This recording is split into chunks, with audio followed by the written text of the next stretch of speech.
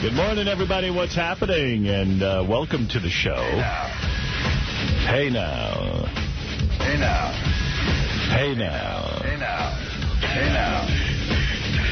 Well, and good morning to you. In the world of Sirius Satellite Radio, we are channels 100 and 101, welcoming you to the broadcast day. See? That's how it works. I am surrounded by illness. Artie Lang here today. Oh, yes. How is Artie? But I meant to call Artie over the weekend. I had a note to call him to see how he was feeling, and I didn't because I'm very self-centered. That's all right. But forgive me, but the fact of the matter is... so you would call Artie and not Sal, is what you're saying. Of course. I'm not calling Sal's house. We decided Sal's not on the higher tier. Yeah. Sal will get all full of himself. I see. No, but I would have called Artie to see how he's doing, but I didn't. And now he's here, and he's complaining that he's still ill. No. And I said, go home. You know, first of all, there's a weird thing about working here. You come here when you're sick, and it's sort of like, I mean, you're my inspiration. You come here, you go, I'm sick, right. I'm going to work through it, and you never go home. So I said, fuck it, I'll try to do that. But at the same time, God forbid I get you sick. Right. Well, what is wrong with you exactly? I don't know, there's some sort of stomach flu virus going around. I had it brutal when I called in. The heroin rumors were rampant. Well, I know. They're going to be rampant. What I've done for the heroin business, my God, they should give me a raise over there. Yeah, you're advertising it every day. But, yeah. Yeah, one of the Colombian drug lords called me and wants to give you a raise. Really? You're working overtime. A discount. So then I got better, and then... I went out with a realtor Friday afternoon looking at home. Oh, we were looking at homes? Yeah, we were. And your guys' voices rattling around in my head. You mean you missed the show on Friday and then you went out with a realtor on Friday afternoon? The show wasn't Friday. Oh, it's Thursday. I missed Thursday. Oh, I see. So Friday you were feeling better. And you had that real estate appointment that you just don't cancel. No. It was burning up his brain. You can never get a realtor, you know. It was burning up my BlackBerry. I told you that house would cause you problems. Oh, forget it. Realtor, looking for a realtor. I've gotten notes and letters from 50,000 realtors. Yeah. Enough, guys. Isn't the world great? How many people want to help you? Yeah, exactly. Even though Robin and I are scumbags, there are plenty of people who are willing to help you. And it's weird. They all know the price range I need. It's unbelievable. What is the price range? What is your need of a price range? What do they want you to spend? Yeah. Do they feel you should be spending a couple of mil? Yeah. Oh, yeah. So, of course you should. You're Artie Lang. You're Artie Lang. You're famous. You can't be living in, you know... You can't be living next door to I'm surrounded by weasels. So, Artie, how big a house are you looking for? Forget it. You guys talked me out of it. Good. Although I saw a gorgeous house, man. Beautiful. What was the deal? A pool room with a pool table and a bar. And well, get that and sell your other one. That's my problem. I always dreamed of living. Huh? I want you to sell your other one and get that. I'm not against the new house, per se. That might be the case, too. Right. I don't know. Well, the perfect position to be in right now is to be able to buy without having to sell. That's true. It's not a seller's market. Right. But the question here is, do you really want a longer commute into work? Oh, just save that soundbite for the wrap-up show. I want to hear her tone. I want her to hear her tone. Well, it's a good question. It's a good question. How much, the house you saw with the pool table room, how much further away is it than your home now? I would have to move my day up 15 minutes. 15 minutes? Yeah. For real? That's not bad. That isn't bad. I hear Artie just barely makes it now. Well, there's no the good thing about this schedule, the one good thing, is there's no traffic at all. Right. So going or coming. So that's a big issue. With this area where I'm living, the route you got to get to with traffic's brutal, but without, it's no big deal. All right. You know. So I can approve of that, but I can approve of that if you get rid of your present home, because for 15 minutes, it's crazy. Well, I want your approval. I don't see you being a landlord. How many bedrooms are you looking for? Oh, my God. I'm not looking for anything in particular. This house that I happen to love has 6 bedrooms. Good Lord. Well, what an orgy. A mansion. I got a lot of dirtbag friends. You're going to roll around in that house like that all by yourself? Oh, I'll be rolling around. You'll be okay by yourself? Eddie Murphy and Bubble Hill, baby. Yeah. Oh, you're going to start a party house? That's what it's going to be. Yeah, I'm going to get a pool. You're going to be all right alone in the house?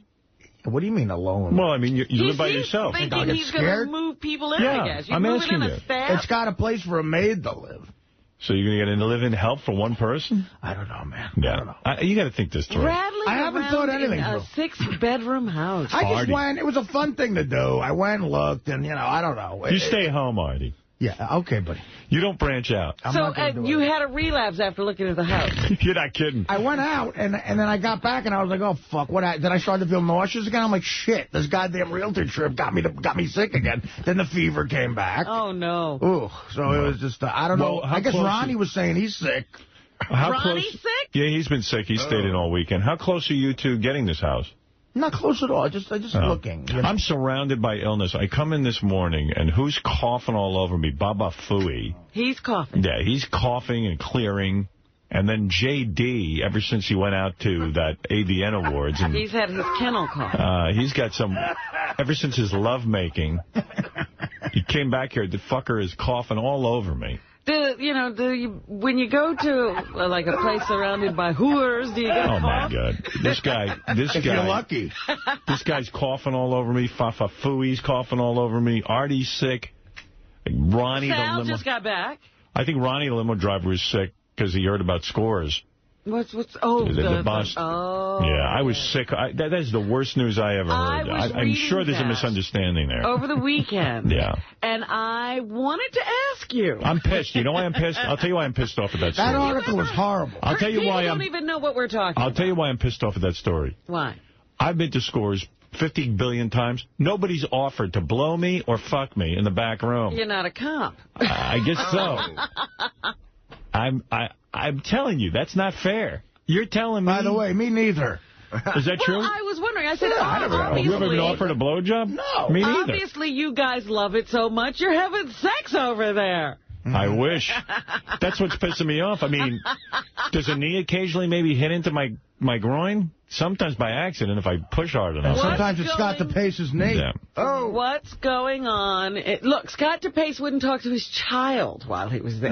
Well, listen. They give back. You know that article? Married man just sees naked women, you go crazy. That article didn't mention the really good food, the shrimp. Nothing about food. I felt real bad. So, like, on Friday, Tim Sabian sent me a note. He goes, the Howard 100 News wants to know if they should be covering the Scores bust of, allegedly, there was prostitution.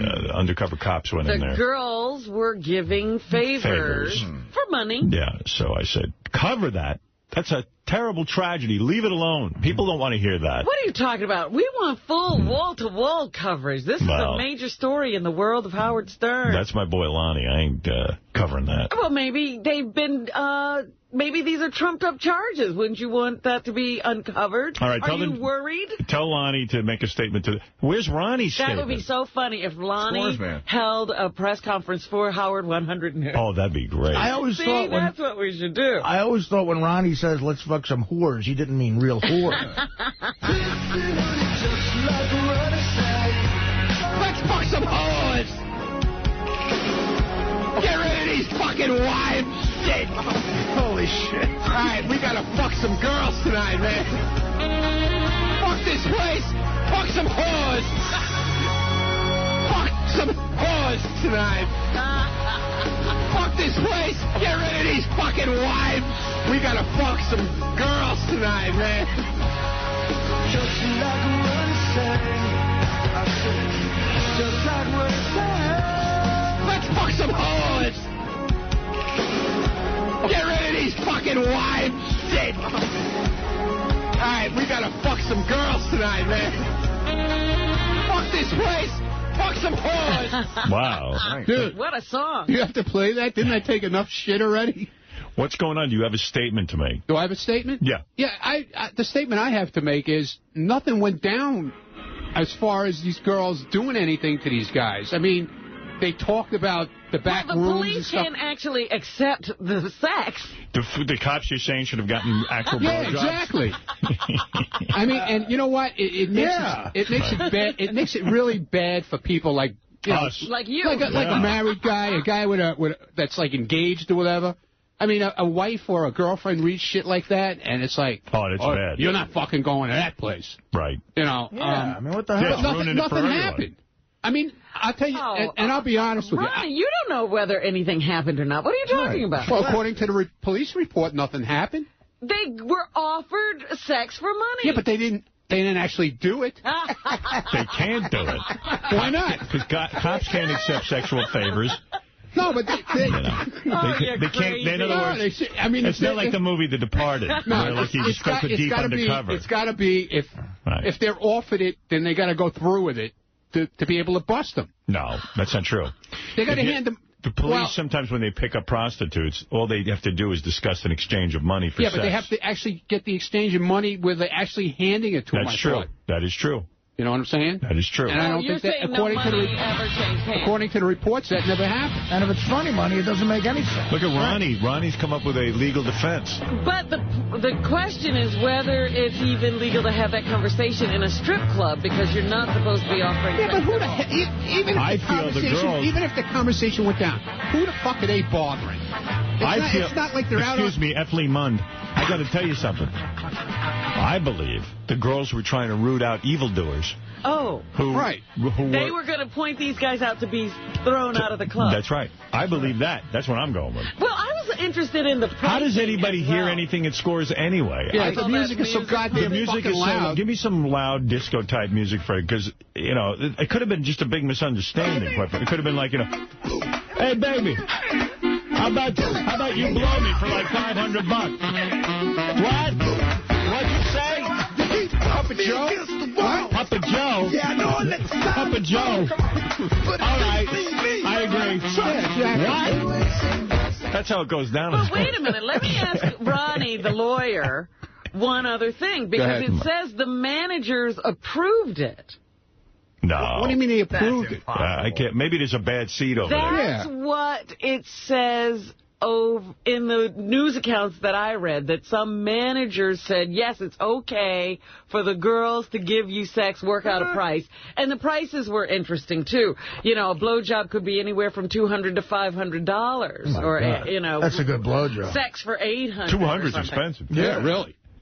All I know is I'm pissed. I didn't get any blowjobs. Yeah, it's bullshit. Maybe it's because it was too expensive for you. Most of the time I go out there, and when I go there, I mean, I'll sit and it's like a club, like a man's club. You sit there and you hang out. Did your wife say to you, I don't want you going to Scores anymore? Absolutely not. Absolutely not. All she did say to me, from her? I didn't know anything about it. You want to hear the best part? Because Beth said to me, well, that's what goes on in the back room. I go, listen. This is fucking great. You got to hear this. Yeah. I had no clue about this, because once I got home on Thursday, I never left the house. I was in the whole weekend. So Thursday night, and I'm sitting watching the 11 o'clock news on Channel 7, and all of a sudden this fucking story comes on. And we're sitting there, and I, like, break out into this sweat. Because I know she's sitting there, she's looking at me. But I'm making like I'm not... And you're Scores, man. Right. So she goes, first words out of her mouth, she goes, so did this ever happen to you? I go, no. Yes, of course it did. We go there, we hang out. Why do you think I go there every 5 minutes? Most of the time, don't charge me. Yeah, exactly. Most of the time I'm in the restaurant. I'm hanging out, drinking, eating, having a good time, just bullshitting. I mean, the girls sit in the restaurant with us and stuff like that and hang out. Why is it against the law anyway to charge money for something that's pleasurable? Yeah, they charge money for a nice steak. Yeah, but that's what I'm saying. You can't pay money for You want to know my feeling? Sex would ruin Scores. We just want to relax there. Yeah, right. These few bad It's a man's club. Right. Well, sex is going to ruin Scores if these charges are true. I know. It's like the Bergen Hunt and Fish Club, whatever that was, that John Gotti had, you know? I don't know what it is to me. Where they used to plot crime? Right. No, they just sit around, they bullshit. They play pool, whatever the center of crime in America. You know, sit around and bullshit. I mean, you know, it's... Well, it's very upsetting to me. It is. And Lonnie was very upset about the whole thing. And I love Lonnie, and I love the people at Scores. That's what we should be hearing from him on Howard 100. Yeah, maybe Lonnie will call in. Yeah, maybe. Can you call him and ask him if he'll make a statement? Yeah, I'll call him. All right. I'll call him. I don't understand this news blackout. No, well, I was supposed to go there Friday night, but I wasn't feeling good. So then they had the camera crews, like, sitting outside all weekend. They were sitting outside there, you know, filming people going in and out. Oh, no. Grabbing the girls, like, as they're coming in. You mean you could... Do you know anything about this, you know? And yes. One girl goes, I'm a waitress. I don't know anything about this. Leave me alone. Oh, those but you could actually see the guys who were going in. That's all right. Yeah, they were showing people, but you saw the back of their heads pretty much, you know. But it was upsetting. I could go now. None of you guys, I could still go to Scores. I still go. You want to go tonight? I'll be there. I want to go more than ever now. Yeah, exactly. I know I get laid. Talk about advertising. Yeah. Well, yeah, they actually published the names of some of the girls who... Yeah, I know a couple of the girls. Do you? Are they hot? Yeah. They're very young. Yeah. They're like 19, 20 years old. Well, no, 2 of them weren't. Right. They're not 19 or 20. They're No, in there was 20. only like one 19-year-old. Yeah. Right. Did they give their numbers, Robin? Yeah, I'm trying They to gave their find the story addresses. now. I mean, all the girls were like bitching. Somehow they found out where they lived. Oh, that's And the camera crews were like sitting outside their Are houses. they hot chicks? Yeah. Yeah. They've been on the show. Have they? Yeah, 2 of them were. Wow. Yeah, 2 of them were on. You got to show me. Nicole Green of Manhattan allegedly agreed to have sex with a vice cop for $700.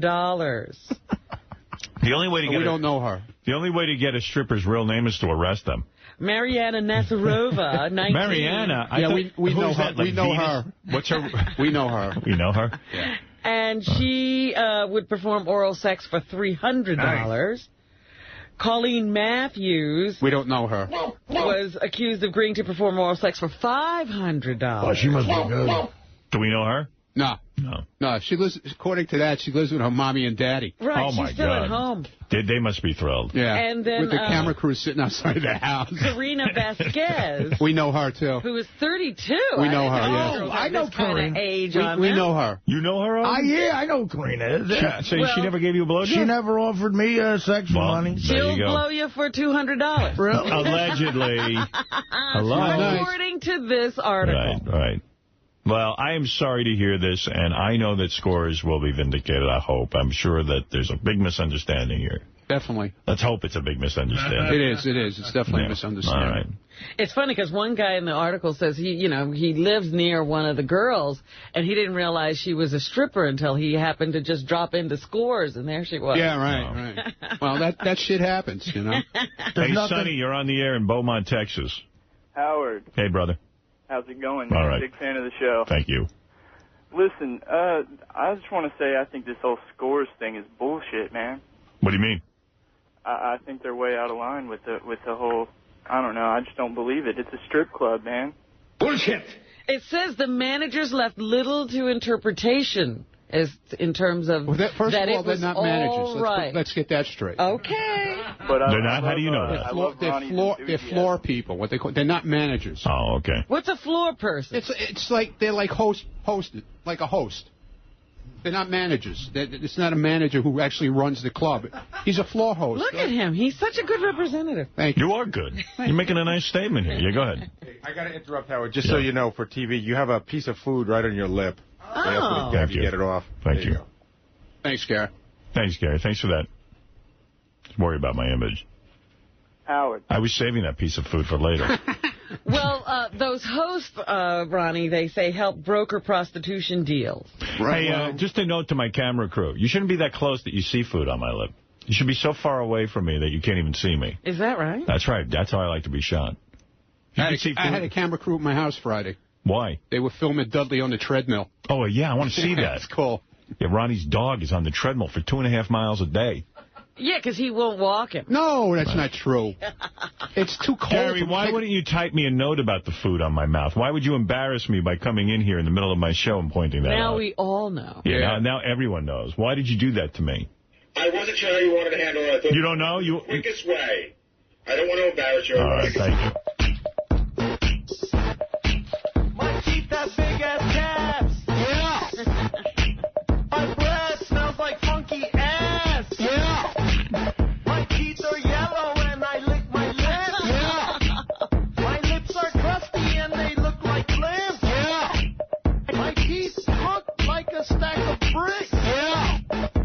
My wifey keeps me really whipped. Yeah. You can call me Howard. You talk about Baba Booey being whipped. Let me just hold on to this discussion of Scores, Ronnie. I'm going to go call Lonnie, all right? Yeah, tell Lonnie to straighten this whole thing out. This is ridiculous. Anyway, very upsetting. Very These upsetting. two guys who are named in the article, they'll eventually be just guests of the club. Yeah. I went out Saturday night to Ross Zapin's birthday dinner. He had a little dinner for a couple of friends. I said, where's Gary? Because Gary is Ross's good friend. I got word from somebody, I don't know if he wants to be named. He goes, Gary, Ross didn't say this, by the way. Gary isn't allowed to come because he has to unpack boxes. No. Mary needs him to unpack boxes. It's Abelo. I know who it is. Ross Abelo told me. It's and then Abelo. Ross Zapin went, how could you do that to Gary? He's telling Howard that. He's going to get his balls busted. But that's not what it is. I said, no, it's good you told me. I can help Gary through his pussy-whipped life. But that's not what it is. What is it? We had moved, and I'm fucking tired. And That's you know not what I heard. Well, why aren't you allowed a nap? Dude, I didn't want to come into the city. Ross's party started. I love Ross to death. Right. The party started fucking 9 o'clock at night. They 8 don't o'clock. They don't end until God knows when. I just didn't feel like getting home at 1 in the morning. Right. You know, it really was. And we were unpacking, but it wasn't. Ross Avalo was making. That's what he was making it. I said, hey, I got a lot of unpacking to do. We're tired. And he's like, tell your wife to hire somebody. But it wasn't like that. That's his interpretation of it. All right. Okay. You know, I heard a different story. Well, it's his story that he made up. I just didn't feel like getting home at 1 in the morning. It's fucking hard and tiring. All right. That's your good friend Ross you didn't go. Listen, I see Ross every day. I love him. Not coming to his birthday party is not going to, you know, make us less friends. Ba, ba, ba, ba, boo, wee, blah, blah, blah. Oh, it's not what I heard. Ma, ma, ma. How many boxes did you get undone? Many. Many? Good. All right. None of them between 8 and 1 at night, by the way. Right. Why did Ross say, don't say that to Howard? Because he doesn't want to bust Gary's balls. No, but I mean, he's saying don't say that to Howard like it must be true. No, he's saying it was true. Believe me. You don't believe Gary, do you? I would tell you. It wasn't like my wife said, we're not going in. We just sort of like, you know, we're fucking tired. All right. Okay. Fair enough. You've had your rebuttal. Angel, you're on the air. Oh, shit. Hey, now. Hey, now. What's going on, man? I'm a long-time listener here in Chicago. Basically, I was calling because fucking Ronnie's pissing the shit out of me. Just hearing his voice just really disturbs me. All right. I get a lot of mail that way. They don't like Ronnie on the air. Yeah. Scores, man, 92. Yeah, he is kind of brutal sometimes. You know, you talk to Ronnie as a caller, and he'll just say, "Oh, fuck you, asshole." That's his answer. He has a bad way of handling things. I think Ronnie's the ultimate New Yorker. You know, which is why he should be on the show. Let's go to Tim. Shut up, asshole. Tim wants to say Thank something. You. Yes, Tim. Howard. Yes. What's going on, Howard? What is going on? Let's see. Well, we're talking about Scores. We're having the start of the radio show. You name it.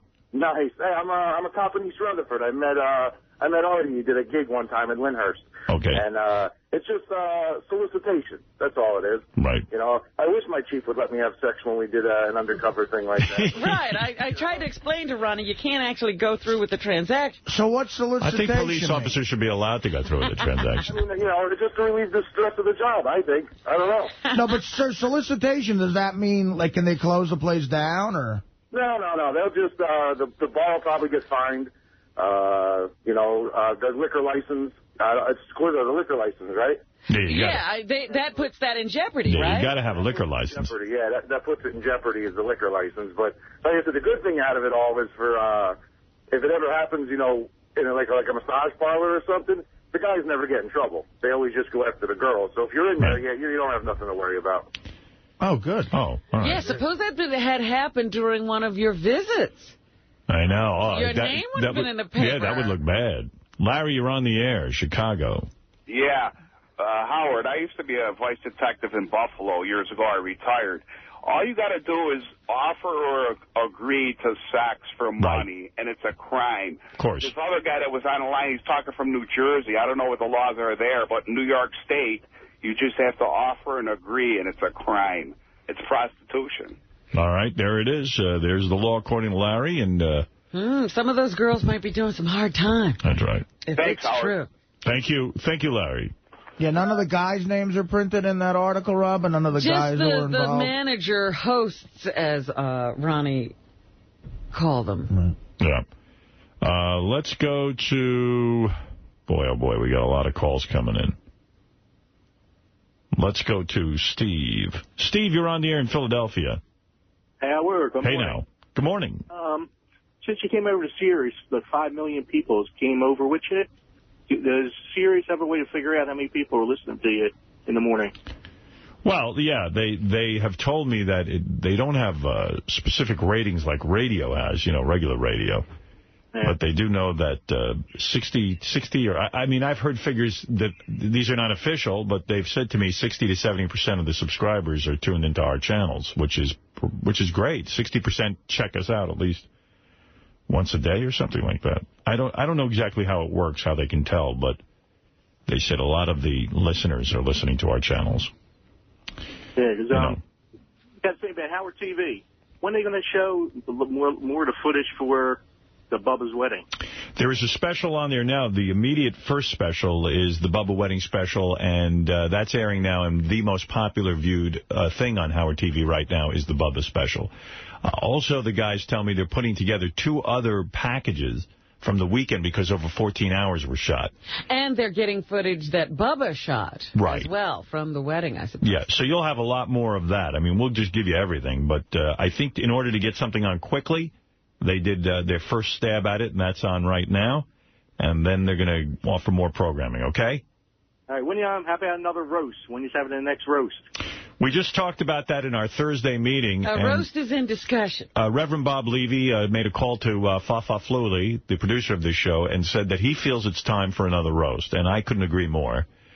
And he made a suggestion on some of the people he thinks should be roasted next, and he came up with the name. Oh, Bubba's special will be on Howard TV in early March. That's the second special, okay? Okay. Early March, so we got a month on that, because I think they're putting together something spectacular for that.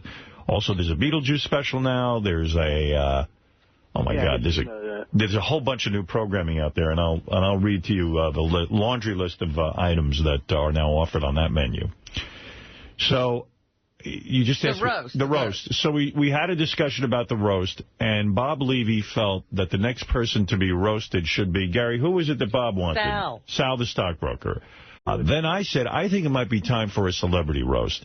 So everyone has been submitting ideas to me about a celebrity roast. And Artie, you're involved in these roasts. Maybe you'll have some thoughts on this. But, Gary, print me out the laundry list of people we thought might be good to roast. Some of them more realistic than others. It would be nice to get one of the people Comedy Central's been dying to get. Like who? I know there's people they've been trying to get. Well, the ultimate for them is Howard, actually, which, of course, we'll do here one day, maybe. But no, we'll do it. David Spade, I know they want to try to do, and he's a friend of ours, and there's a plethora of material with him. Right. And, you know, but that's a name because he's realistic because we know him. So Spade, what other name did they always talk about? Oh, yeah, you're still talking about Comedy Central. Well, I'll read you the names, and then I want you to comment on them. Jimmy Kimmel, to tell you the truth. Jimmy's one of the names we have. Oh, okay, because he's a great roaster and a host of them. Yeah, he hosts. And we have his name on the list. So I tell you what, the next roast will be very soon, and I will read you the names in about 5 minutes once we print them all out, okay? Okay, thank you. The show's great. Artie, I love you. Robin, I love you. All right, thank you. I see Lonnie from Scores is on. Yeah, Lonnie's on. Good, thank God. Lonnie, I was thinking... On his way to jail? No. Don't ever say that. Never even joke about something like that. How dare you, Robin?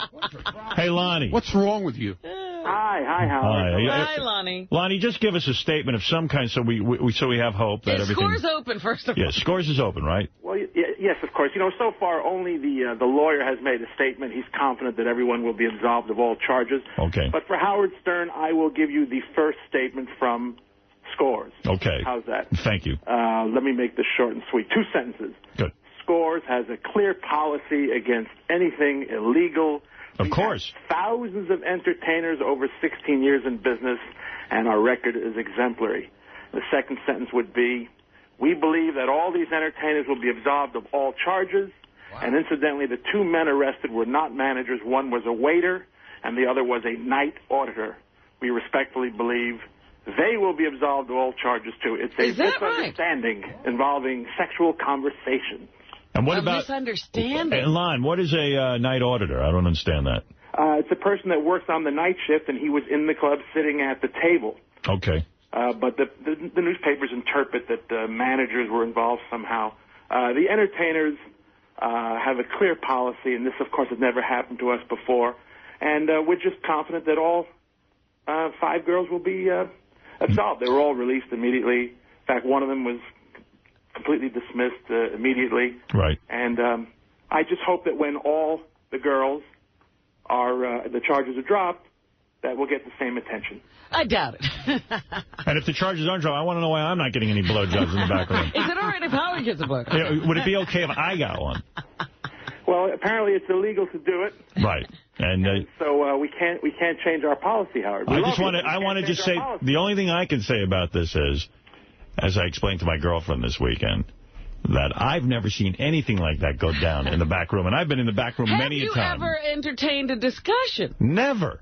I mean, I only wish. But, you know, I don't know that... I just want a hand job. I, first of all, don't know what happened. Right. Secondly, I don't know that the girls initiated these conversations. Somebody initiated them with them, right? Right. Well, you know, there were 125 girls working that night.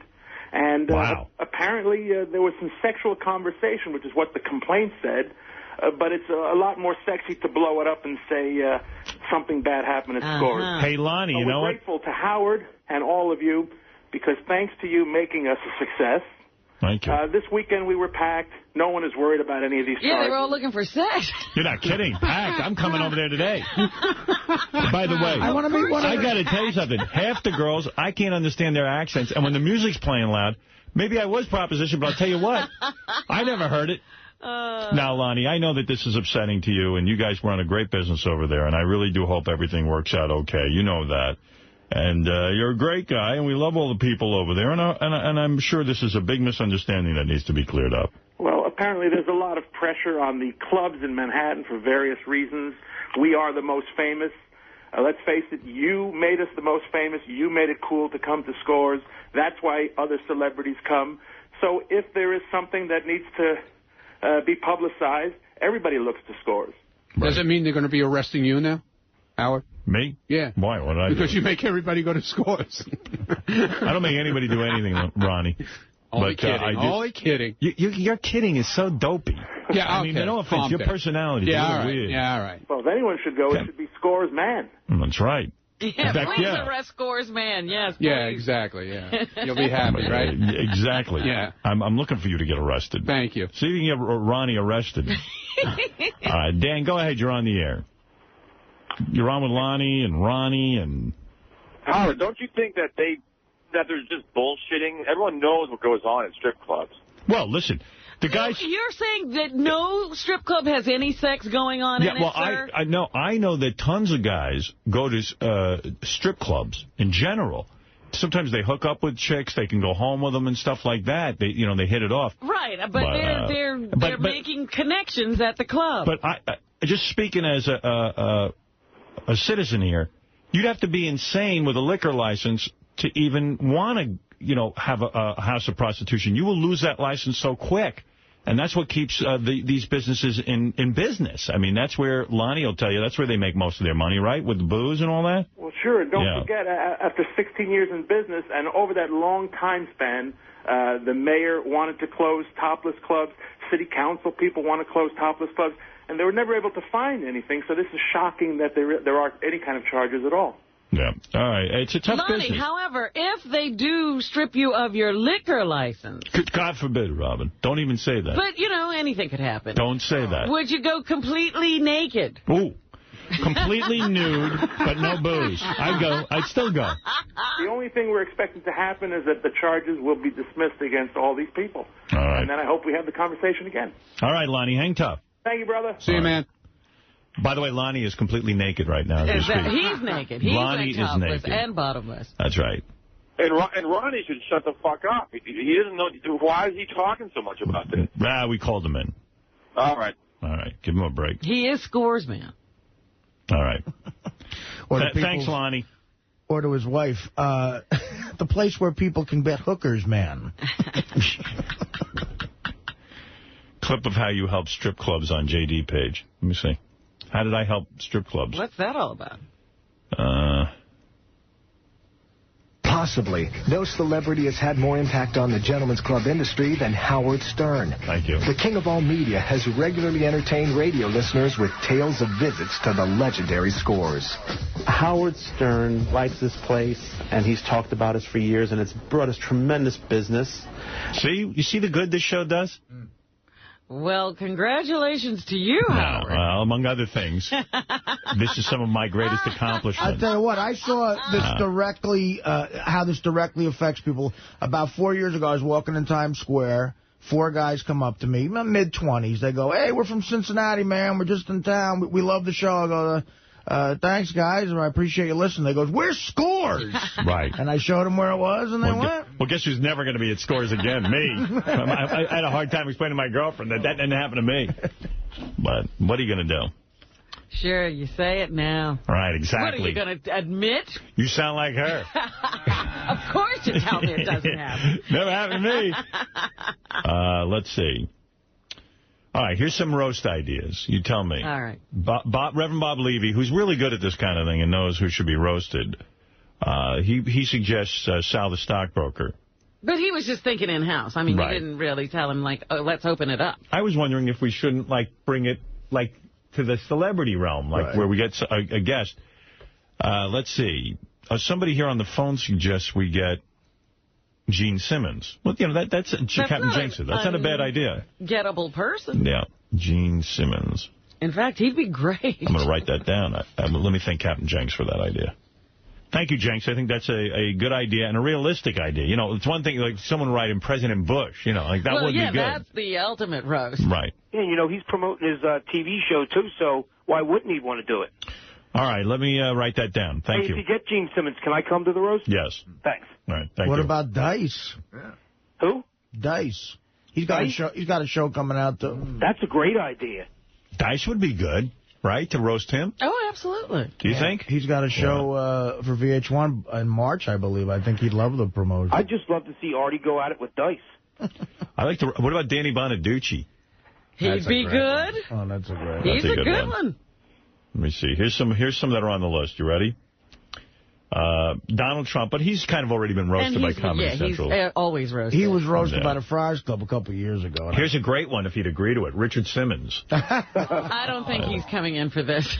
Well, we'll ask him. It'd be great. It would be fun, but he'll run out after the first joke. Here's Lee Gifford. How about Mike Walker? Oh. That's not bad, right? Everybody come in and praise him. Simon Cowell. He might do it. He's a pretty good guy. Hasn't been here in a couple of years. Rosie O'Donnell? I don't know if she'd do it. I mean, she's been saying some nice stuff about me. According to... Now this is according to... I think Fafa Fui told me this. That The View has been inviting me on like almost every day. But they told my agent, but my agent never told me. Oh, really? Wouldn't be unusual. I've told my agent, don't bother me with any of this bullshit. You know, basically I've said So to him, are they saying it on the air? No, but Gary says he's getting calls. Did you say you got some calls from The View? I got a producer from The View. She had spoken to your publicist, and she'd. I haven't. That was the first I'd ever heard of it. So she said, I said, you know what? Even though you've spoken to the publicist, I said, you know, with something like this, I suggested she call Don, and then she emailed me back a couple days later, said she hadn't heard back from Don yet. So then I spoke to Don on Thursday, and he was unaware of it. So he was going to talk to her. Okay. Well, anyway, I don't want to go in there. Not at this point. No. I mean, it probably would be fine. Yeah. Well, you got to figure. It might be kind of creepy. So Barbara's going to like you, right? Now they all seem to like me. Rosie likes me. Joey Behar, I think, always liked me. She always liked you, so she's cool. And even Elizabeth Hasselbeck backed off all the shitty things she used to say about me. Yeah, but it still would be fun to go on and just hassle her. Sell some radios. Well, I don't know. We'll sell radios anyway. I've seen the state of terrestrial radio. I'm confident that this thing's going to take off. That's selling radios for us? Yeah, we don't really have to do much. Just listen to terrestrial radio for about a half hour and tell me if you don't want to pay for a couple of bucks a month for some good radio. By the way, I just have to give a shout-out to the people at the Vault. What's that? It's one of the stations here, one of the channels. Yeah, I don't listen to that channel. Oh, my God, Howard, you have to... Such good music. The Vault? Yeah, what channel is that? Channel 16. What they do is there's a classic rock station, which I think is classic something. Then Channel 14 is classic vinyl, which is classic vinyl and classic rewind. And the difference between classic vinyl and classic rewind and the Vault is what? Classic rewind is your basic classic rock channel. Classic vinyl is a little bit deeper. The Vault is just the great... Remember the great tracks that we grew up listening to just that never turn up on the radio anymore? And sometimes I've never heard some of these things, and they're absolutely amazing. What's the channel? Channel 16. I was listening to that, and I was thinking of that guitar solo list. Right, yeah. Oh, forget that list. Like, you would hear a Cream song on there, Howard, that you would never hear on the radio. May have never, ever been played on the radio. Well, classic vinyl to me, and tell me if I'm wrong, Gary. To me, like, classic vinyl, you'd hear Thunder Road. Classic rewind, you'd hear, like, you guys are Darlington County. What is the one I'm looking for? 16. No, right, it's called The Vault. For some reason, they can't give me numbers. Oh, The Vault. The Vault. I got classic rewind, classic vinyl. Should be right near each other. Oh, please. They're so not near each other. There's no rhyme or reason to this. 14, 15, and 16, right? Vinyl, Yeah, but he rewind. doesn't have any numbers. I don't have numbers. That's what I'm telling you. And they got 'em in here it some is, kind The Vault. It's on the bottom. It's not near anything. I listen to The Vault all the time. Well, that must be It's good. like B-sides. You know, classic rock. Great stuff. Is this it? Well, I'm sure they're playing some bluesy kind of thing right now. Well, they are. But you know, a lot of deep Jimi Hendrix cuts. What is this? This might be like a deep Allman Brothers cut. Yeah, or somebody. They played a Stevie Ray Vaughan covering a Jimi Hendrix song. That was amazing. 10 from 6. Yeah, I heard that. Or Voodoo Child. I got a line on you, baby. Got a line on you. There's a spider in my web, babe. We got a spider in my web. Eric Clapton's Further Up the Road is what we're listening to. Oh, yeah? Yeah. He does like 20 versions of this. You know what? I'm one of those people that doesn't think Eric Clapton's got, except for Cream and Blind Faith and... And Blind Faith and Solo. I don't like him solo. Not one solo song. I feel like this. You see this shit right now, man? It's a little self-indulgent. Yeah, But this isn't all he does, though. You know? Like, all right, show off. Back, you know, it's just Sing something. You don't like Ocean Boulevard, that whole record? Nah, it's pretty good. I guess I should shove my They mouth. played, what was that song by the Beatles that you never hear anybody play? And that the Fab Four came in here and did that. I'm the Walrus? No. God, it was so Fab wonderful. Faux Fab. Fab Faux. Banana Fana Flow Flab. They did I Am the Walrus, and what was the other thing they did? They did Strawberry Fields. Day in the Life. She Strawberry says Fields. what it's like to be dead. That one. Oh, it was so good. That ain't so obscure, she said. But that's good. I'll go check it out. I'll listen to the channel. And, yeah, but... Tomorrow Never Knows? Tomorrow Never Knows. That's what it was. What the fuck is Janks doing? I don't know. It sounded like he was bathing. He's drowning in his toilet.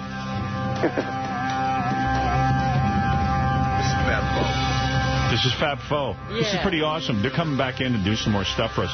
These guys do Beatle tracks, but they do every single instrument in studio. They will not use any...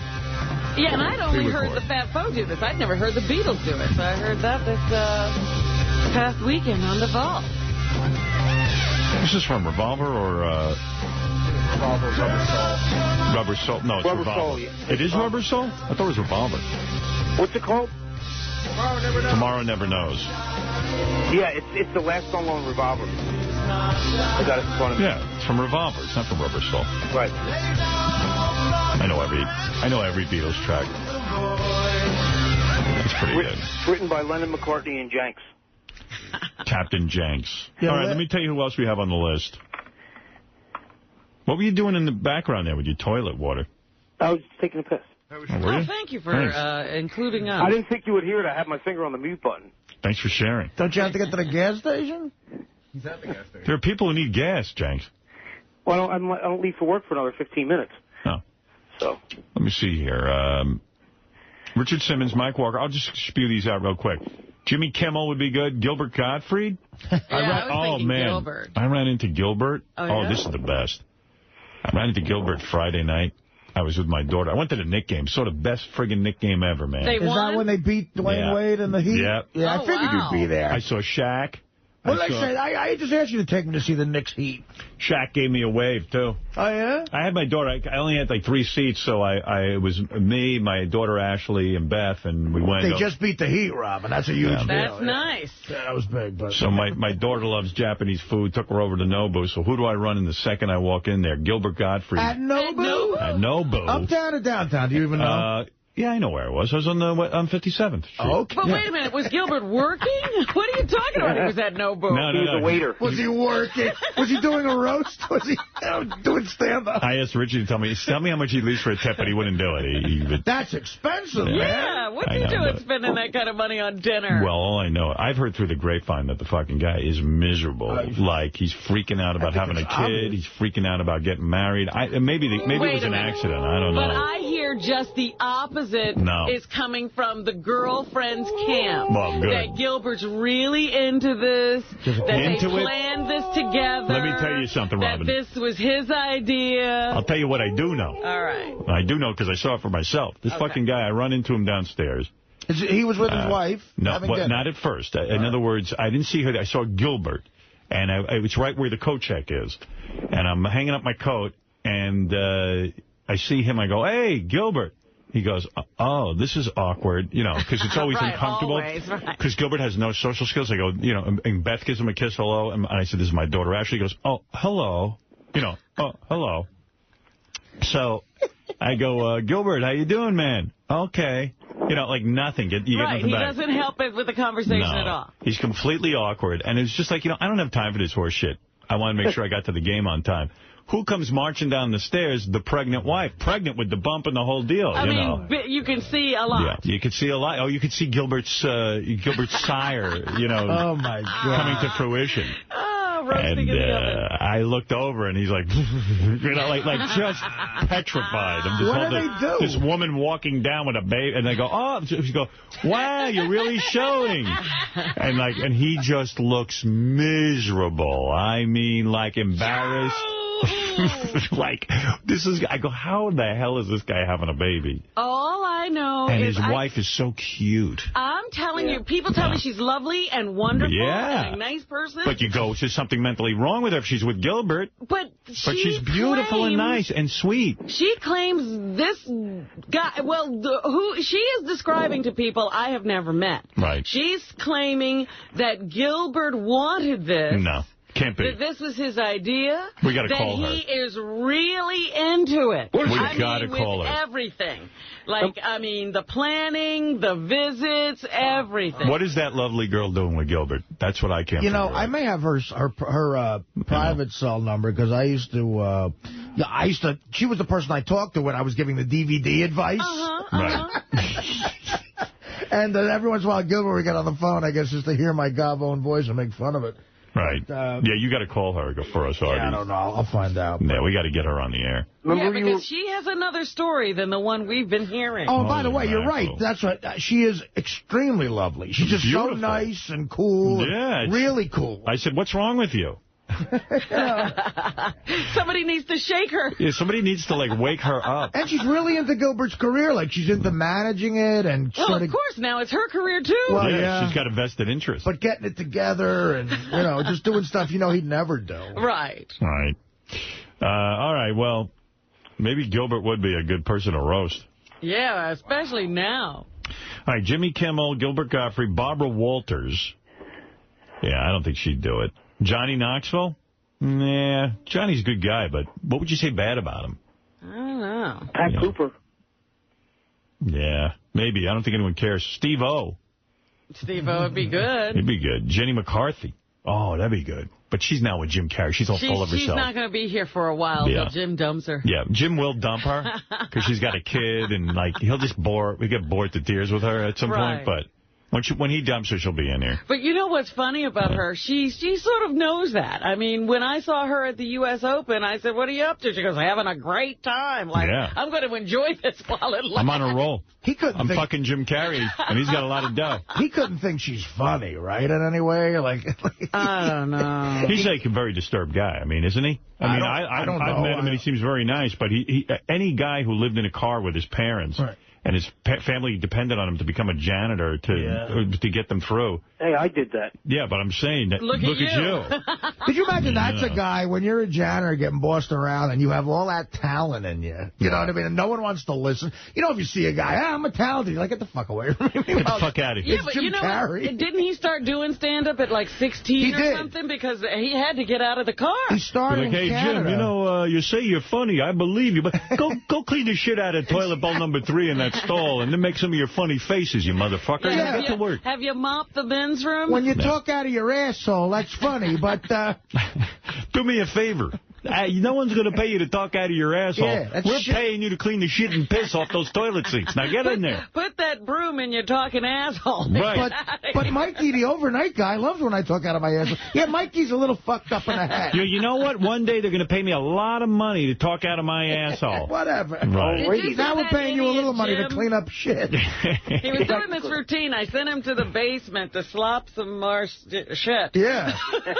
Clean up that shit. Jenna Jameson. That would be a good one. I like that. Yeah. That'd be funny. Jenna Jameson. Or even her boyfriend, that Ultimate Fighter. Jon Stewart. Robin Quivers. Well, of course, any Robin would be good. But we can't just do that. That has to be done in a big way. Stuttering John. Yeah, we have to go to the moon to do that. Do that. Dice. I think Dice is a good suggestion. Yeah. Eric the Midget. I don't know. That'd be too sad. That would be a bad one again. That'd be a bummer. No. A bummer type roast. Scott the Engineer. Judith Regan. Oh, that's kicking a dog. Right. Sean Hannity. Chevy Chase. Sean Hannity would be good. Chase. I like Sean Hannity. That'd be a good one, wouldn't it? Wouldn't that be funny? Like one of those real conservative dudes? Could you get him here to do it? I could care less, too, Artie. I'm just... Artie's a good barometer because he has to write the jokes. Yeah, but I mean, well, someone else might, but I have no care about that guy at all. So no passion. Mike Tyson? I wouldn't roast him. But, you know, you got to be ready for the punches. Yeah, he might beat up somebody. Mike Tyson, by the way, I think is the ultimate person to be roasted. Okay. Let me tell but you he'd never do it. But I'll ask. Go ahead. I saw a picture of him, you know, and you forget he has that tattoo on his face until you see him in all-time worst tattoo in history, right? Guy's got a tattoo on his face. Hysterical. Yeah. That is the worst tattoo in the history of tattoos. Like, you know, you see a bad tattoo and everything, but he's got it on his face. Yeah. What is he supposed to be, like a tribal warrior with that? I don't know. Looks like Chakotay. I don't know whether to feel sorry for that guy or hate him or like him. I don't know what the fuck's going on. But I looked at that picture and say, he's crazy. He's I feel really sorry for crazy. him. Yeah. Me too. I do. I feel like he's just so fucking crazy. And he made all this money and he probably lost it. And Yeah, he can't get out of his own way. Anything good happens to him, he'll turn it bad. Yeah. I don't care what they say. I do what I want to do. I'm Mike Tyson. I mean, but that guy Customato, like, picked him out of literally like a wild animal in the jungle when he was 14 and Yeah, it brought was him like up. he was raised by wolves and he got saved by Customato. And then Customato dies when he's 21. All right, here's some more suggestions. I mean, it's crazy. Tom Jones? Nah, nobody cares. What about O.J.? O.J.'s... But that's like He's saying President Bush. Ultimate roast, yeah. Right. David Arquette. I don't think... Is he big enough to get... He would do it probably, David, but... I don't know. I don't know if he'd do it. Montel Williams? That'd be good. Yeah, we might never see him after his last visit here. Artie, just tell me if these would be good or bad to write jokes for. Montel Williams is funny. Okay. He's just such a pompous ass. Maury Povich? Yeah, that's good. Okay. Martha Stewart? Yes. Rosie O'Donnell? Yeah, of course. Conan O'Brien? Nah. Nah. Not as great as the other one. Okay. He's just, I mean, he's just Bill O'Reilly? Martha Stewart's daughter. Bill O'Reilly, yeah. Good, okay. Janice Dickinson? Yes. Oh. Yeah? Oh, big time. How about China Doll? Too sad? You know what? No, not like Eric the Midget said. Okay. No, she makes a lot of She'd be good? choices on her own. Like if I told you you're roasting China Doll, could you get into it? Yeah. Okay. I could. What about Bubba? What about that? That is a name on the list. What about Bubba? Bubba would be fun. Bubba would be good? Oh, God. A guy used to be 500 pounds, and now, you know, it's like... You know who would also be fun is Brent. Yeah, but... It's funny with these roasts. You need a guy who's interesting, who's kind of famous, who's very defined. You know what I mean? Who has very, like, things that are fucked up about him. Okay. That are obvious. Bon Jovi, I don't think he'd be roasted anyway. Mother Angelica. Bon Jovi can't take that kind of punishment. All right. Puff Daddy? That would be fun, though. Have me roast What about Bon Puff Jovi. Daddy? He can't take a joke, can he? Nah. No. It'd be great, though. It'd be great. It would be? Yeah. All right, I'll ask him. 50 Cent? Yes. Okay. I'll ask him. It's scary, though. Just keep Young Buck and all those other guys out of here. Hulk Hogan? Oh, that's great. That's a good one. I think Hulk would do it. Yeah, I was thinking Hulk. And maybe Bubba would even come in for that one. There's not many people who would be bad targets, but it's... But, like you know, you want a little notoriety. You want some You know, Howard, what about sacred Sylvester cows. Stallone? Well, he'd be hard to get. Pat Cooper? Yeah. Oh, you think that'd be good, Pat Cooper? I would do that just to hear his rebuttal. As the ultimate roaster, he would be, Don't put the me on greatest B-list. rebuttal. Chuck Zito, I'm not roasting him. I don't even want to be a part of that. Because if Chuck could get offended. I'll be well, I think that's about the same as Mike Tyson. Right. You want to roast him, put him in a cage. Hey, how about David Hasselhoff? I think I could get him. Perfect. Yeah. Perfect? All right, David Hasselhoff. Sylvester Stallone. All right, we heard that already. I told you, it's hard to get a guy like that. Stallone? Jang. Why do you keep saying Sylvester Stallone like a parrot? Because he's a fucking parrot. David Hasselhoff. It's funny, because like Carl... Hey, how about Pat O'Brien from... Oh, there's you're the never O'Brien. Getting him, though. Not Conan, Pat. There's the O'Brien. When you okay. You're never getting him. I want to do something. How about Bindi Irwin? I love it. No, we can't do that to a kid. I know. Don Imus. How about Imus? Can we get him? He wouldn't do it. Perfect. No, we don't want to do him. Tom Chiusano. David Letterman. He won't do it. David Blaine. I just ran into him the other night. I was at some little Japanese joint restaurant. Another one. And he was right there. Yeah. Like, I don't think you could get to it. You know what I mean? He's just like, whatever. Conan O'Brien, you don't care about. David Spade, what about him? I think he's a good one. All right. I just thought of a name. Norm Macdonald? Kid Rock. What about Kid Rock? Would he be good? Yes. He would be? Yeah, because I think he'd get mad, but nobody's afraid of him. Right. All right. Kid Rock. What about Norm Macdonald? Yeah, Norm's got a lot of crazy shit you can fuck with. All right. Insane Clown Posse? Oh. Yeah. You think they're good? Yeah, I would love to insult those two guys. Okay. That's funny. Puff Daddy, I said. Riley Martin. Oh. That'd be great. Do you think that'd be good, Artie? Oh, that would be great. That's a weird one where it's like... Riley? That's a weird one where it's like... He just never would lose that persona of, I don't know, it might get boring with him. Is there a real guy there? Yeah. All right, screw that. Tom Chisano is on there? Yeah. I don't think he'd cooperate at this point. He's a good friend, but I don't think he would. You think he's not coming in here? No, I think he's still working for terrestrial radio and K-Rock and David Lee Roth. David Lee Roth is boy, you're uncanny. We have that name next on the list. Van Halen or David Lee Roth? List? You're nailing them all. Maybe you should be a writer on the show. This list has Stallone on it. David Lee Roth, that would be good.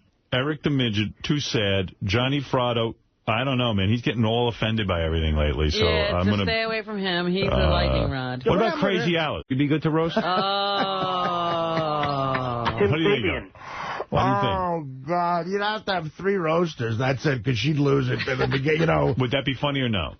Yes or no? Yes. Yes. Just because I'd love to trot her in here. Yeah, oh, my God. All right. Okay. These are the people I'm going to approach. And what about Joey Buttafuoco if he gets out of jail? Would he be good? What's he in jail for? He had ammunition in his house and he was on parole. Oh. All right. Was that the last name? He didn't even have ammunition. He had the casings for ammunition. No, wasn't it ammunition? It was ammo. He claims they found the shell, right? With him, that's all you have to say. Got ammunition in his wife, too. Yeah. You get up and you go, ladies and gentlemen, Joey Buttafuoco's back in jail recently because he had ammo in his house. And then everyone just laughed. Jags just said to go to. He had ammunition in his wife. He keeps ammo. And I could just picture Artie that way. Yeah, Joey, don't worry, I believe you. I know you didn't put her up to shooting your wife. Yeah, well, he's a plethora of shit. All right. Geraldo Rivera, would you like to roast him? Yes, he'd be great, right? Yep. Bill O'Reilly, we said yes. Bubba the Love Sponge, we said yes. Jackie Martling. Oh, God. That'd be great. We would want to roast Jackie? Yeah. Okay, can approach him. Sylvester Stallone is on the list, but I'm crossing that out. What about Chris Rock? Arnold Schwarzenegger is not going to do it. Yeah, Chris Rock is in shitty movies. Chris Rock would be great. Yeah. That would be a good one. Larry King? Larry King would be great. And Oprah Winfrey. Oh. She'll be in here next week, I think, to do it. I'm going to go ahead and say yes to that guy. Oprah Winfrey, Negro woman from the South. Why don't we just roast Oprah? She didn't have to be here. Burt Young. Well, that was the whole thing. Somebody was saying, could you roast people in absentia? Yeah, well, it's not as much fun. You need to look at them and know that they're there, and there's going to be a rebuttal. Winfrey, Negro woman from the South. So, all right, so I'm going to approach some of those people. Fred's name didn't make the list. Well, Fred's a given. I mean, everyone wants to roast Fred, but the fact of the matter is... They want a celebrity, Robin. Well, you three, it's like, how do we do you three now? It should be, a little special, I think. I mean, maybe Vegas or whatever. I think we should roast you again before we ever get There's enough.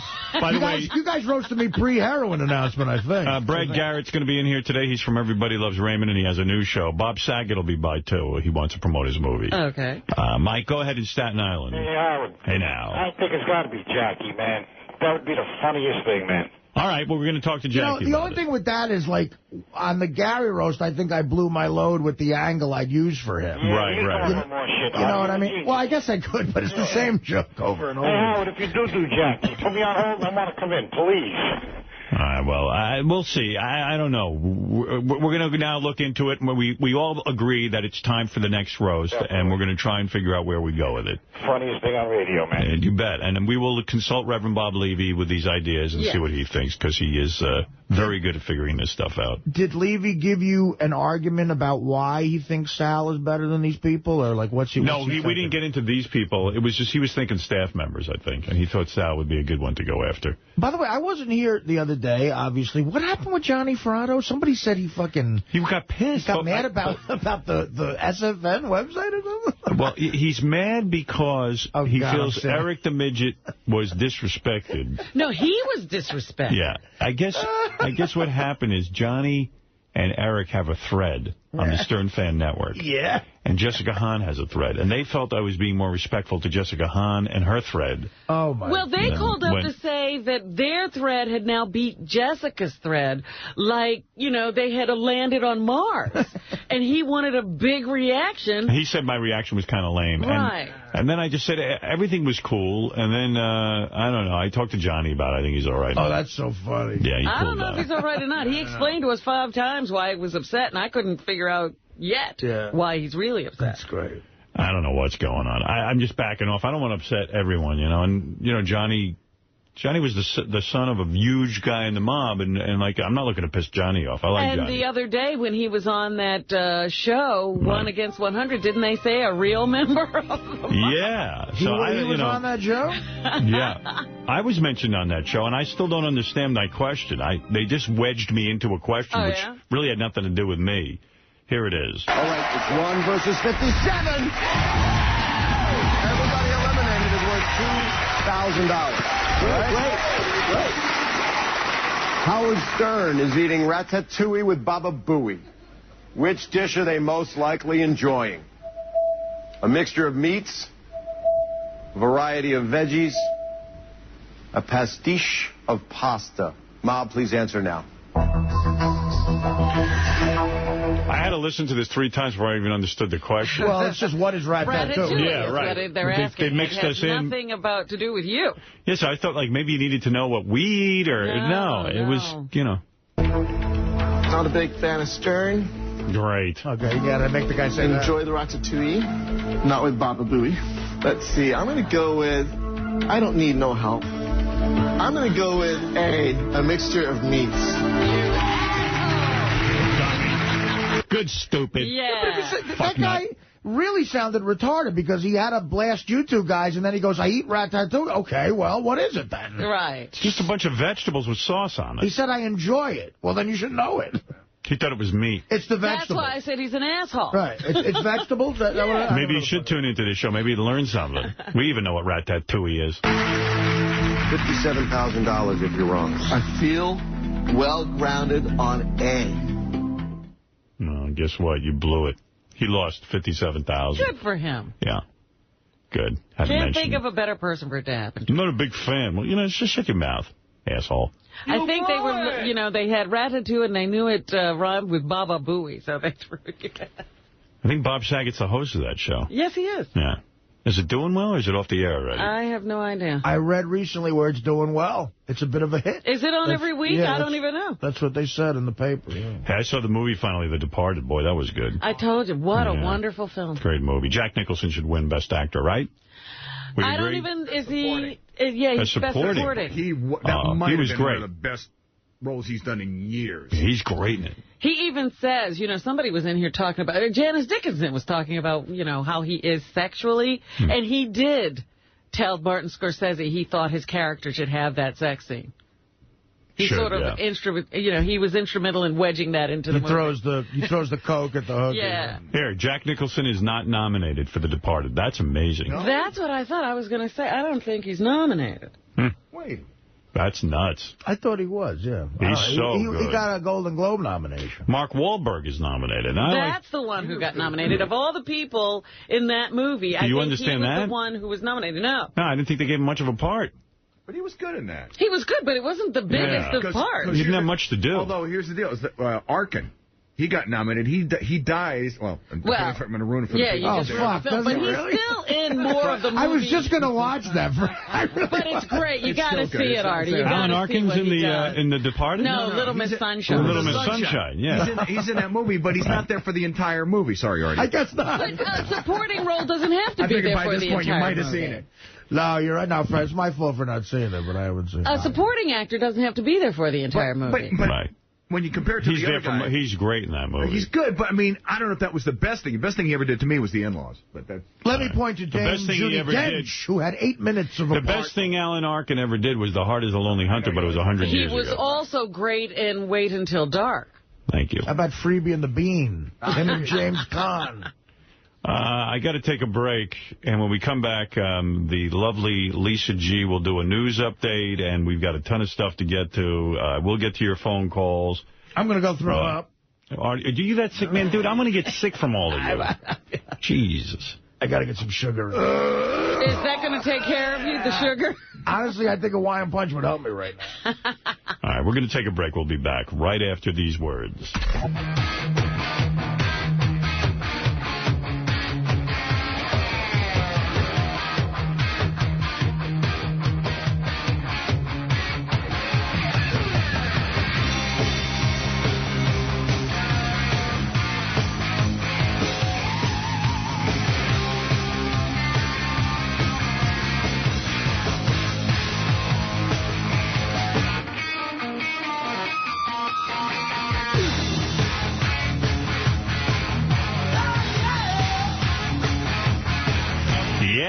Van Halen going back out on tour with Wolfie Van Halen. But is it for sure? I was reading in the paper this weekend that the papers have not all been signed yet. Well, yeah, David Lee Roth is the rumored frontman again, and that hasn't been completely worked out. And they said until that happens, you can't for sure say anything is on. And Eddie Van Halen said anybody who goes up there now as our frontman knows he's going to be surrounded by Van Halens. Well, that's what I said. It's a 3-against-1 vote every time now. Yeah, it should be a good tour. Speaking of musicians, just so you know, Prince apparently sent me 2 songs. Me, Howard Stern, our show, really? 2 songs. They've never been released to my knowledge. Hey. And he wanted me to play them this morning. Why isn't he on the phone talking to us? Exactly. And it's weird, too. It's like Prince supposedly, I guess, knows of me and wants me to play these songs. And then we were kind of trying to find out. Is this for real? Yeah, like, is this a real deal?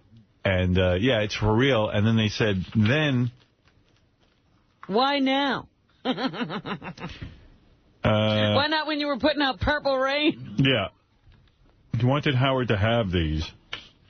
I just want to see the guy live. But anyway, he wanted Howard to have these. And then, Gary, what was the kicker? What do they want us to do? Gary had some story about this that was kind of weird. They want us... What's the whole angle on this? He wants you to have it. He wants you to play it. Then they want us to speculate on whether Prince would... Do we think he might play them at the Super Bowl this Sunday? Oh, please. Oh, that's interesting. Hey, there you go. There's a bit. We could play it. And like then, we care. I don't know. These sounded like live versions of All Along the Watchtower mixed in with the Foo Fighters song. Yeah, it didn't sound live to me. It sounds live to me. This doesn't sound live to you? No. Really? Where is that clip?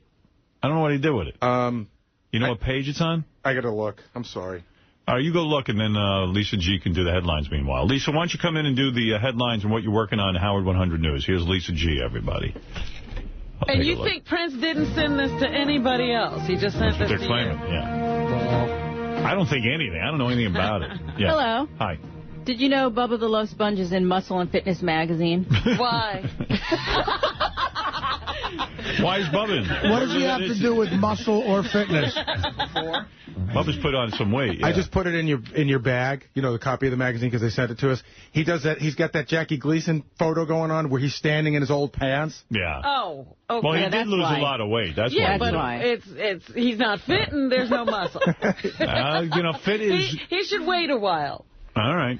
Yeah. Well, we will be talking to the photo editor on the shoot and the guy that interviewed him as well. Let me say something. You should also be covering Bubba's medical condition. Because he's still, that wound he had from the surgery has not healed. Wow. And he has not had sex with his wife since December. Wow. And he has the guys in the studio. I think he did Thursday's show for sure. I think he did lying down. Oh, my God. Friday, I didn't check in, but there was a question as to whether he could be in at all. He came in for a little bit because I called into the show. Okay. And then they sent him home. Yeah, because he's literally not healing. What did he do to himself? And I said to him, when are you going to doctor? Well, I'm not blaming the doctor. I don't know anything about it. Well, now he's saying, I'm never getting elective surgery ever again until I need a facelift. Anyway, you were saying. I'll look into that. But go ahead. Apparently he has a hole in his bottom that's seeping. So if you're not healing, that means there's something unhealthy about you, right? Not necessarily. Well, that's in a weird place, you know, where the air can't get to, and it's always wet and sweaty because it's trapped by clothing, and that sometimes prevents you from healing. And he keeps coming to work. He should be on bed rest or something. What did he actually have done? He had, like, skin taken off his legs or something and closed up. I don't know what that is. I was trying to find out. I thought he had liposuction. He claims no. No, you don't have to make incisions like that for lipo. All right. Anyway, you were saying, Lisa, what else? Oh, we have some good page 69, our juicy gossip tips from Jason and Will. What do you have Would you like there? to hear? Yes. Okay. All right. We've got dirt on Gary Delabate, whose medical maladies are apparently going to be grossing you out. They say that on a recent trip to his ear, nose, and throat doctor, they took out a glob of earwax the size of a quarter from his ear. It wasn't a quarter. It was like a dime. Oh, but it was, a dime. But the nurse did say when she pulled it out, she said, she goes, the doctor would say, that's a delivery. Oh, that's gross. What happened? Like, you couldn't hear? Yeah. Yeah, I couldn't hear. Wow. And what did it look like? Like black? Well, you know what they do? They take this big metal syringe and they fill it with hot water and peroxide, and they just stick it in your ear, and they shove water down in your ear canal, and they pull it back out. It flushes it out. Did it feel great? It did feel great. Yeah. It felt and he showed you what he pulled out? Yeah, they had to do it a couple of times. So at first they'll go, the nurse will go, like, look, there's just little pieces. And then she'll go, see, that was the piece. That was the piece that was keeping you from hearing. Oh, my Oh, it's like pulverizing a meteorite in outer space. That was after Artie's sick. That was after I had to lay on my side. She poured a cap full of hydrogen peroxide in my ear for 15 minutes. I guess that's what that's like the liquid plumber. Right. You and Mary should raise that thing. Why did you what get did it? you name it? She gave birth. You literally wearing headphones? That happened to me once. I mean, you literally have to clean the shit out of your ear. Yeah. You think it's from wearing headphones? No. I've always thought so, like the ones that go in. I wear those when I jog and stuff. I don't think that helps the situation. Right. Now, you might be onto something there. Oh, so we have more on Gary. Go ahead. Apparently, he's got a foot fungus happening. Oh, my God. Can you spread these stories out over 2 weeks?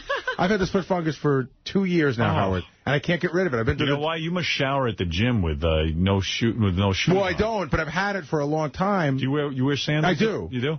I do. I got it on one foot, and How do you get something like that? I don't know. Disgusting. And I've been to the 3 different doctors. I took a pill that you got to sign a release on, that if you drink too much while you're taking it, it could ruin your liver. It just doesn't. Nothing I do will get rid of it. Is it a toenail thing? Yes, this is the thing. What's not gross on you? Is there anything? I don't. Yeah, everything's my teeth. Everything's disgusting. Everything's got a disease. What on your toenail? So what are they gonna have to do? Remove the nail?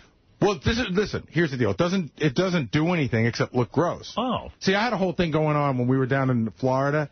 I think I saw it. Like I try to hide it. Like I have my sandals, but I saw it. Yeah, I try to hide it. I think I saw something weird on your foot, and I chose to ignore it. Good. Let me see your foot. What does it look like? Really? Is it really bad? Yeah. You know what it is? It's all, the toenails are all just yellow. Oh. And this is what Jackie had, I think. Yeah. But Jackie let the doctor from the penny saver talk him into removing his nails. I am going to try to repair my nails. Because Jackie's nails never grew back. Right.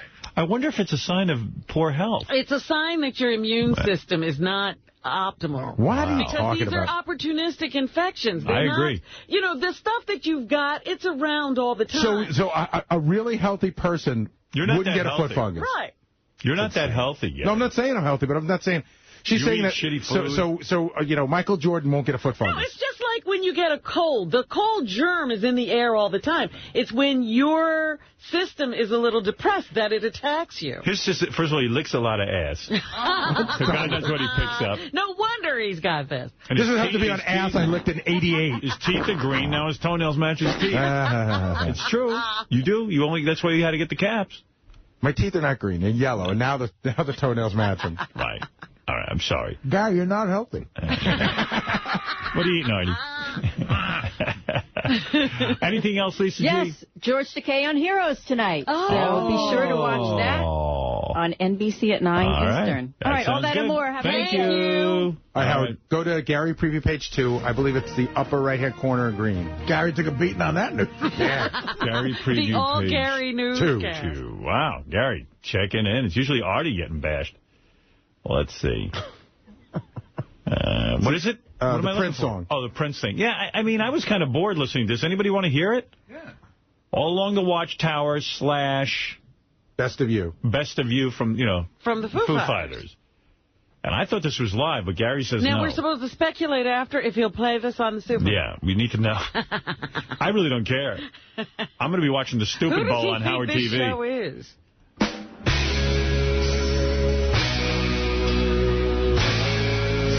Yeah, maybe you're right. Maybe it's not live.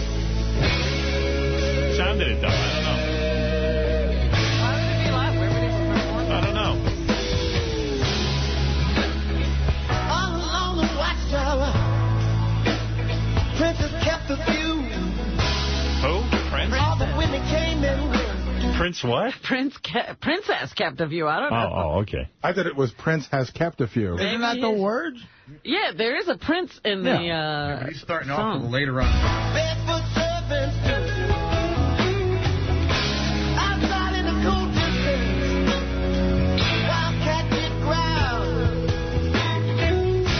Surrounded around the chain, the wind began to howl. Are you gonna know that someone new?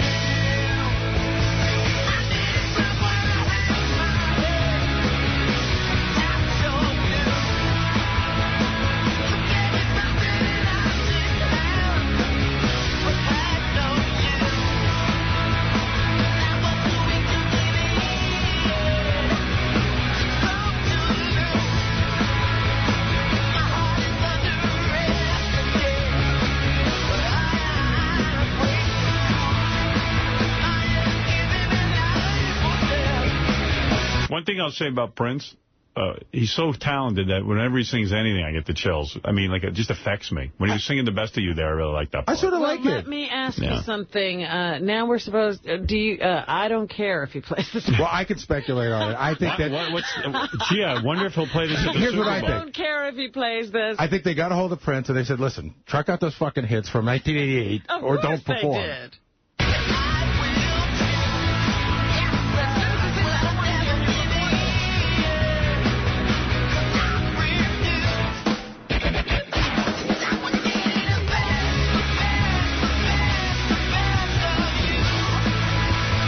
And I don't understand combining this with All Along the Watchtower either. Yeah, well, you can't possibly understand it. Prince is a genius. We can't comprehend what Prince is thinking. You know that. Oh, please. How about when he did Hey Jude combined with Happy Birthday? Wonder how gay the outfit will be on the Super Bowl with a Well, big I think hat. his ass will be covered because of that whole malfunction thing. Did you ever meet him? No, I never. I was once at some music function where he shows up late and he sits at the table and he's all quiet and mystical and it's a whole shtick. How'd you meet him? You met him. Well, on Mad TV? No, I did not. No, he didn't do Mad TV. No, He wasn't doing TV at that time. What did he? How'd you meet him? My agent called me up years ago and said they're opening up the Fashion Cafe in New York City. And there's going to be like a VIP area and just tons of broads, supposedly. And I was in New York at the time, so he said, come by. You remember the Fashion Cafe? Yeah. It was at Rockefeller's. It lasted like for a month. It was shit. Naomi Campbell and Elle Macpherson were partners? They were, right, they were all there. So they put me and my friend who I took off to the side in, like, the end of the VIP area, and Prince came. And while they were looking for a place to put him, they put him next to us. It was weird because he clearly was there temporarily. But it's Prince, you know, and he's 5 foot. Right. He's small. Very small. I mean, like extra small. Like he's a fidget almost. You know, like you know, a miniature person. Right. And that was just startling how small he was. I don't know what to say to him, and not that he's looking for me to say anything. And I said, hey, Raspberry Beret is a great song. Nice. That's what I said, and because I like that song. What did he say? And he looked at me and goes, thanks. And then the guy came and got him. I think that's nice. Hey, at least he didn't have you killed for speaking to him. Right. I looked at him, too, when I spoke to him. Yeah, we were watching over the weekend, Gary and I were watching that tape of him on the Rock and Roll Hall of Fame with Tom Petty, and they were doing While My Guitar Gently Weeps, and Prince plays that beautiful solo on his guitar, you know, the guitar break. And Prince is highly underrated as a guitarist. He really is good. Right, Fred? Am I wrong or am I right? I mean, you would know more technical. Well, I think because he's such a great songwriter, you know, it's like he and gets all the overshadowed. dancing and everything else he does. He's pretty amazing. Yeah, I think he's underrated in general. I think the generation after us only knows this guy who prances around in odd outfits instead of what a great musician he is. Yeah. Eric the Midget, you're on the air. Hello. Hello, Eric. I was calling in to say that I heard you guys talking about me being a possibility for a roast. Yes. Well, I would agree to do it. Oh, no, you wouldn't. Not after you hear what they're going to say. First of all, they're going to rip you a new little asshole. And secondly, I mean, these guys are professional comedians who their whole lives are just busting people's balls. And also, I'm worried with you that it could be sad. Nobody's going to say Eric the actor once. No. Yeah. It's going to be all midget shit, and I take shits bigger than you, and you're going to break down and probably just hang yourself. So I don't want to get involved in that. I would agree to do it. You would take all that abuse? Yes. What for? What do you need? He always wants something, and I don't want to get into negotiating. You know? And then I never know if he's... No, there's a stipulation here. And then it'll be like, we'll have it all set, then he'll call up and go, I'm not getting roasted. I didn't like what you said. That's it.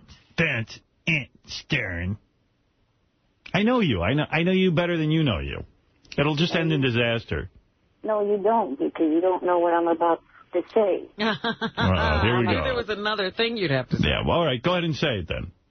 What I'm about to say is all that I was going to say was that just replace this idea with the flying with balloons idea, especially since that can't be done anymore now in light of the drowning incident at the Sacramento radio station. Oh, it can't be done because of the drowning at the Sacramento radio station? First of all, it wasn't a drowning. The woman drank a whole bunch of water and died. Oh, okay. I don't know why you couldn't fly you with balloons in a studio. I don't see how you would die. Because they're trying to make it where no more stupid radio stunts can be done anymore. Yeah, but I'm going to cover my ass 50 different ways. I'm going to have you sign a thing that says, no way, you blame me if you die. Then you're going to get on the air and say, I understand I'm going to drop dead from this possibly, and I'm going to cover my ass. And then if you die, I'll be fine. So the flying thing could still go on. And in fact, I just contacted the authorities. They said if I want to, I can have hold your wee for your wee with you. Yeah. It would be perfectly all right. While you're flying, you have to hold your wee. We're going to give you 50 bottles of water, and then you're going to hold your wee while and then I fly give you a wee. We'll send you home. And then you'll go, wee! He'll be pissing and flying around the studio at the same time. I'm flying. I'm flying and pissing. Look out below. It's raining. It's raining pee. It's raining midget. See what I mean? And that bothers you, right, when I say that? Yeah. And you'll never be able to handle the roast. But you're not going to like the roast. I just sat through that whole exchange between you and Robin and did not even say a thing. Well, we're not professional comedians who write these scathing jokes. Yeah, we're idiots. Hey, Howard, what is it? You know, it's funny. J.D., who hardly ever has an opinion on anything. J.D., why don't you come and tell the guys what you told me in the office? I think Eric the Midget is an ungrateful douchebag, and I don't care if he's sitting in his wheelchair or not. I would punch him in the face. Why? Because he's an ungrateful douchebag. That's all he does is, like, complain. Everyone has to, be... Why are you so angry, man? I'm just Dude, the angry. kid's a good dude. Eric the Midget. Dude, he is not a good dude. Oh, go bang your porn star. He is so not a good dude, bro. I like him. Okay, he'll go get banged. Yeah, okay. I like Eric the Midget. All right. I guess that's all that matters, but I'm not going to roast him because I know it's going to freak him out. He just wants the attention. He doesn't even know the devastation that could occur, though. And you know what? I'm going to give you a porn star to him if you don't shut up. Okay. All right? Okay. All right, go ahead. Douchebag. Who you calling a douchebag? Eric the Midget. Geek. Geek? Is that what you called him, Eric? Eric, let me think about it, but my every instinct tells me to avoid it. Although if you want to fly with balloons and pee, that's okay. All right, brother. Thank you, Eric. Oh, wait. Howard. Yes. If that clip, that song of Prince, if that is live, I think I know where it was done. He's performing every Friday and Saturday night at the Rio in Las Vegas. Yeah, it sounds kind of live to me, actually. I don't know. You know. And he was not selling out performing on American Idol. His representation is 19 Entertainment, the producers of American Idol. Do you understand what selling out is? That's why he did that, is a thank you to them. No, he doesn't do a thank you to anybody. He's like, kids aren't buying his records anymore. That's why he went on American Idol. That's why he's on American Idol. If American Idol had about record sales. If only 5 million people a week were watching American Idol, then it's a thank you to them that he did. Right. Yeah, he wants the attention. He wants to be relevant. All right, thank you, Eric. All right. All right, bye. Bye. Okay. Brad Garrett's here. He's Everybody Loves Raymond. This guy he made a lot of dough on Everybody Loves Raymond. He didn't make Raymond money. He made a lot of money because he went in and got ownership. Midway through, he actually negotiated for some ownership. You're kidding. That's what I heard. I know he was holding out, but I didn't think it was for ownership. I thought it was for a higher salary. And a higher salary. Really? Yeah. He was nominated for an Emmy almost every year of that program. Yeah. I think I was talking to, this could be so wrong, but I was talking to an agent in L.A. A couple months ago, and he told me that the way it works is every point is worth a certain amount of dollars. Like the Drew Carey show syndicated so well to where every point was worth $8 million. Wow. That's how it came out. And, I think Drew Carey has like 22 points. Well, I heard like Brad negotiated for like 3 to 4 points. Well, listen, this is what this guy thinks, and he would be a guy who would know. He thinks every Raymond point is worth $20 million. That's not out of the realm of possibility. Right. Raymond makes more money than even Seinfeld in syndication. Yeah. Not. Yeah. So I think I think. Well, let's talk to the 20 points, or Ray Romano has 20 points, that's $400 million. Yeah, right. Well, a very wealthy man will be wealthy. Our notes tell us a half a point worth $5 to $7 million. All right, and he's got half a point. Yeah, and he's got 4 points, right? Well, we're saying that Brad negotiated for half a point, which is worth about $5 to $7 million per year. Oh, he only gets a half a point?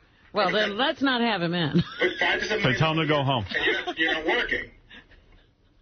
One way we can make a lot of money is to kidnap this guy and hold him for ransom. He could pay the ransom. He just has to get to the bank. We'll kidnap him and then say, just give us some money. All right. Well, we'll find out how many points he has, and we're also going to find out, there was something else we were going to find out, too, that I heard about him. Well, now he has a new TV show. I guess he got major points, so this has to be successful. The question is why? Why is he working again? Because he wants the big payday. Because he wants to get the fuck out of the house. To me, it sounds like that's a big payday. Is he a married guy? He got married during the whole Raymond thing. So, like, he probably got a trophy wife. Oh, that's why he needs to work then. Yeah. Trophy wives ain't cheap. They cost money. They cost, man. That much money? Oh, yeah. I got another trophy. Get another hobby. All right, let me take a break. We'll talk to Brad. Oh, before we go to the break, let me just say this. We are very excited to announce that we are looking for our first ever, and this is going to really make everyone happy because it shows you how far our country has come in terms of race relations. We are looking for our first ever Miss Black Howard Stern. Or our Black Miss Howard Stern. I don't know how that goes. We're calling it Miss Black Howard Stern. If you're an African-American female who wants to compete for a chance to win $5,000 and the coveted title of Miss Black Howard Stern, send a videotape of yourself to Miss Black Howard Stern. Let me ask a question. Yes. Does that preclude you when we have a Miss Howard Stern contest? Can blacks not enter that? I was going to say, does that mean... Blacks can enter. There's a special category for African Americans. See, to me, that means that says that Miss Howard Stern could never have been black. She could have been. That is incorrect. See, that's what I'm wondering. No, we know enough to say Miss Howard Stern could have been black. So could we... But here is a lock for a Miss Black Howard Stern. Are we going to be like Archie Bunker and have a Miss Black Howard Stern and a Miss Regular Howard Stern? Yes.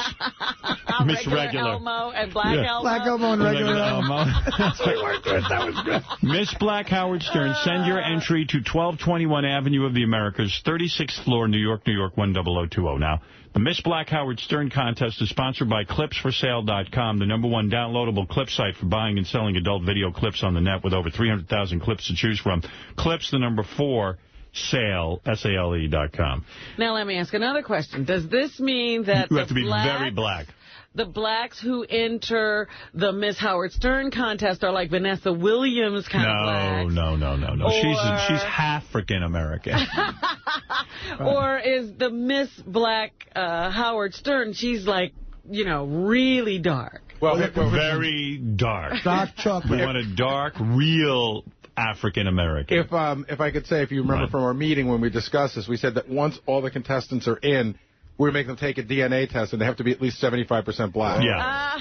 You have to be 75% black. Oh Robin, we're looking for Lou Brock in a wig. Now, wait a minute. All right, let's get down to it. Brad Garrett is here. I got to take a little short break, and then we'll meet Brad Garrett right after this.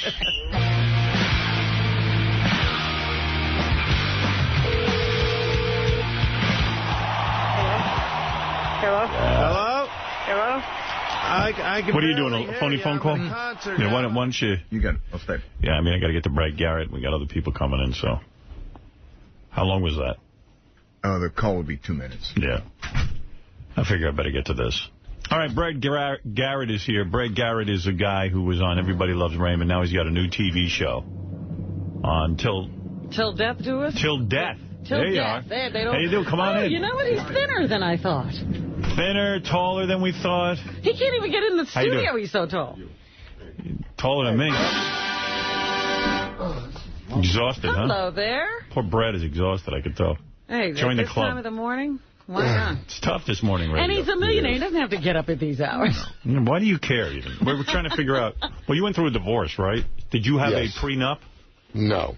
Now, I'm shocked because you got married during the height of the Raymond... Wasn't Raymond already kind of close to the beginning. Oh, it was? Kind of close to the beginning. And no prenup?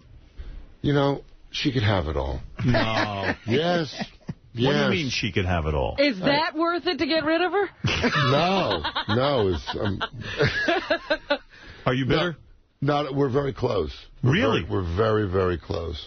See, actually, we're like borderline dating. It's one of those. But, you know, you went through this, didn't you? You got 2 daughters, right? Yeah, I have 3 daughters. You have 3? No. How was yours? Was it cordial or is it? Yeah, as cordial as those things can be. I mean, there's a lot of hurt that was feelings. before the 500 mil, right? I mean, that was a different time. Good move. I'll tell you what, I'll trade my Raymond points for one Howard point. Is what I would love to do, actually. We're negotiating for half a Howard point. Me, Robin, and I heard you were bitter that you felt you got married during your Raymond success. No. That was on the contrary. No, we're very. There's nothing to be bitter about. I mean, we're great friends. Well, she was... you were getting offered a lot of new pussy. No, I wasn't. No, I'm still not getting it. I wanted a giant black woman. And Miss Howard Stern. That's what I wanted. Are you dating Rebecca Lobo? Is that what you're saying? No, I wanted Nell Carter is what I'm looking for. That's what all big Jews want. Wait a second. We want to get back at the family by just, we want to date the help. But this woman you married. Well, no, that wouldn't be the same. This woman you married. She's cute. Yes. We'll go out with Robin. I don't have it. I don't have what it takes. Right. Yes, you do. You have the half a point. That's what. There you go. You got everything. You got exactly what it takes. So, in other words, I'm wrong when I say that you married this hot chick. You met when you got famous. No, I and then knew she, no, and this wasn't like that at all. But you wanted new experiences, I have a feeling. No, it wasn't that either. You're a famous man. Either. What was it then? Well, what happens to these marriages? We're all trying to find out. We can't figure it out. Well, it happened to you, didn't it? No, what happened on to a me. certain level. That's personal. You can't make a study out of just one person. No, it's just, I wish there was... Things were too good? You just fell out of love. Is that it? Is that like you got bored? No, that was... I'll be honest, she left me for a taller man. No, she left you for another guy. No, it wasn't that. For a woman. She left you for a woman. Stop it. That would be great. Women. That would be hot. One of them was black. You should have told her. One was navy blue. You don't have to leave me for a woman. I'll stay and watch you. That's what I want to do. No, you know what? I married a girl that I was very much in love with, and things changed. We had two amazing, we have two amazing kids, and we're great friends. I know that sounds corny. Things changed. You got attracted to other people. No, You did not? No. Have you been dating since you got divorced? Well, it's rough. I mean, look, it's very rough for me. Why? Well, you're not the only big Jew with a small penis. I mean, if it wasn't for your radio, where would you be delivered for the florist if it wasn't for your career? Okay, but you're a famous man. You're a handsome man. You're certainly nice looking. What are you, on the pipe? Can you see me at all? What, are you an ugly man? I'm a chromosome away from being Miss Black Howard Stern. You're reasonably attractive. Oh, God, I want to be here for the runoff. You're reasonably attractive. You got a lot of money. And you're a successful actor and comedian. Right. Well, that would be attractive to some women. Yes, right. I think the whole package would be attractive. I have an innie. But you're not dating anyone. Well, this is all very new, my divorce. How long have you been divorced? Well, about 8 months. And here you are, very confident. You haven't gone out with anybody. Are you hitting on me, Howard? Yeah. Are you hitting on me? Here you are, a very confident man. Well. And the fact of the matter is, you were afraid to tell your parents you were getting separated, right? You didn't want to tell them. No. We weren't public about it. Right. See again, you're believing the media, which I'm surprised. I'm in the media. Why wouldn't I believe them? Well, he's the king of them. I'm king of all media. First of all, I'm not the type of name where people were really cared anyway, to be honest. Cared, but go ahead. Well, I know you did. Right. And we just, we kept it private. So when it came out and they ran with it because there was nothing else happening that day. Right. Okay. And they said, well, who did you keep it from? I said, I kept it from everybody. I kept it from my family. So they printed that. They printed, but it's the most fun is breaking it to the kids, I got to say. Oh, they usually take that real well. I must have that. That has got to be a rough day. Worst day of my life. After you tell your wife the kids are It was the worst day of my life. That was the worst. There's nothing like it. There will never be a worse day. There will never be a worse day. There's nothing like that. And how old are your kids? 7 and 8. We got girls? I got a boy and a girl. A boy and a girl. Yeah.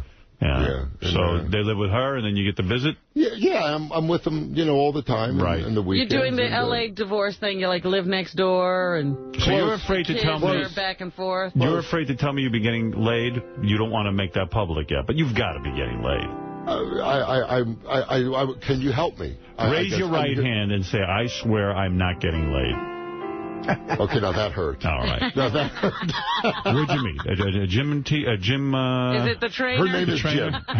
Her name is Jim. Yeah. And, how do you break it to you? Know how I broke it to my kids? I put a note in their sandwiches. Right, when they went to school that day. You probably had Ron, your muscle. Take them for a ride and explain it to them. There's an Easter egg in your email. I had my accountant tell them. Yeah. Like, do you tell them together or do you tell them separately? I mean, what do you do? Does Mommy have to do it? I don't want. Wow. I blocked it all out. She doesn't have kids. No, she would never have kids. Really? Yeah. I wouldn't want to break the bad news to him. He hasn't done this yet. There's always bad news, and you don't want to be breaking. What was the worst day? Let me, because Brad obviously hasn't had to do this yet. What was the worst day? The divorce or telling them you were seriously dating someone new? No. By the time I was dating somebody new, it was already like a year. So the fact of the matter is, the worst part was saying we're not going to be together. That rocked me. That rocked them, that rocked me, and I don't think I'll ever think of it. Just even thinking about it right now could make me cry. I was going to say, please think about it. No. The looks on their faces, I can't even imagine what it would be like.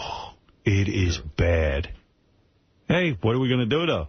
I'm glad we brought it up. What a great morning this has been. This is a really depressing morning. Yeah, I was going to say. This is wonderful. What are we doing here? All right, let me ask you this. First scores might close. I'll change the subject. Who is this guy? Who's the one yakking? That's Artie. That's Artie over there. Yakking is me. No, over here. He's the yacker. Hey, Artie, how are you? Is me, yeah. Oh, I thought I was ordering at the Stage Deli for 2 minutes. I don't know what the hell that was. I know. I'm not sophisticated. Shall I wrap it? You want to hear him try to wrap it? Now, you say, Brad, that you, of course, worked with many great people on Everybody Loves Raymond, a very positive experience. Yes. But you worked with the great Peter Boyle, who I am a big fan of. Me too. I thought the movie Joe was one of the best movies ever that I've ever seen. Yep. And, of course, in Frankenstein, everyone points to that one. But the fact is that you say no way Artie's story about smoking weed with Peter Boyle is true. Is that correct? Well, it depends what year he said he did this. Because I know Peter Boyle, everyone has always told me Peter Boyle was a tremendous pothead. I'll tell you what happened. It was at the commissary. It was at the commissary on the Warner Brothers lot there.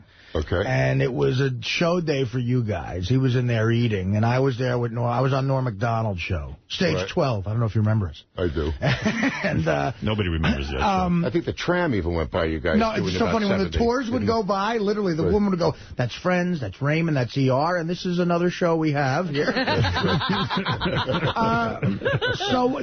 would have to be 1999. Okay. Me and Norm were big fans of his, and we went up to him outside the commissary and said, hey, Mr. Boyle, we're on a show here. We're comedians, and we'd like to say that we're big fans of yours. And he said, you want to get high? And that's great. Really? I guess he wasn't a friend of mine. Pretty much. That's all I could think of. Well, maybe you don't want to do it with somebody you worked with. And Norm was like, I don't know. And I was like, you know what, fuck it. Yeah, I'll smoke a joint with you. So we had a joint. You sure it wasn't Doris Roberts? What was that? You sure it wasn't Doris Roberts? Doris Roberts gave me coke. Well, that explains the weight loss. Peter Boyle never smoked weed with you? Never. You don't smoke weed? No. You don't? No. Well, did he say there was a year he quit? I haven't done anything for like 10 years. Oh, okay. But he was known for his sobriety. So I find that, not that I don't believe you. Known for his sobriety? No, he wasn't. Well, I mean, the last several years he was. Well, several, or so this is talking about 8 years ago now. Well, I hung out with him a lot. Okay. But then again, maybe, that Who could knows? be. Maybe he was joking around with Artie. I don't know. Maybe he was. He had a joint. Was it good? It was amazing. You know what, to tell you the truth, I started to feel weird about it, and I want to get caught, and I took a puff of it. Yeah.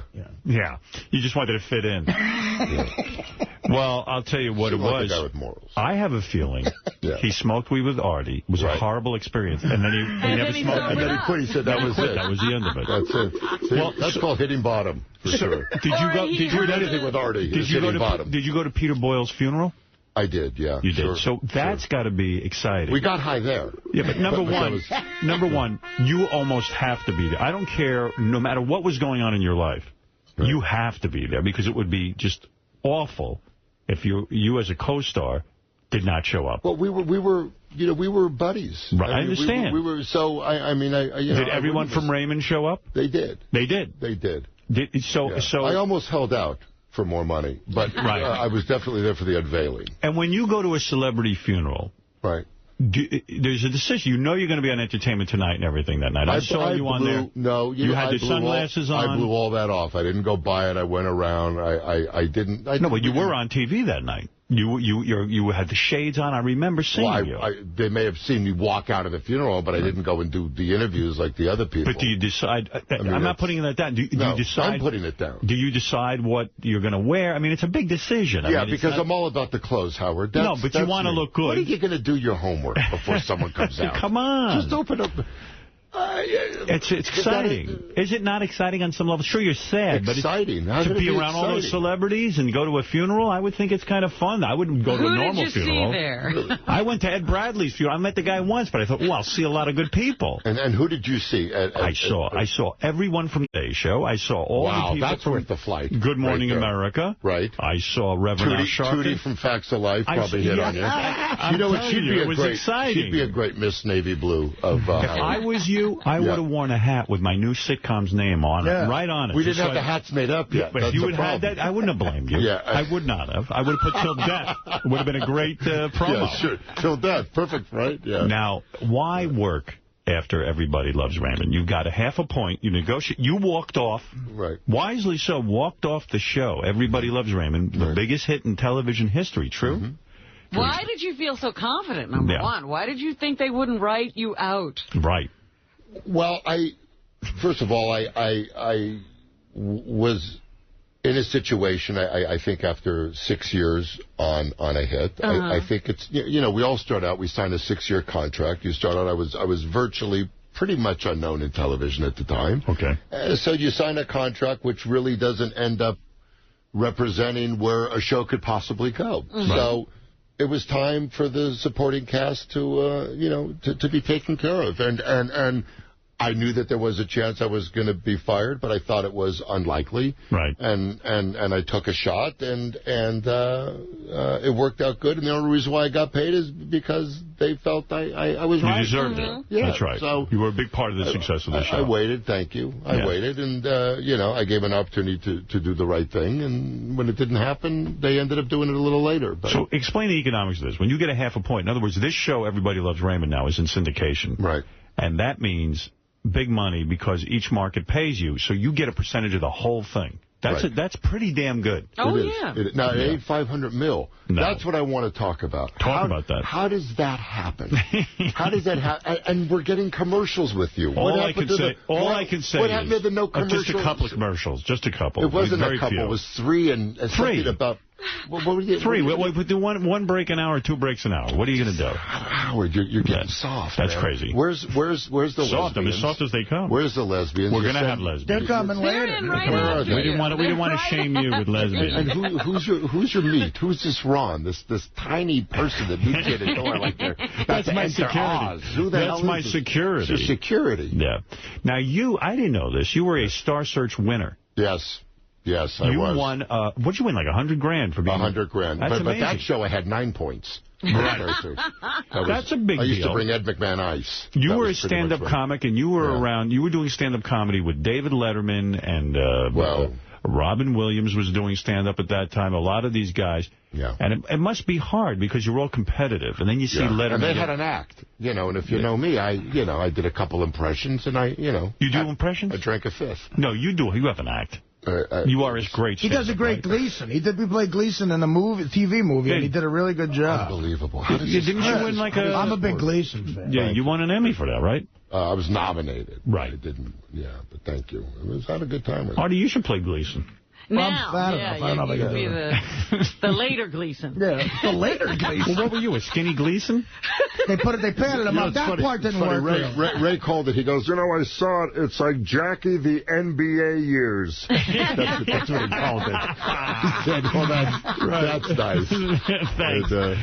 Well, it was. I really fought to play that role. It was on our own network, and it's hard to play Jackie Gleason. I mean, it is. It really is. I mean, to play someone that everyone knows and they're going to compare you, I think that's difficult. It was difficult. It was a lot of fun and challenging and scary. How do you prepare for that? Do you just watch The Honeymooners over and over again? Well, I didn't want it to be an impression, and I never did Gleason in my act, so it really wasn't about that. It was just about, it was a character that I thought was fascinating, and the original script that came through with CBS, it was just like, an homage to The Honeymooners, and we didn't want to do that. Right. And it had none of the dark stuff in it, and none of the stuff that really made Gleason what he was, which was, you know, a tyrant and a genius and everything else. They didn't have the drinking and the womanizing, and we wanted all that in. Yeah, that's the best stuff. That's the best stuff. So they ended up they were under the gun time-wise, and they went to 6 other people before me. They didn't want me to do it, CBS. Right. They didn't get it, and I understand that totally.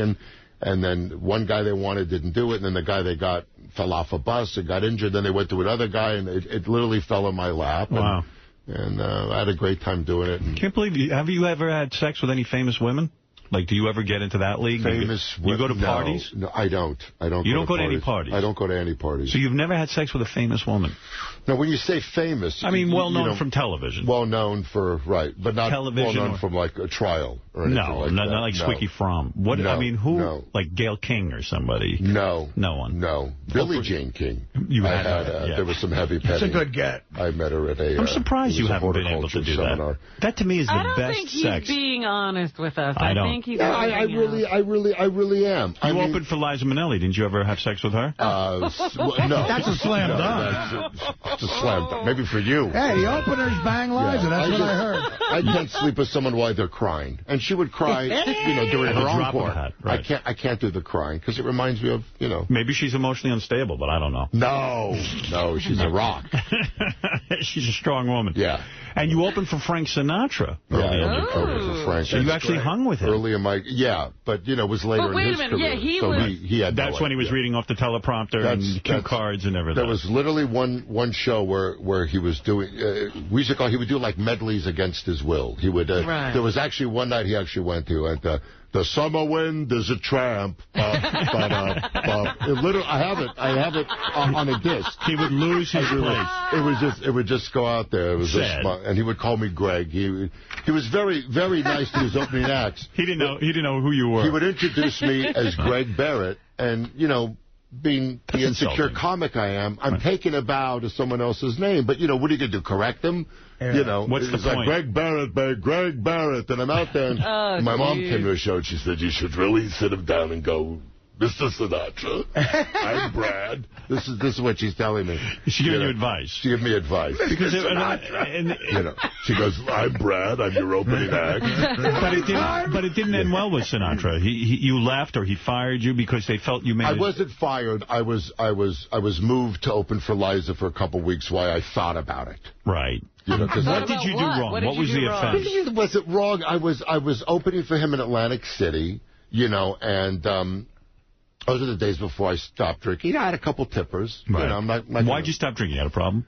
Just ran out. Okay. Just pretty much, people were just like, there was none left. Why'd you stop having fun? Yeah. You hit rock bottom. That's what happened. Who's talking to him? Artie. Is that Artie? Artie's allowed to talk. I have to talk, otherwise I'm not work. Okay. But I was out there, you know, doing the dog and pony. And, you know, opening for Frank, no one's there to see you. And it was Atlantic City. It was the first time he was in New Jersey in like 20 years. Right. It's a tough position. It's a tough position, and everyone is in the front row wearing sunglasses at 11 at night. You know, it's just, and I'm going, hey, I haven't seen you since the lineup. You know, I'm doing this type of crap, and no one's buying it. Right. Not going well. So near the end, and the thing with, you know, when you're an opening act, you know, they'll tell you do 20, do 30, whatever. He would walk out whenever he would want to walk out. Right. You know, you would ask Hank, his stage manager, you go, you know, how long do I do? Come on. Tug on a cord, and that's when you know. And it would literally, so I see him, I'm on about 8, and I'm dying miserably, and he tugs on the cord, and I go, you're a great audience, stick around for Frank. And I was obviously being, right? Right, yeah. It's funny. I get off stage, Jilly comes to the dresser, knocks on the door, he's going, did you have a good time out there? They all sound the same, by the way. Right. I went, I did. He goes, why would you say stick around for Frank? And I said, well, it was, and he's with Tony, the other guy who makes Ron, you know. Right, yeah. And I he looks like a bodyguard. I said I was joking, I was bombing, and he says, but they're here to see Frank. I said, no. So why do they have to stick around for Frank? They're not gonna wait for Frank? Explain the joke. I said, so Julie says, just a minute, Tony, how did you take it? And Tony says, I heard him say, stick it to Frank. I said, you really think I'm going to stand here And it went on for about 20, 25 minutes. Oh, my God. It's like the Goodfellas with Joe Pesci. Yeah, I said, do you really think I'm going to stand here on stage in New Jersey and go, stick it to Frank, good night? You made a joke, and you explained this to Jilly. And I'm explaining it. And Jilly's Frank's guy. Right. And they were very, very nice. And the next night, I'm in Reno opening for Liza. You were out. For Liza. Persona non grata. Well, I ended up coming back, but I want you to think about it. I want you to take a beat.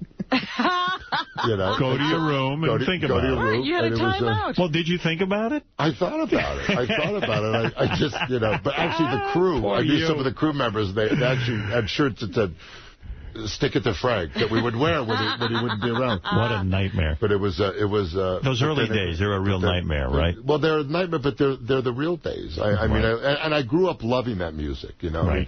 I grew up loving the Sammy and and it was an amazing experience because you're getting your ass kicked every night opening for these But you could see how you can even get yourself killed in show business. I mean, it's not, someone just takes something the wrong way, and that's the end of it. You end up in a box or something. You don't make jokes about Frank. You don't. No, you don't. Now, Brad has a show of his own now. Yes. Till Death. Till Death, yeah. All right. This is a big deal for you. This is the show that you carry. No more no Ray more Romano. No more kissing Ray's ass. That's all done. Right. Done kissing Ray's ass.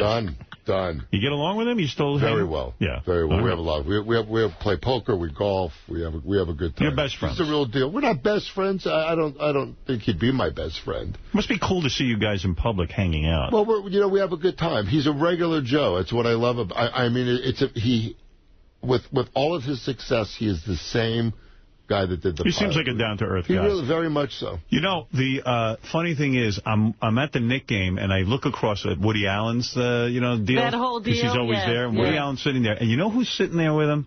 Not Sun Yi, which is disturbing, but it was the guy, what's the actor's name, who's in all of his movies, always plays his best friend like an Tony Roberts. Yeah. And the two of them are sitting there together, and I went, well, that's really cool. That you enjoyed, huh? I really enjoyed looking at that, because I feel like I'm watching a Woody Allen movie right now. I didn't know they would actually hang out in real life.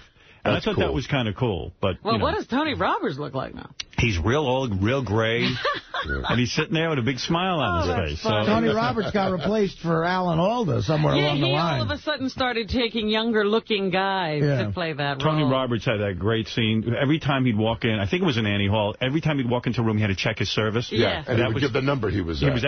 That, to me, was the most brilliant thing I've ever seen in my life. And watching those two guys do that. So this is pressure for you now, is it not? The show needs to do well. Sure.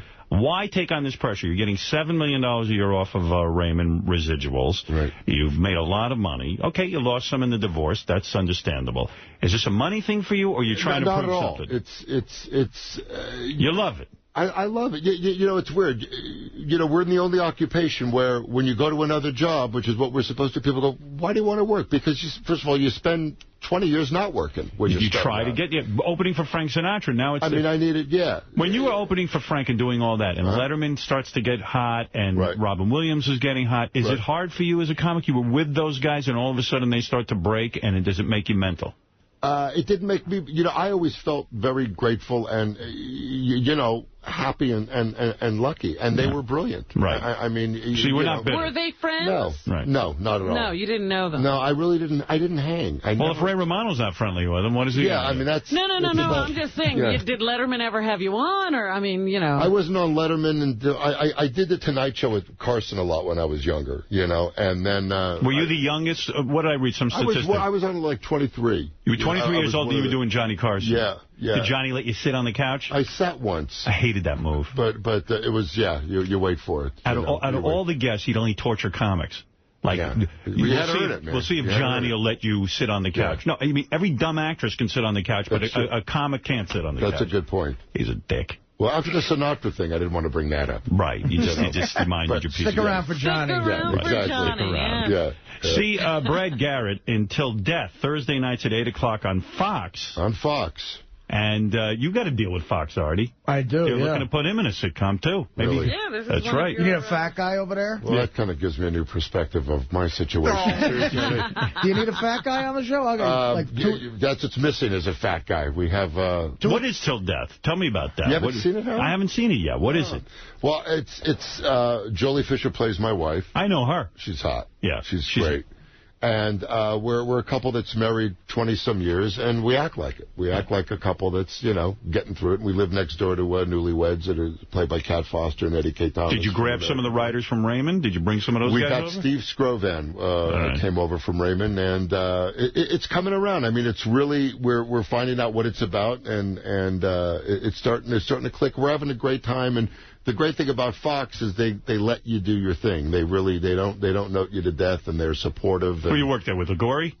Pete Ligori? Yeah, and Peter's putting us after American Idol on March 14th. Oh, and nice. moving us to Wednesday nights at 9:30. That's a big deal. Very nice. So we're going to get a good shot. Yeah, we're going to get a shot, and we're having a great time. Yeah, so that's Wednesday nights at 9:30, following American Idol, beginning March 14th. Yes. And watch the show. Did you get along with that Patricia Heaton? Yeah. You did? Oh, yeah. She was... Why, is she a pain in the ass, Robin? What do you know about her? I don't know anything about her. She's like a pain in the ass. Yeah. She's very religious, always talking about her views on things. Yeah, not big on the blacks. No. But I kind of countered that. You're a liberal. That's right. I met her once on the lot, too. Actually, doesn't she? Yeah. She didn't offer me weed. Yeah, did you mess with her? You did mess with her on the lot when you saw her? She didn't offer me weed. She wasn't friendly. Yeah. Can't Artie play your father-in-law or something on that show that you do? Till Death? No? Come on, Greg. I'll tell you what, the minute we stop... Greg. The minute we stop getting beat by Telemundo is when I'm getting...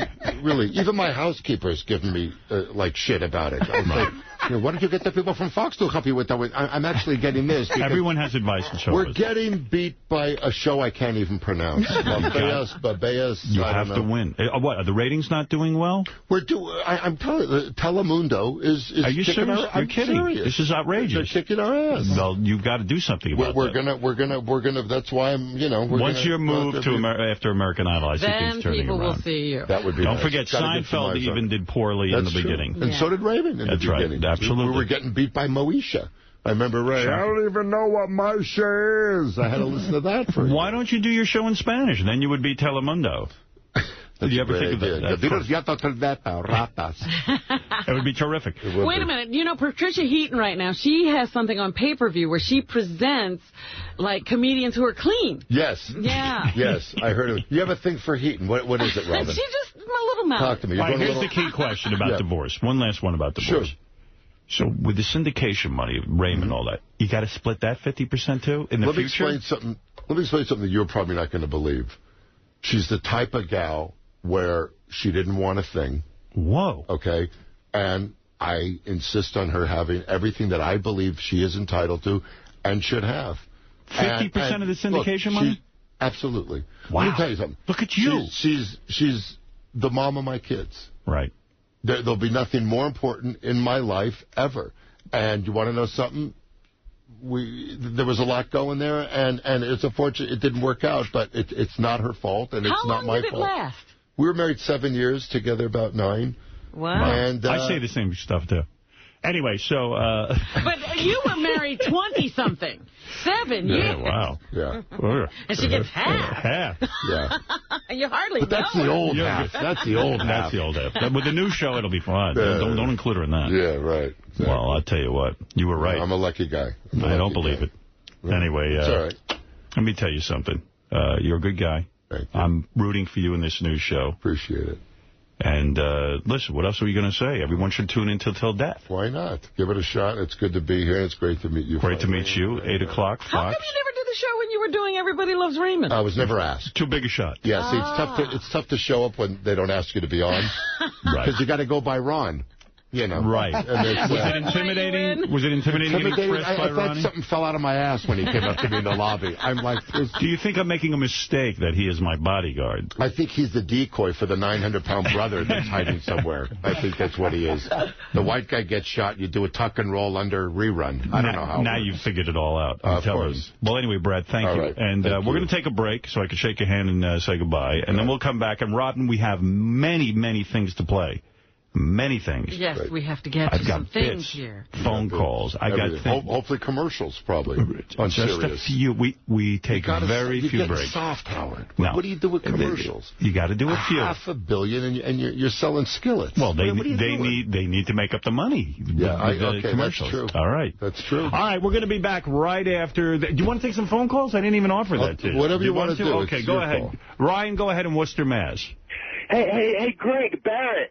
I just wanted to know why it is that you think you can come on here and talk down to Artie. Talk down to Artie? Yeah, he seems to be talking down to Artie, and I just wanted you to know, Howard, the only reason you haven't seen his show is because nobody has. It's the worst. Well, that's what that... TV. Oh, you're not being fair. You got to give the show a chance. I think he might have been separated from Bigfoot at birth. It is. Oh, that's... Brad does have a deep voice. You're right. That's true. And it wasn't Bigfoot.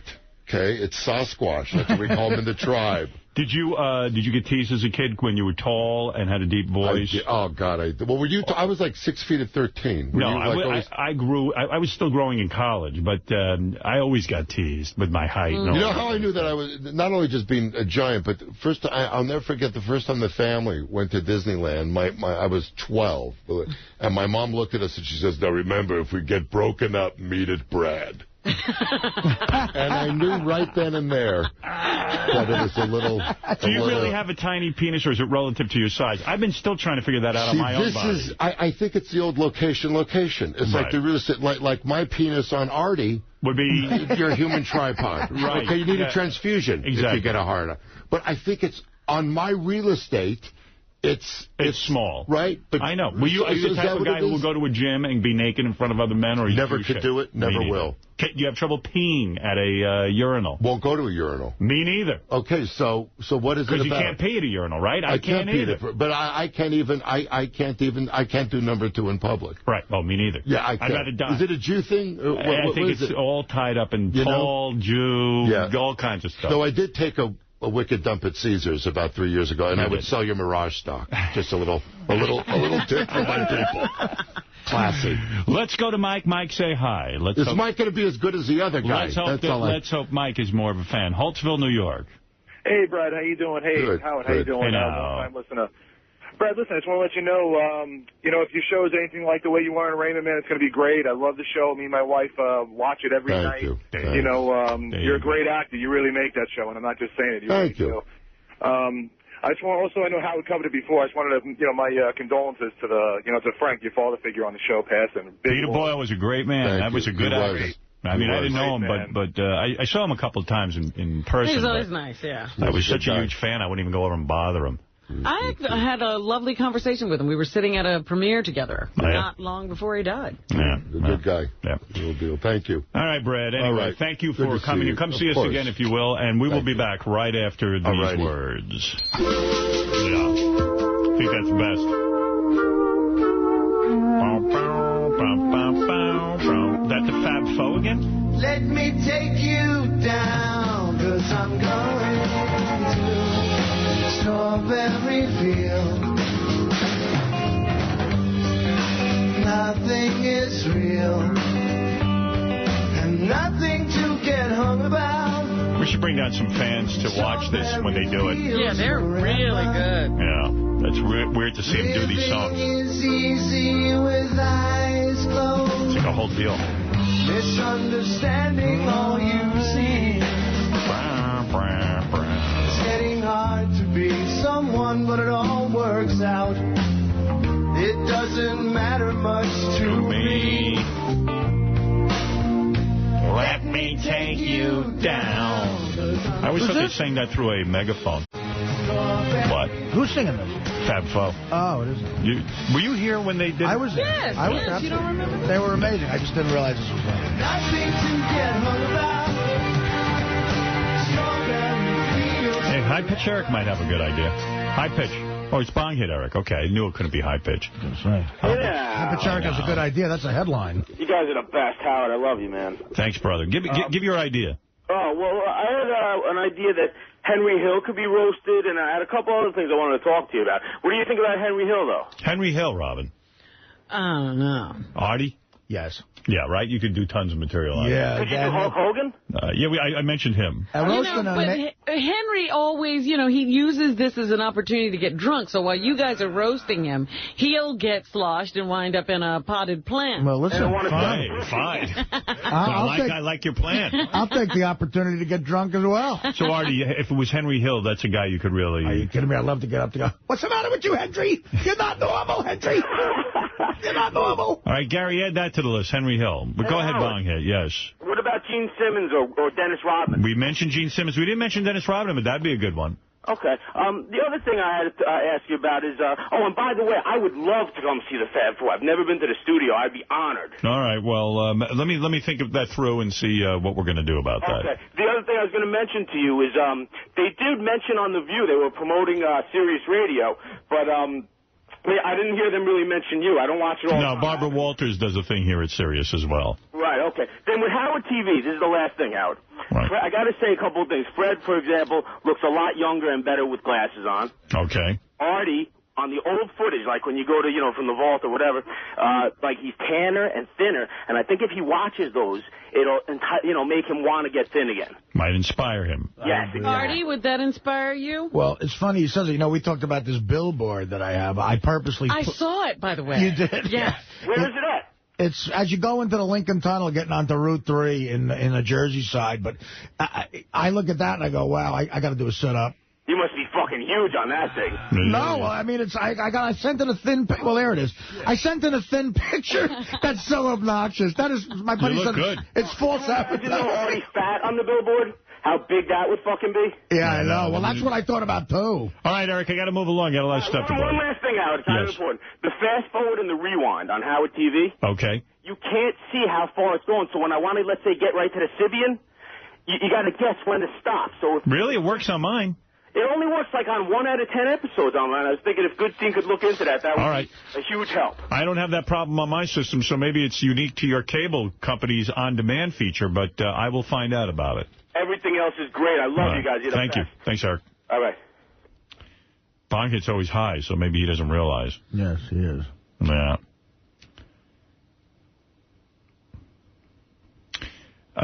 Let me just play a couple of things here before Bob Saget gets going. First of all, I heard from Wendy the retard. Did I play you this? She wants to lose weight? No, I didn't hear it. I thought this was kind of interesting. This is her latest thing. Hi, Will. It's me, Wendy. I was hoping you would be around because I would really like to know the number for Richard Simmons because I'm trying to get some of his workout tape because I can't find his tapes anywhere. I'd like to see Wendy do a Richard Simmons workout tape. I told you, I think the next Richard Simmons tape, sweating to the oldies with the retards. Mm-hmm. Yeah, that'd be good. I'd like to bring Richard Simmons in here now that he's friendly with us again and exercise Wendy with him. Sure, let him do a whole routine. That'd be good. And I'm really a big fan of his exercise program, and I weigh almost 200 pounds again. And I really would like to have some of his tapes to work out with because I can't hardly move around as it is. And I don't have much energy. So if you can, Will, can you please give me the number to Richard Simmons so I can call him? I don't know. Maybe it's better for her not to have much energy. Let's give her Richard Simmons' number, can't we? Yeah. Well, just give him the number we call and let her call. She'll call all day. Yeah. I got to play this one. Sal called a pizza delivery place looking for pizza and sex with boys. And I thought it was pretty funny. So here it is, Sal looking for pizza and sex with boys. Hello? Hey. Yes. Who's this? Who are you, sir? Oh, my name is Frankie. What can I do for you, Frankie? Well, I like to order a pizza. Okay. But I like to get a nice delivery boy over the house. Okay. How old is he? How old is he? He's a very young guy, sir. 19, 20? Yeah, he got about 22 years old. Oh, that's hot. 22 is good. Why do you want to know that? Well, look, I order a pizza from you. I'm going to put an extra $100 in his pocket. Okay. But I want him to take care of me. You know what I mean? I want to play around with him a little bit. My friend, the guy is not speaking very in English. Oh, that's even better. Fuck him a little bit, fuck him, suck him. He can't even tell the cops. He don't even speak English. But you don't like the guy, my friend. What can I do? I don't care. I'll fuck anybody. I'll fuck you. What do you look like? No, I'll fuck you, too. Can you suck my cock? Come over here. Go suck my dick, too, compadre. Would you like to do that? Sure I do. I'll give it to you. I'll give you money. How much? How much you want? I could pay you. Huh? You gonna lick my balls, too? Sure, why not? I go stick in your fucking ass. Interesting. The guy's up for it. Yeah, he was ready. Yeah, he says he's really ready. Why should the delivery boy have all the fun? Yeah, let's have a good time. I tell you, we played this clip from the Rush Limbaugh show the other day, and it just pissed me. I just hate him. I really do. He's just a pompous motherfucker. And I know it's radio, and I'm in the radio business, and there are people who hate me, but I know it's, his thing to provoke, but when he starts talking about African Americans, he just thinks I can't stand that the guy thinks he's making a point, and he's not making any point. Hey, Barack Obama has picked up another endorsement. African-American actress Halle Berry. African-American, like that big he fat said and asshole. thought of that, and he thought, wow, this is genius. Yeah, genius, African-American. And it's just like, what the fuck are you fat piece of shit? You know what I mean? Like, what are you? I'm white. I'm white, so I can goof on African-Americans. He's such a dickhead. I hate that he's successful. I really, truly do. He's so proud of himself. African-American. And he wants to get the words African-Americans out so bad that he makes 0 point. Did he copyright that? I'm sure. Hey, Barack Obama has picked up another endorsement. African-American actress Halle Berry. As a African-American, I'm honored to have Miss Berry's support, as well as the support of other African-Americans. And I love that he's getting energy off that Pretender song, He's like, African-American. He's rolling, man. How long is he going to play that fucking Back to Ohio? She evidently is so annoyed. I'm sure. It just drives her nuts that Rush Limbaugh likes her song and uses it as his theme. African-American. Well, he's not even getting the point. Like when Reagan liked Born in the USA, not even getting the point of the song. Obama, he didn't say it, but anyway, there are those greetings. He's just mumbling. And it's like trying to explain Brad's ironic joke to Julie. And he's all fat. And he's pulling a piece of paper. He's got his note written on. African-American. This is exactly what he said. If I said this, I'd say it's the worst radio performer in the history of radio. I understand that African-American Barack Obama just got an endorsement from African-American Halle Berry and African-American. That's it. That's what he said. It made no fucking point. 3/4 American. He's such a dick. He's such a dick. Please, just play my music without that annoying singing. Ladies and gentlemen, I've been butt-fucked 7 times. I've been ass-raped twice. I've blown huge black man 30 million times. That should be over that song. For a week, I ass-fucked Ronald Reagan, fuck, and I did it because I loved it. He's got the music up hot. He's getting an energy off it. Yeah, motherfucker. My specialty is to blow myself. Senator Phil Gramm stroked my huge boner, and I shocked my gobbledygook. Ladies and gentlemen, I, for one, am glad that my asshole has stopped bleeding on Richard Gephardt's hard black boner. For a week, I butt-fucked the harmless, lovable dolphin. So proud of himself with his theories and all his opinions. Lovable dolphin. African-American. Well, his constituency will be sitting there. Yeah, Barack Obama's a African-American. Yeah. Yeah. Rush says he's a African-American. A guy used to work construction with, listened to him all fucking day, man. And the most obnoxious thing he used to do is... Feminazi? Well, that or Rush Limbaugh's Rule of Life. He had all these rules of life, and they were all like supposed to be these humorous little anecdotes. And one of them was Rush Limbaugh's Rule of Life number 17. You got nuclear weapons? Use them. And the guy would laugh at him. I'm like, dude, what the fuck is funny about that? It's just an obnoxious guy advocating bombing people. Hey, Barack Obama has picked up another endorsement. African-American actress Halle Berry. As a African-American, I'm honored to have Miss Berry's support, as well as the support of other African-Americans. Obama, he didn't say it, but anyway, there are those greetings.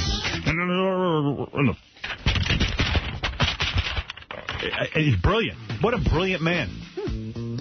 African-American. Okay, you want to say African-American, I'm okay with that. Just make a point. What's your point? You cocksucker. Really? I mean, how is that intelligent? You want to be one of these political dudes, have a point at least. Look at his website, too. Now he's got bumper stickers with his sayings on there. Still voting Democrat? You're stuck on stupid. Yeah, put that on your bumper sticker, and that won't attract attention so that your car doesn't get bashed in. Would DePace actually put that bumper sticker on his car? I'm curious if he's that over the top. I know, I was in that thing. No, there's nothing on there. Here's one. Club Jitmo, your tropical retreat from the stress of jihad. Club Jitmo, car flag. Club Jitmo, soap on a rope. Soap on a rope. What's the whole Club Jitmo thing? It's Guantanamo Bay. Yeah, but why is he Gitmo? Why is he so hung up on that? What's his... Well, people are trying to close it down, so I guess he's supporting it. Oh. Open up Abu Ghraib. Reopen Abu Ghraib. Rush baby on board. Could buy one of those signs. Sells his audience everything. Oh, well, Scott does have a couple of Rush babies. Right. Rush. I got a Rush baby. I'm proud. What's a Rush baby? Rush Limbaugh baby. Yeah. If you're a Rush family, that's a Rush Limbaugh baby on board. Oh, it is? Instead of a baby on board. You're raising your child to be in that mindset. Holy it's a Rush shit. baby. You're raising him to be a dick. Right. I always like putting bumper stickers on my car so people can have opinions of me, pro and con. That's a good idea. Anybody who puts anything political on their car is an asshole. And don't forget that. Because, you know what, you're only looking for trouble. And when you get your I hate Jews bumper sticker is going to piss somebody off. Jesus is my co-pilot bumper sticker. I've seen that. To me, that reads, I hate Jews. Jesus is your co-pilot. Absolutely. I got problems with a lot of people. I got issues. Well, see, I would be fascinated to know the process someone goes through to buy it. You know, Jesus is my co-pilot bumper sticker. I mean, like you see it and you go, yeah, I'm into Jesus and everything, but do I really want to put that on my bumper sticker, make that all about my car and have people reacting to it and draw attention to my car and potentially piss someone off? What we ought to do? We ought to do an experiment. Put different bumper stickers on the backs of cars and see what shit happens to our car. Happens? I bang black people. Bumper sticker. Well, we've had that joke about the one that aggravates everyone in the world. Oh, yeah, the N-word? I love niggers. Yeah. That's a bumper sticker? Where'd you find that? I'm saying, but that's one that would make everybody in the world mad. Right. Like, no one likes that. Let's put that on a bumper. Universally hated. Let's just see what happens. Ronnie's truck is filled with bumper stickers, and I look at that and I go, it's like NASCAR, and I don't know, and like... When I was 17, I had my car at a shitty, my first car cost me $600, 74 Matador, and I had a Yankee bumper sticker on it, and... Even at 17, after a year, I thought that was kind of goofy. Right. I was like, I don't know. I'm not going to do this again. It's the only one I've ever had. But some of them really make a point. Like, the religious ones are real harsh. Yeah. Yeah. I don't know. Like I break for fags. Yeah, something like that. Oh, man. People just looking for trouble. I don't know. Bumper stickers. And I always wonder, why did they insist that I know this? I know why I know all these common sense things. My dad used to beat it into me. We'd be driving along, my father would go, who would put a bumper sticker on their car? Right. And I would go, why? He goes, because they're looking for trouble. Why would you put that on? You're going to make someone upset. I sort of agree with that. Yeah, like it's a confrontational person. Yeah, it definitely is. You're putting it in someone's face, and that's what Ronnie's a confrontational guy. Oh yeah, Ronnie's putting it out there. Yeah, here's what I believe on my bumper sticker. I'm, from NASCAR Nation. My pussy smells like flowers. Well, thank you. Yeah, give us news we can use. There's a great old joke. It's if you can read this bumper sticker, you're too close, but it's written in Braille. Right. I always thought that was funny. That's good. See? What else do I have to tell you real quick? And then Bob Saget's going to come in. Remember him from Full House? He was a dad. By the way, I read that, that is a hit. It's considered a hit. What? The 1 versus 100? Yeah, almost like a definite, hit. Wow. I know it was renewed. I've never watched it. I watched some movies. I watched that Battlestar Galactica. I love that. And American Idol. How far have you gotten now? This has been ages you've been trying to catch up. Now I'm into the chess thing, so I'm constantly with that. So it's it's not like I have a lot of time, but I'll flip in a Battlestar Galactica to relax. Because I'm, waiting so I can discuss the current season with you. You'll never get No, I'm not up to that yet. I'm on season 2.5. I am, 2.5. And you finally watched The Departed. Yeah, that was good. Great movie. Great movie. I'm waiting for my daughter and I watched it. It was great. Yeah, I'm waiting for you to see the new Bond movie. I'm curious. Yeah, you still haven't seen Casino Royale. The only thing embarrassing, I haven't seen that. The only thing, is that out on video yet? I don't know. The only thing embarrassing is in Departed, they have a sex scene. Right. How is that? With your 14-year-old you're watching that? No, I watched it with my daughter Deborah, who's 20. Okay, and that's still uncomfortable? 21. It would be uncomfortable to me. I don't care what my daughter's age is. I was going to say, does it ever... was uncomfortable. Yeah, we talked through it. Not uncomfortable. You know what I did? I started talking. Oh, did you? Yeah, something I remember when I went with my dad to see Barbarella, Jane Fonda's tits were in a plastic casing. I remember just really being embarrassed. That was a pretty sexual movie for back then. Definitely. I'm sitting there looking at my dad, seeing if he's got a boner. I just got all uncomfortable. It was just really weird, and I felt weird with my daughter, watching a sex scene, Now, did she say and we were anything, laying in bed watching TV. Did she stare straight ahead, or? She stared ahead, I stared ahead, and we were laying in bed watching TV, and it was this is because, of course, the TV in my living room is yet broken again. Oh, stop. And then I blew up, and then I made a phone call to the guy, and I was really nasty in front of my daughter. My daughter thinks that my anger goes through the roof too much about stuff. I go, but it's been 7 years, and my TV doesn't work. She doesn't understand how many times it hasn't worked. Yeah, I said, and I realized, she goes, well, maybe that's how people get things done, but, it just seems like you blow up, and I get upset for you. And I said, well, I blow up because I've been nice 900 times already. How many times can I be nice? I don't know what to do here. They're not solving the problem, and I spent a lot of money on this. I got that whole system. Right. What's not happening now? Yeah. Did the screen come down and everything? Yeah, but then the picture goes out. Oh. The audio's there, no picture. Oh, that's always great. Halfway through the movie. Really? Yeah, and then they come and they tell me it works fine. I know what's happening. How come you know what's happening? I know what's happening. What? You have that projector. Yeah. It overheats. Yeah. And it goes down. But I got air conditioning on it. It's still overheating. It's in a small enclosed area, isn't it? Yeah, well, don't sell it to me then. Oh. It gets very warm, and then that's what happens. It's just like Bubba's scar. Small area, sweating. Yeah. That's gross. Yeah. It is gross to think of that. But, it does seem like you have a great system there, but it does seem like a lot could go wrong. Yeah, I just want to watch TV. Too many moving parts. Yeah, I just want a nice TV. Yeah, but they got to find a new place to put that thing, like in a freezer. In a meat locker. I agree with you. It would make me furious. Well, now I'm Well, then don't sell it to people if it doesn't work. That's my point. Well, you know what? The problem is, that, these are things that are meant to sit out in the open. Yeah. But now we put them in houses, and we want them to look nice or not obscure the scenery and the ambience, and so they're putting them in these little boxes, and they can't breathe in them. Yeah, well, then just give me a regular TV and call it a day. The Sybian documentary is now on the air, by the way. It chronicles the entire history of the Sybian. Not only its association with this show, but its overall introduction into society and how the Sybian is affecting our culture. Now, this is over an hour and a half. And there's a lot of Sybian. It recaps all the great favorite show moments that have taken place over the past year. The show took about 2 months to produce. It is unbelievable, the amount of detail in this show, and produced by Jay and Lee, who work for Howard TV. So, there. I've plugged it, and I'm telling you to watch it. It is very, very big. Very, very big. Somebody wrote me a letter, and they listened to Artie's description of everything he ate in one day, and they totaled up the calories, and it came to 5,080 calories. Yeah, we were saying 7,000 to 8,000. It might even be. A little less.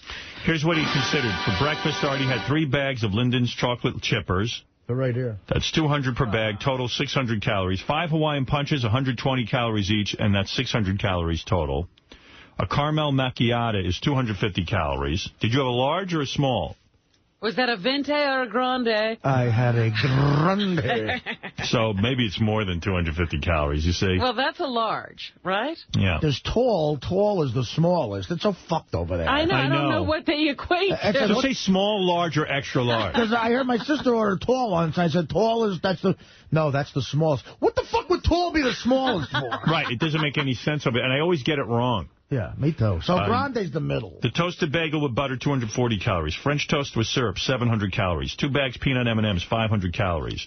Uptown pizza, 2 slices of Sicilian pizza and a root beer, 580 calories. Sleep, then chicken parmesan with meatballs on the side with bread, 800 calories.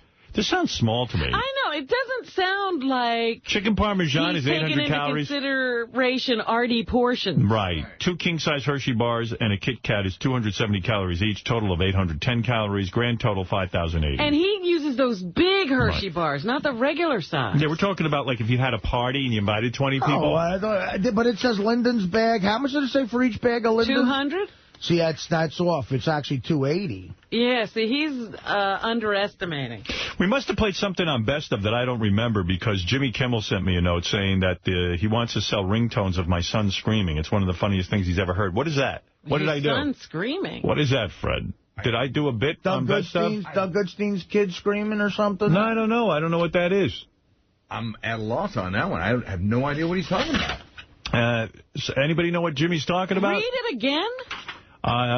We're going to sell ringtones of your son screaming. It's one of the funniest things I've ever heard. Your son screaming. Must be some bit. Do you know what he's talking about, Jason? I think you guys were talking about a movie being made of the Michael Devlin kidnapping, and then he started joking about selling ringtones of the son. Oh, yeah, right. Oh, okay, all right. Now I know what he's talking about. Remember we were talking about Michael Devlin and him kidnapping people, and you know what? I really don't remember. I don't remember, no. Yes. What else? Bubba's Wedding Recap is the most popular feature right now on Howard TV. I thought I would mention that, and it is up, and you can watch that. I'm actually worried about Bubba after Robin's Yeah, when I heard the show, I was like, oh, my goodness, he's lying down to do the show. Maybe we'll call him during the news. We talked about scores. And, hey, is Bob Saget here? Oh, he is here. Okay. There's a new website up, artiesondrugs.com, and it chronicles every reason why they think Artie's on drugs. Oh, jeez. What are they saying? Because I'm cool? Let's see.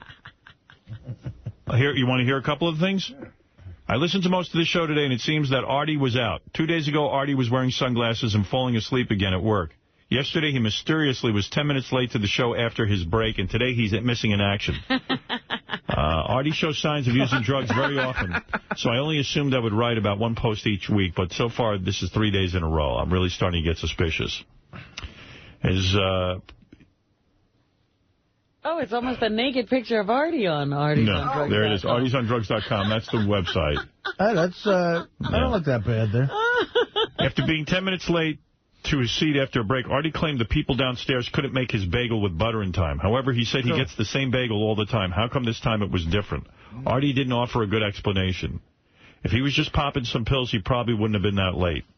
Following yesterday's symptoms, he may be back on heroin and had to wait for people to clear out of the bathroom before he could do his thing. Do you think I got out my works in the bathroom? It's a pretty nice website.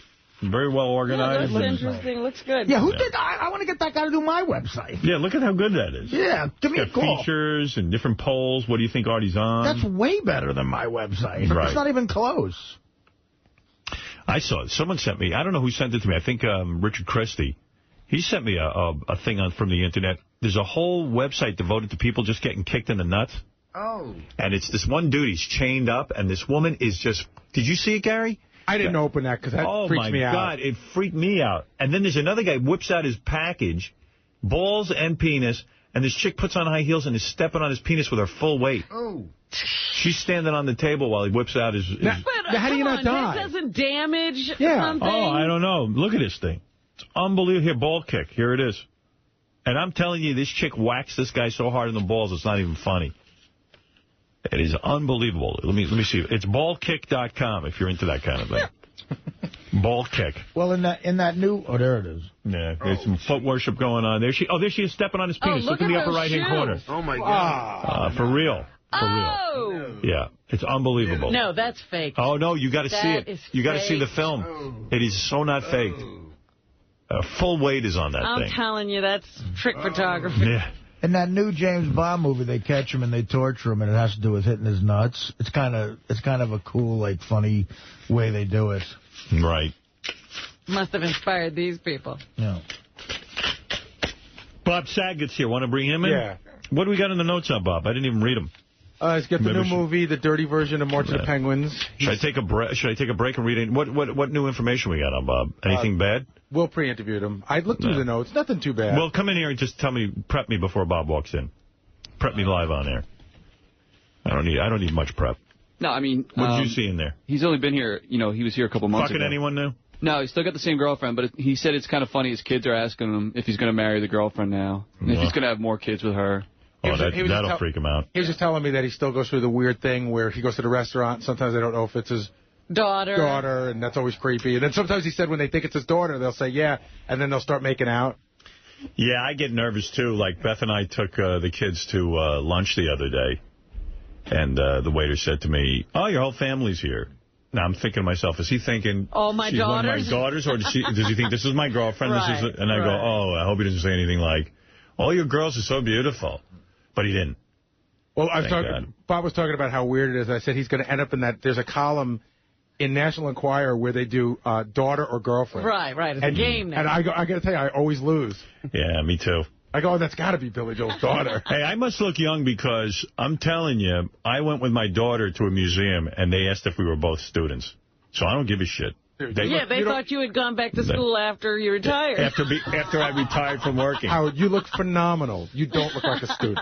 You look phenomenal. The woman looked up and said, are you both students? And I once took my daughter Deborah on vacation with me, and she was about 19 at the time.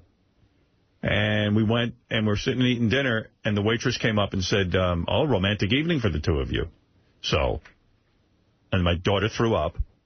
And said, that's disgusting, and you go explain to the waitress that I'm your daughter. Well, I don't know why, but a while ago I was with somebody, and they said to me, how old is Howard? Uh-oh.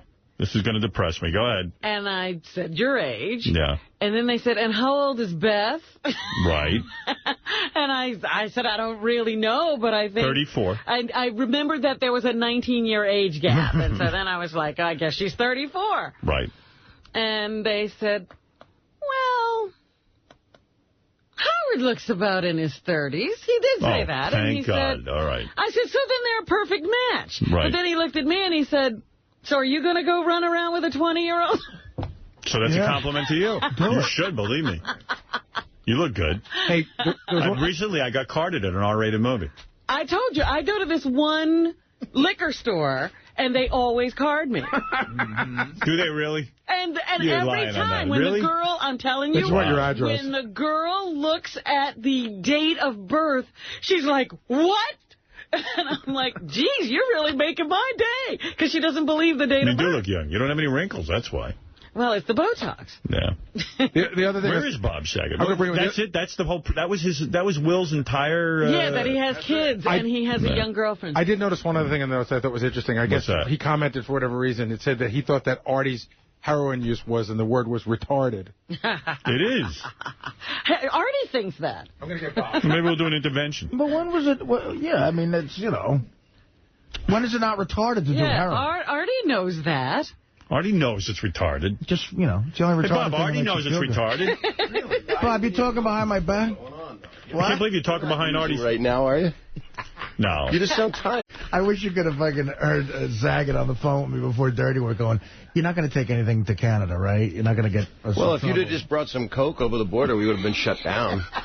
Yeah, we would have had to, and we had to call, like, Kevin Farley would have been in the room. I'm nervous.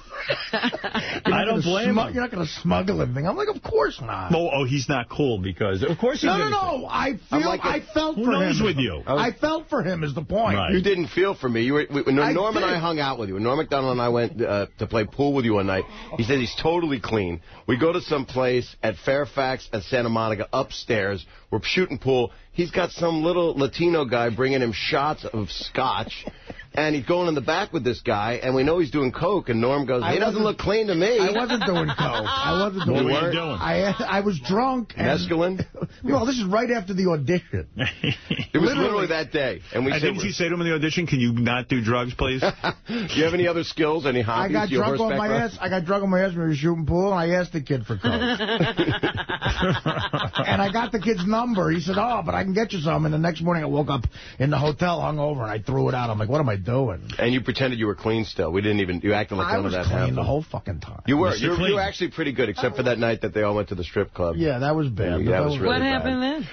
It was, how are you? Hi. Right out of the box. We might as well hear it all. Yeah, right? What did he do? Well, it was, a couple of the guys started hanging out, and the wonderful Chris Farley and Norm Macdonald all went to the strip influences. club. Yeah. I know, right? Farley. There was 2 months before Farley died. They were all practicing on how to fill their lungs with fluid that day. Did you do coke with Farley? No. But he had one of those handlers with him. Brill Stingray gave him a handler who was so easy to duck. I mean, the guy was just like, look, I don't know if it came right from the management company. Well, I don't know, but the guy, I mean, the guy was the kind of guy you could go, look, there's a bird. You know, and we all went to the strip club, and Farley had strippers hanging off his arms, and like they were all like into them. And were you in the special room? Because we went in that back room. The brass rail. And I had the whore room. Yeah. The brass rail was called, and I was with a major Buffalo Bill at the time. I won't say his name, but I was a sport fan. I was happy to meet him. He was making out with this chick. And that's when I convinced the chick to come back to my hotel and blow me. And I thought it was... And, did she do it? I got a blowjob from her. I never knew that. I thought as a director, I was supposed to know that. I got a blowjob. You know, girls are so different. They never go, man, I went out, I got this guy to fuck me. I got it off him. You know? But I thought I was smooth. And then we figured out in the Canadian money that I'd given her... Like, it was $800 I'd given her. So you had not been late. If I'm correct, you had not been late for a very long time when you did. Yeah, no. I was through rehab. I went up there very horny. Did you get laid in rehab? No. I don't know. Come on. It's hard to pull off. You got to be A-list on that, right? Some people can do it. I can't get laid out of rehab. You telling me you were with Farley and you didn't get high with him? No, I didn't. Look, what am I He might have not been, Chris might have not been getting high that night because he had had a hard week. He claimed he wasn't doing any drugs. And was he drinking, though? He was trying really hard. Yeah, he really was. In the strip club, he might have had some drinks, but I think that everybody was really... See, everybody around him was very protective of him, including Norm. Yeah. And Sandler, who was up there for a few days, was very protective of him. Like, don't fuck around with him. It must be great to be treated like a baby. A baby. Everybody's watching. And he was like a baby anyway. He was like a little kid. He would either be real aggressive and hilarious, like a Gleason. Christ, was he funny, though. And then he would go, was that okay? Was that fine? But what's great about it is like a little boy. Like literally, he's got people like Sandler has to watch out for him. Huge stars watching out for him. It's kind of a cool move. I have that. I have Stamos and Coulier. Yeah. Nobody ever watches out for me. You know what I mean? I would if you had problems. You don't have any problems. I get critiqued. What am I going to say? So many women in my life. What am I going to tell you? I am. Do you get a hard time having 3 girls? Do you find yourself, because I get critiqued, like, Dad, why would you say that? I'm the worst. When I blew up at the guy with the TV set yesterday, my daughter really laid it on me. What was that? I lost it. I got this TV set. Don't work for years already. And the guy, I put in a whole screen and a whole thing, and it just pisses me off every time we try to watch the thing. So I called the guy, and I was like, hey, I was honest with him. I go, I'm pissed, and, oh, you don't have to react that way. Yeah, I get that every day. Yeah, they think I'm a hothead, this and that, the other thing, and everything I do is wrong. But are you like 0 to 60 anyway? Just like, I'm a 0 to 60 guy. It's bad for our hearts, I hear. Well, you're like that too? Yeah, I'm nuts. You get pissed off at everything. Yeah, the pool remote didn't work, and I just put it all in. How dare he? No, I don't mean like that. I wasn't like I was crazy. It's just that you get angry. I get angry. Everyone was watching TV. I wanted it to be a good day for everyone, and then that was just fun. But this is a Sunday you call the guy, right? Yeah, Sunday. That's weird. Is he a religious guy? No. I don't care what church you're in. I don't care. I get over here and fix my TV. It's just every Sunday. My daughter goes, it's a Sunday, you shouldn't bother him. And or Beth might have even said, it's a Sunday, you shouldn't bother him. And I said, well, I'm having a shit day. Yeah, you're bothered. Why can't everybody else have a shit day? Drag you down with me. Right. So what's going on with you? What is this movie, Penguins? It's a... What a penguin. What is it with this? What are you doing? Have we had enough of this shit? Your show 1 versus 100 is a hit? Hit show. Wow. Friday night, the Shabbat. It's the #1 show of all of television. He's good on it, man. I watched it. I haven't seen it. He's Thank really you, good on it. I'll give you some coke. Give him some coke. Can we stop at the coke? I know. Yeah, it's not good for your reputation. I'll be working construction in 2 months. You can't do coke and do construction. You can be in show business. I love Artie. Actually, you're right. If you mention drugs, you're going to hurt his career. Yeah. He can do them, but if you mention it, don't mention it. I get upset when I hear about it. I get actually, when I heard about you a couple months ago, what happened, and if it's true, that you had just gone for a little bit, and you were it just upsets me. I mean, I care about you. I appreciate it. Saget really does. I thought he was one of those fake guys. Real sincere on the radio. You think Saget's a fake? I thought he was, but he's not. I think he's really genuinely interested. But that's only because we. But to a point, to where it's like, all right, you're okay. Now I'm going back to Malibu. I think right. I wasn't in Malibu anymore. Yeah, right. So how's your girlfriend? She's good. Yeah, huh? Yeah, she's a nice girl. Bob got out of the marriage. He's getting very young pussy. Yeah, what is his age limit? No grass. Do you have a limit? What's your age limit? There's no grass on the field. Don't play ball. Make sure there's a rubber on the mound. No, right? But she's... you going to marry this broad? I don't know. I care about her. How long has this been going on? Right. 9 months. Wow. Oh, yeah. 9 months. It's too early to think since graduation. Hummingbirds don't live that long. Right. But my daughters like her a lot. She's a very sweet girl. 26. Wow. On the freeway. On the freeway and a little bit less than... How old are you now? You're like 55. You're 50? 50, you drug-laden bastard. You drug addict. Heroin taker. You know I'll get your back, Artie. 26, Smack addict. Boy, that's young. Yeah, she's very smart. Did I ever tell the story about the flat tire about you on the air? That's a pretty funny story. What story? This is an example about Saget. We did tell it on the air here a couple years ago, but we weren't over at Sirius. You realize this chick he's dating was 11 during Full House? 11. Sometimes I'll put on a cardigan sweater and I'll read her By the way, I sat right in back of Wendy Olsen's. At a Rolling Stones concert. Yeah, they're real fucked up. I love it.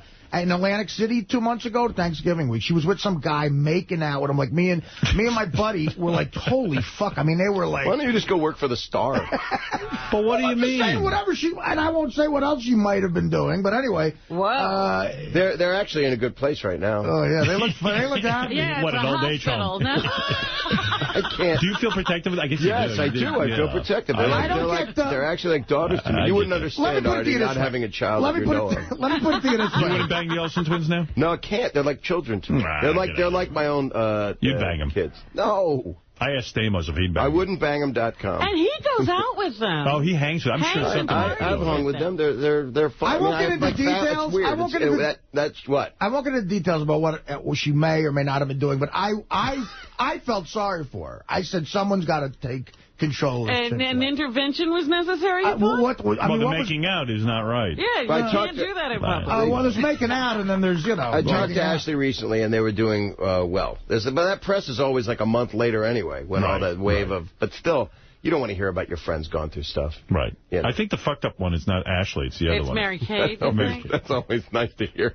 I think Ashley's kind of normal. One. Yeah. They're both, they're not living a regular life, right. You know. It's a heightened... How could they? It's all your fault. Right. But everybody believes that, by the way. So Farce of the Penguins. Well, wait a second. Before we get to that, I know. What was the story you're going to tell about Bob? This is an example of how, like, maybe Bob's a little full of himself, being famous, you know. Okay, go ahead. No, I was an asshole. I was being a total asshole.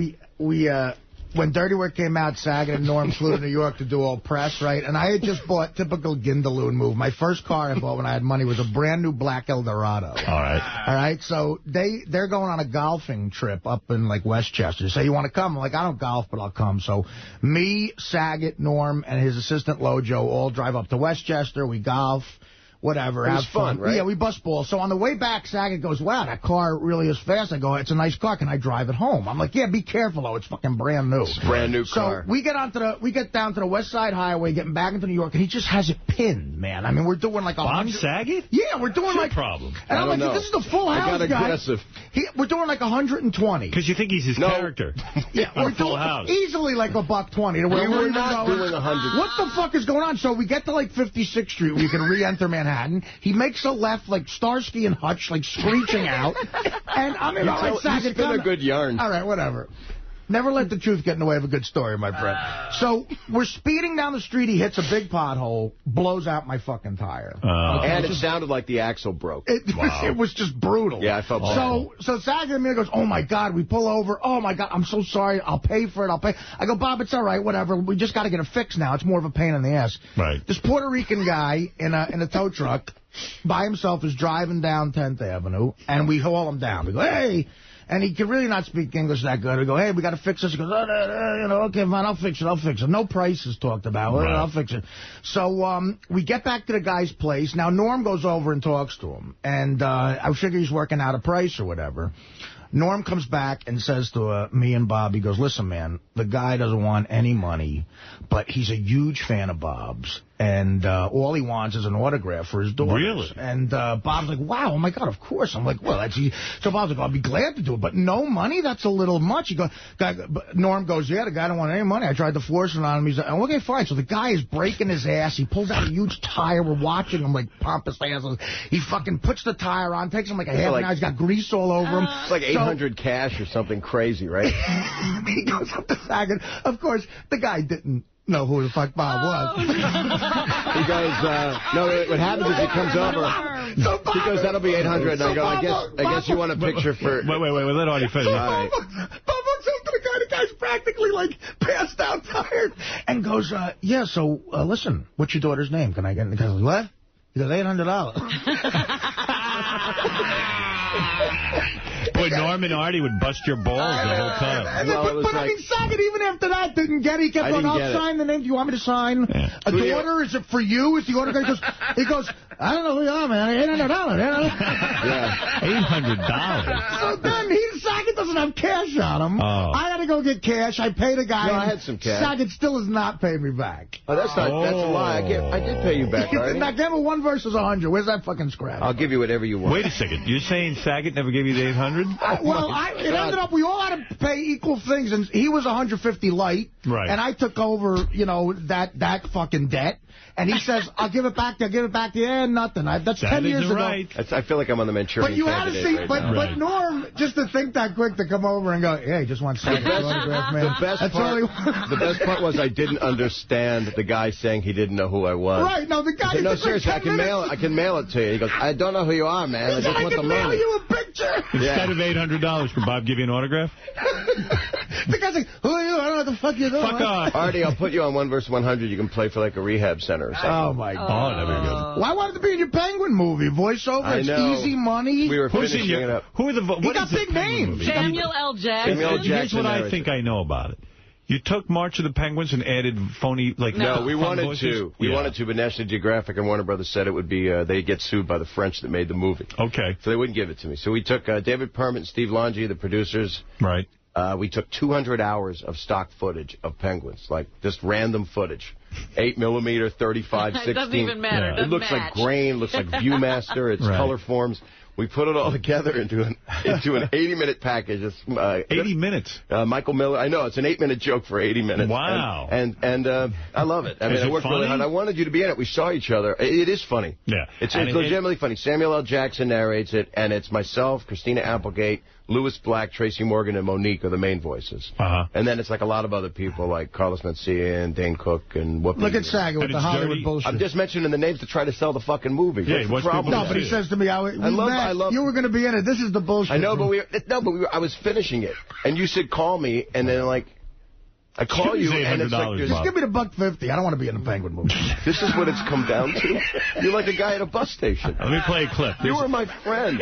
You should have looked out for me. Is it really dirty? Yeah, it's filthy. And what is it, penguins screwing each other? Yeah, by the end, by the third act, they're all fucking. All right. Let me hear this. Everybody got boxed but me. I gotta bang something. I don't care what. Whose voice is that?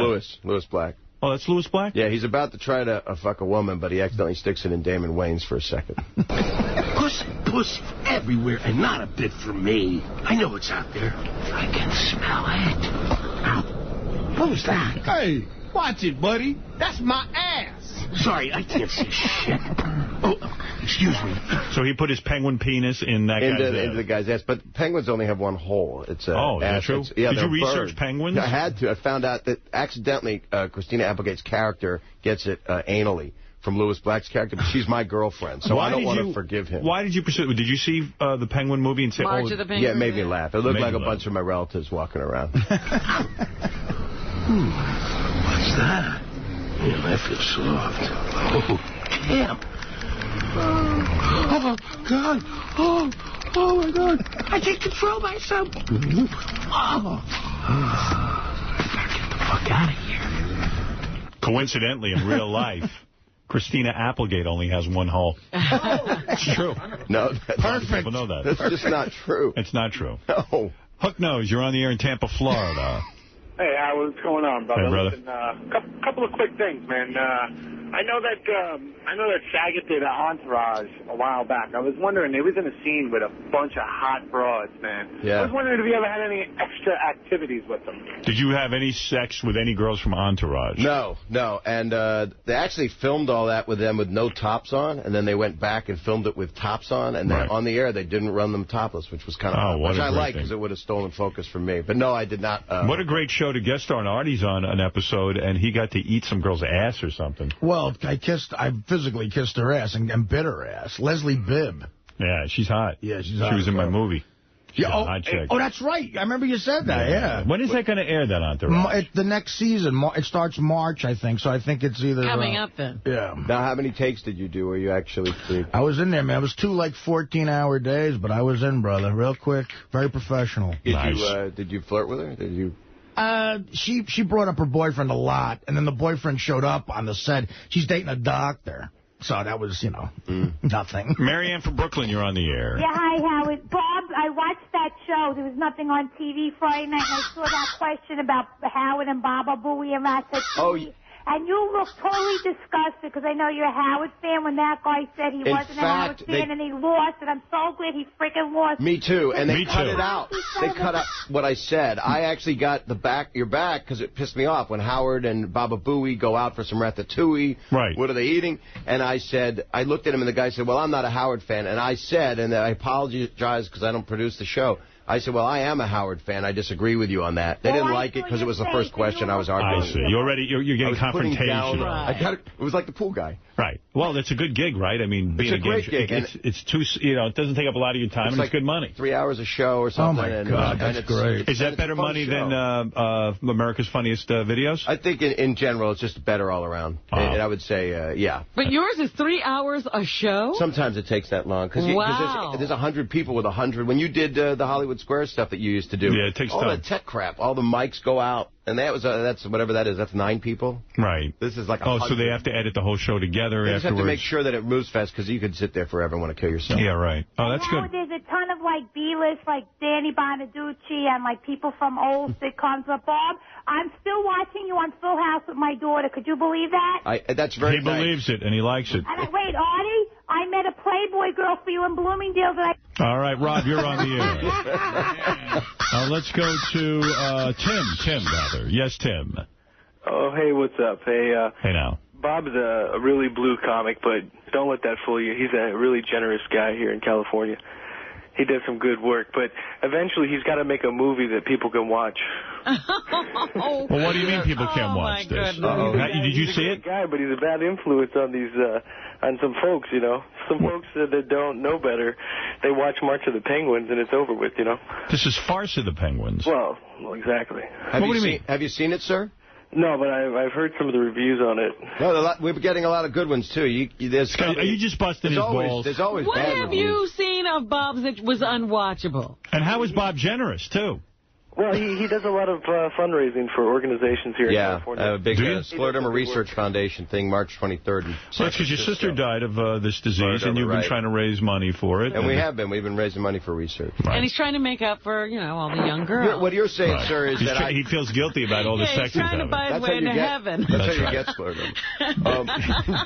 Sex with young girls? But, sir, you're saying that I shouldn't be taking something that's sacred for families and turning it dirty, and that's the charlatan move? Or? Oh, no, I'm just busting balls. He's busting balls. He hasn't seen that's it. okay. Bob Saget's film, Farce of the Penguins. Don't take him seriously. Don't take anybody who calls us Don't seriously. take anybody seriously. He's just saying it's bad to make you freak out. No. Bob Saget's film, Farce of the Penguins, is available on DVD tomorrow. So it's going to DVD. Straight Pick it up. to. If you have a theater in your home, it'll be in theaters. Check out the film, farceofthepenguins.com. You can also go there and get it, farceofthepenguins.com, and see Bob host 1 versus 100 Friday nights at 8 o'clock on NBC. You got hot chicks on that show?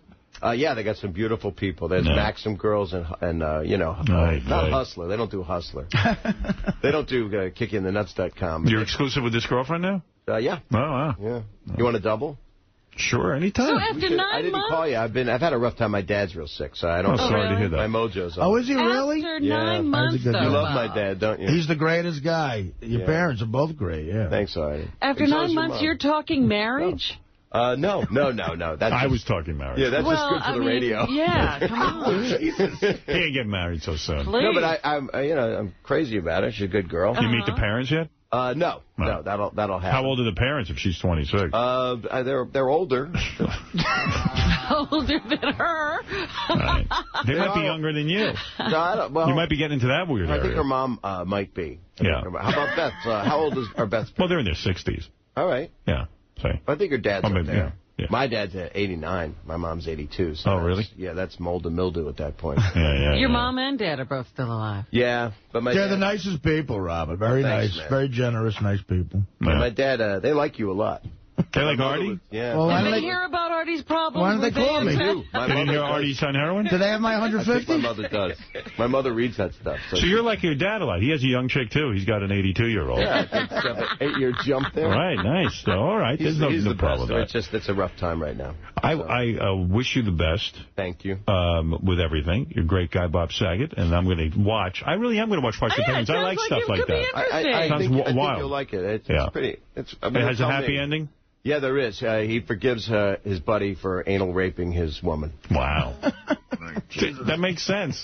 That's what penguins should be talking about, because that's all they do is eat, try to survive, and fuck. And one time, they fuck once a year. Right. So how's that not funny? The guys stand around with a baby on their foot. You know? Did anybody here see that? Did you see that? Who here saw that? I saw it, and he saw it. I think that's fascinating. Yeah. Great movie. Mine is like that without the violence. Good. Good. No babies being smashed. No, they're there, but we don't nail it. So go to farceofthepenguins.com. Look into this new movie from Bob Saget. Make sure you watch 1 versus 100 Friday nights at 8 o'clock on NBC. Thanks, Bob. Thank you. And we're going to take a break, and then we'll be right back. Robin will do the news for us and all that other stuff. Yeah, baby. Yodel for me. You sound like you got a nice pair of them fucking baloney tits. Right. This was talking to Artie. I said, boy, you guys really had no respect for Bob Saget when he directed you. You guys were goofing on him, fucking with him. He got totally shit-faced the day he was hired. Right in front of the guy. That's when you know the movie ain't going to be that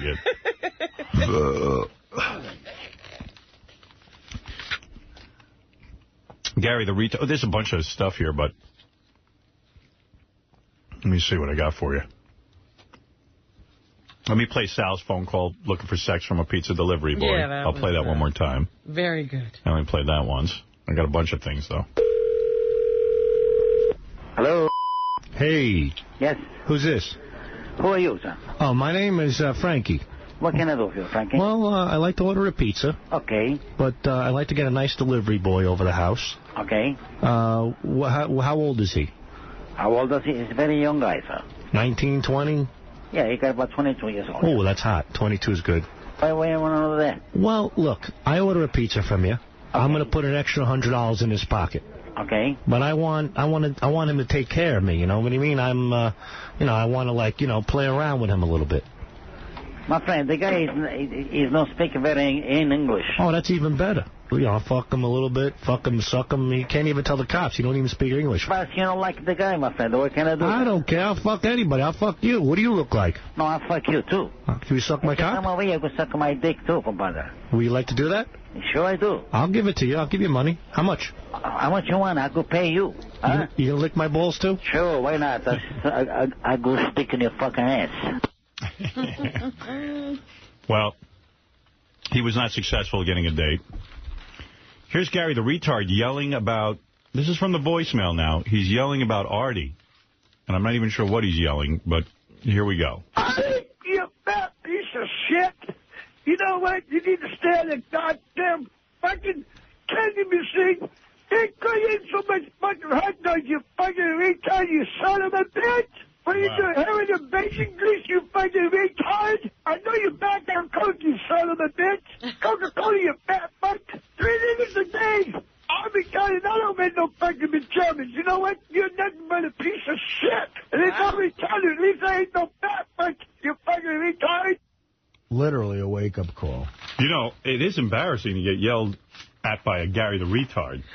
Well, the worst thing ever was Levy was on the road with Beetlejuice, and Beetlejuice told me I was a mess on the phone. By the way, we are looking for Miss Black Howard Stern. I mentioned it earlier. Miss Black Howard Stern, sponsored by ClipsForSale.com. And it's a $5,000 prize for winning this package. Yeah, it's not shabby. All right. That's Clips, the number 4, and then sale.com, the number 1 downloadable clip site for buying and selling adult video clips on the net, with over 300,000 clips to choose from. And I like this. I think they charge it like, I'm not sure how it works, but something like 10 cents a minute or something. Oh, yeah? Because you only need like 2 or 3 minutes with porn. Right, you pay for how much you watch. Exactly.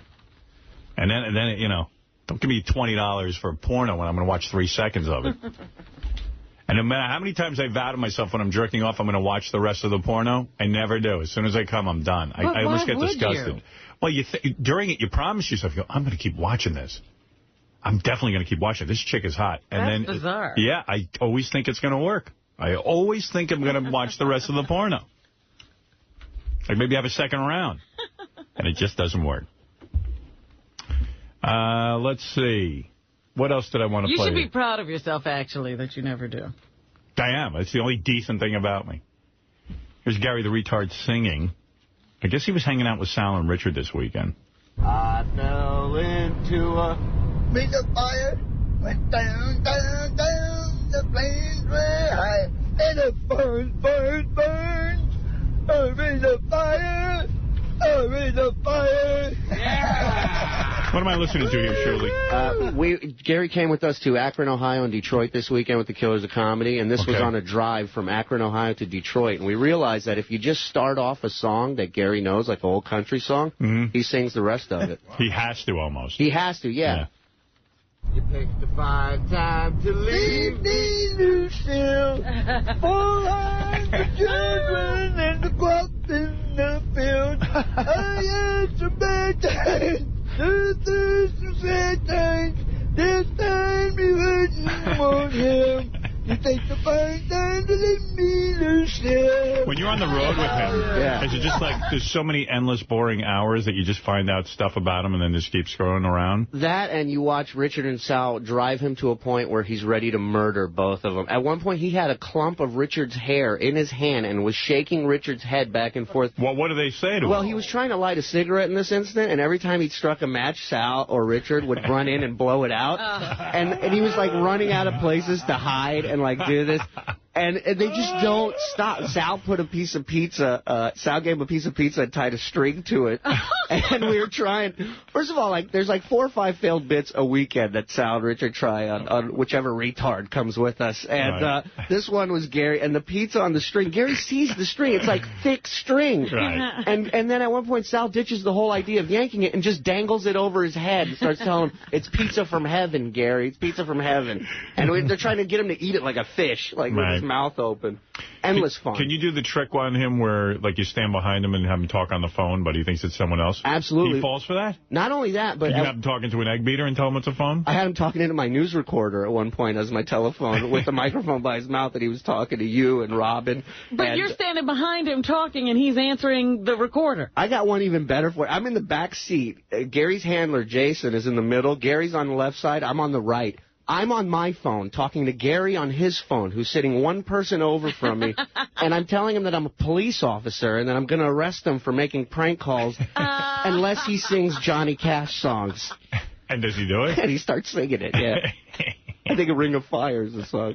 You know what? If they had sung all of his lessons in school, he'd be a genius. And you're telling me, like, if I just go... But you got to know what songs he knows, right? Yeah, that's the hard part. Does he know all the biggies, like... the Beatles. Well, no, he says countries. Right. Country's his big thing. So if you said, like, Mama, don't let your babies grow, you think you could finish something like that? I think so. We got to have him in now. See, that's what I'm saying. See how many country songs deep Well, you know, is. this is a game show. I'm going to be the host, and I get up and I go, okay, it's time to play. What songs can Gary sing? Yeah. And then I'll mention a song, and then you'll bet. Okay, we have to guess. Can he sing that one or not? It's almost like a Name That Retard's tune or something. Okay. Does he have an era? Fell into a... Ring of fire went down, down, down. The flames were high. And it burned, burned, burned. This is his savant talent. Ring of fire. We finally found it. His arms start flapping. He gets so excited that he's singing, man. He was so happy. You know, his birthday's coming up. He's coming in at the end of February. I'm flying him in. How old do you think Gary's going to be, Howard? I'm going to guess Gary's about 40, going to be 41. Anybody else want to guess? I say 46. I'm going with 45. I say he's over 50. I bet he's like 56 years old. How old?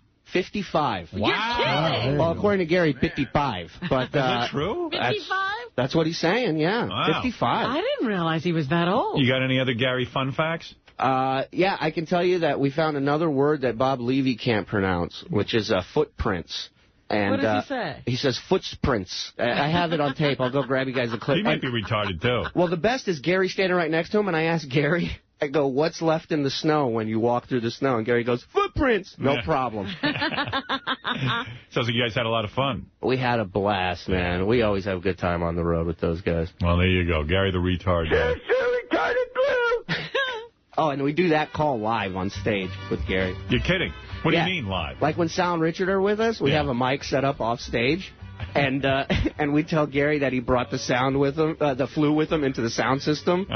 And we have Sal come on as the engineer, and he tells him, you know, if the flu comes into the microphone, Gary, just, you know, don't panic. And then Richard gets on the mic and acts like the flu. But they always end up ragging on Levy through the bit. Like, Richard will go, what do you think's going to die first, Gary, this bit or Bob Levy? I can't believe Gary the retard looks so young. Yeah. I guess when you're missing a few teeth, it keeps you young looking. You got to try that. The whole top row's gone now. I hear the train a-coming. It's coming round the bend. I ain't seen the sunshine since I don't know when. But I'm stuck in Folsom Prison. And time keeps dragging on. Nice. Yay. Yay! I'm talking on a salt shaker at the restaurant. You see Jimmy Florentine around? I saw him last weekend with Art in Miami. How's he doing? He's doing good, man. He's getting back on the horse, you know, and he's talking. He's never on the horse. Right. Well, he's not getting back on the horse. Getting back on the saddle. But yeah, whatever. Saddle, horse. He's doing good. He's out.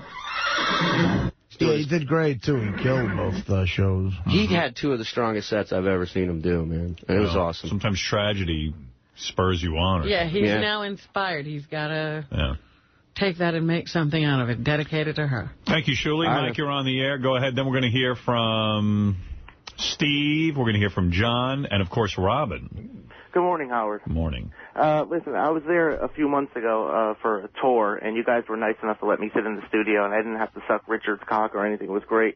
And yeah, we regret that. I want to say that was a mistake. Everybody was so nice, and even like Howard and you guys let us sit in on the wrap-up show and stuff, and Howard like met us afterwards and talked to us a little bit, and Gary talked to us for a while. And I went like after the show, you know, everybody's leaving, and I go over to Robin's booth, and I figure Robin's going to come out. I figure I'll meet Robin. And Robin, like, totally ignores us and just walks away. And I just think she's, like, snooty now, you know, like, now that she's all famous and rich. Robin, what about that? Are you snooty now that you're famous? I don't recall your being here. I don't know what was happening. Remember we were there? I was the auto auction guy, and my friend made the joke about Dick Hertz or something. Honestly, we don't remember that stuff. I'm sorry. I don't even remember. I'm sorry if I didn't come out. I certainly regret it. As you know, a newswoman sometimes has to cover a story. I see. Yeah. And listen, I also wanted to ask you... and in Robin's defense, if I may, Robin... She was snooty long before she was famous and rich. Right, Robin? I try to tell people that Rich hasn't changed me. No, she's always been that way. She always acted that way. Nothing has changed. Better than everyone. Hey, do you want to hear my King of All Blacks impression? Please. All right. Yo, Howard. Yo, what kind of, like, when you walk into your house, right? Like, what kind of welcome mat do you have? Like, I got one from me. All right. Now I'm going to be rude and hang up on him. And now you can call back about you. Now I'm snooty. Something's changed about you. Stuff went downhill after the Dick Hertz joke.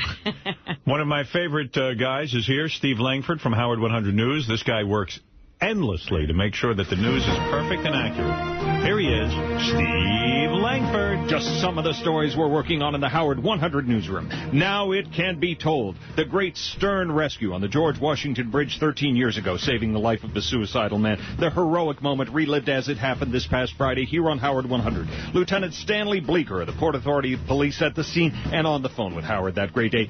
Now telling Howard 100 News a story about Gary Dell'Abate. Lieutenant Bleeker claims Gary told the officer if he ever needed anything to give him a call at his home number. Lieutenant Bleeker says, in fact, he did call in with one request, to buy 2 tickets to the premiere of Private Parts. Lieutenant Bleeker says Gary never returned his call. Oh. Gary, what's with you? You're my representative. I have zero recollection. I don't even remember the guy. I didn't give him my home number, and the only thing I can think of is he called in a day or two before. I don't know. I just don't remember him. All right, there it is, a clip from Gary. A little response.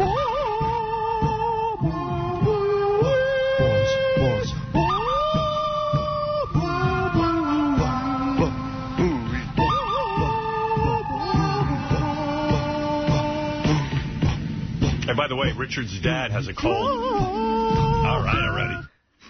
Richard, thank you. Richard's dad had a cold. Oh, yeah? Yeah, I haven't heard this one yet, but I always like listening to Richard's dad because he's out there on that. He got his cold when he went rabbit hunting. How many dads do that? Richard, this is your dad. I just figured I'd call. I ain't feeling very good. I got a bad cold. Went out rabbit hunting, I guess. What?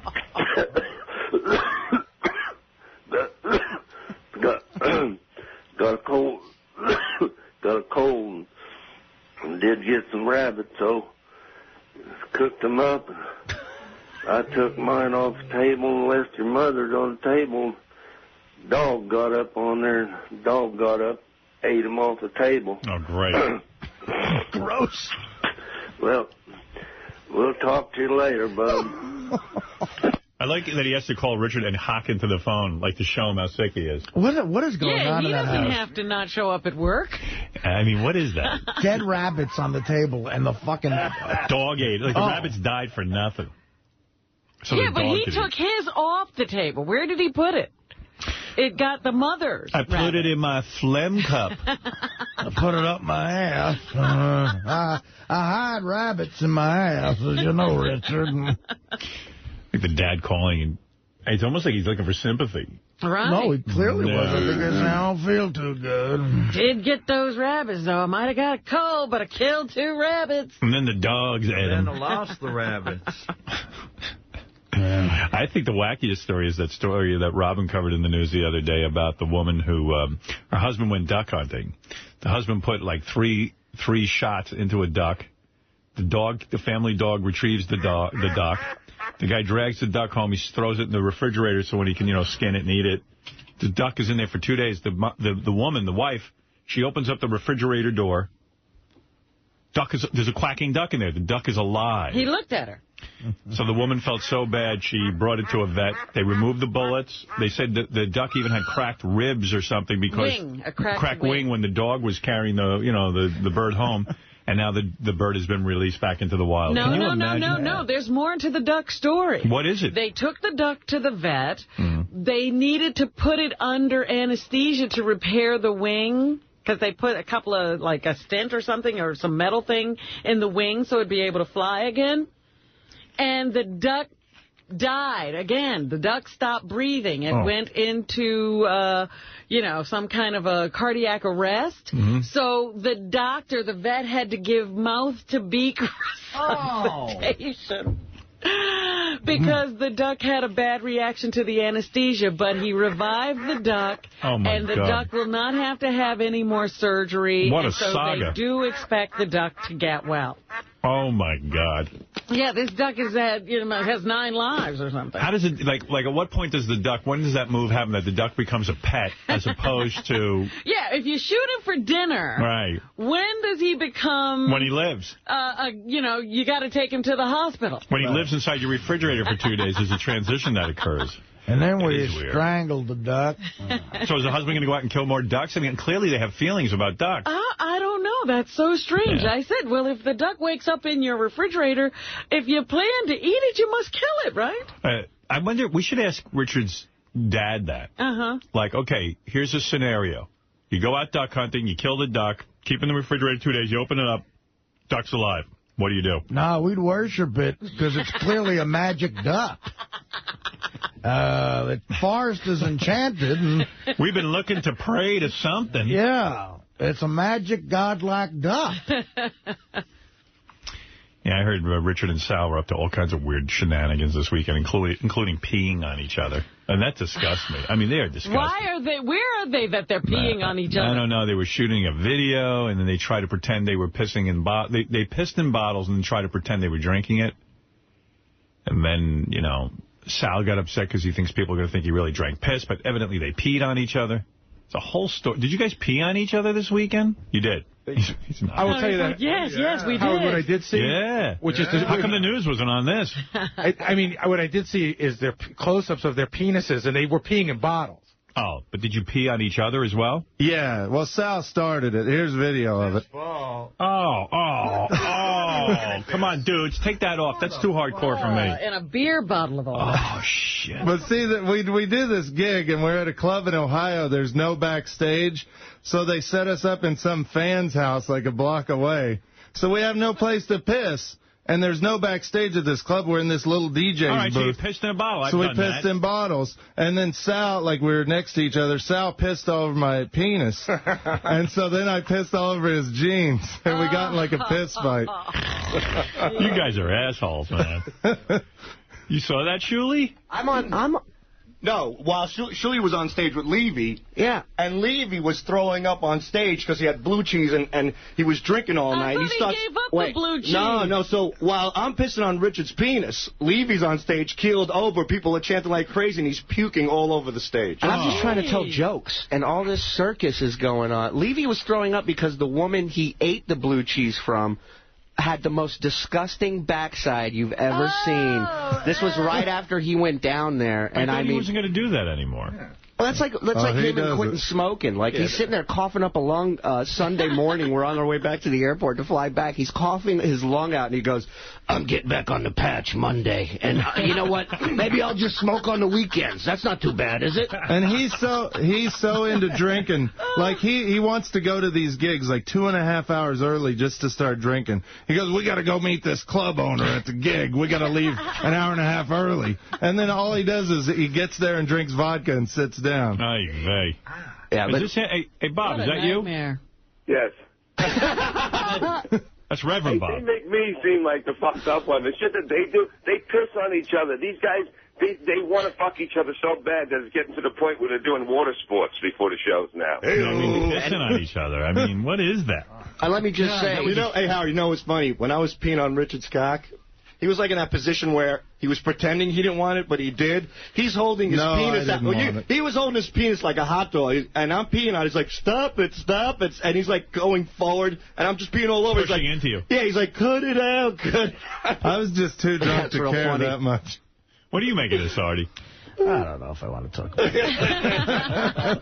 Have you ever done that backstage, Artie? I don't think so. I would just, like, was there pee all over the floor and everything? He peed on Sal's pants. Did you have another pair of pants? Nah, I didn't care. I was so fucked up. He could have shit on me. I wouldn't know the difference. Oh, my goodness. Sal was a mess. You missed an opportunity. Yeah, I got really Hey, Bob, what's this? You can't say footprints?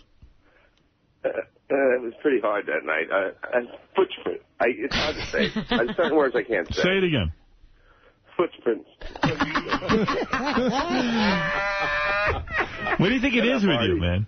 I don't know. There's certain things I just can't say. And then I find out more words each fucking week. I'm down to like 7 words I can say. Can you say the word foot? Foot. And then say print. Print. Now let's put it together. Footprint. Footprints. What's wrong with his brain, Robin? There's definitely something wrong with his brain. Is he, like, retarded or something? It's not a retarded thing. I think it's like a Tourette's kind of thing. Like, it's like one of those little blips. And I just want to say, in Bob's defense, Richard is no slouch when it comes to drinking either. When we got to fly out to these gigs, Richard shows up at the airport. First stop, forget getting a ticket to check in. The airport bar, because he hates flying, so he's got to get loaded. That's when he gets on the flight. Then he keeps hitting the flight attendant button. Like, you see the look on these flight attendants. They want to kill him. Because they keep bringing beers. It looks like there's a picnic underneath his goddamn chair. There's cans everywhere. There's noises and shit.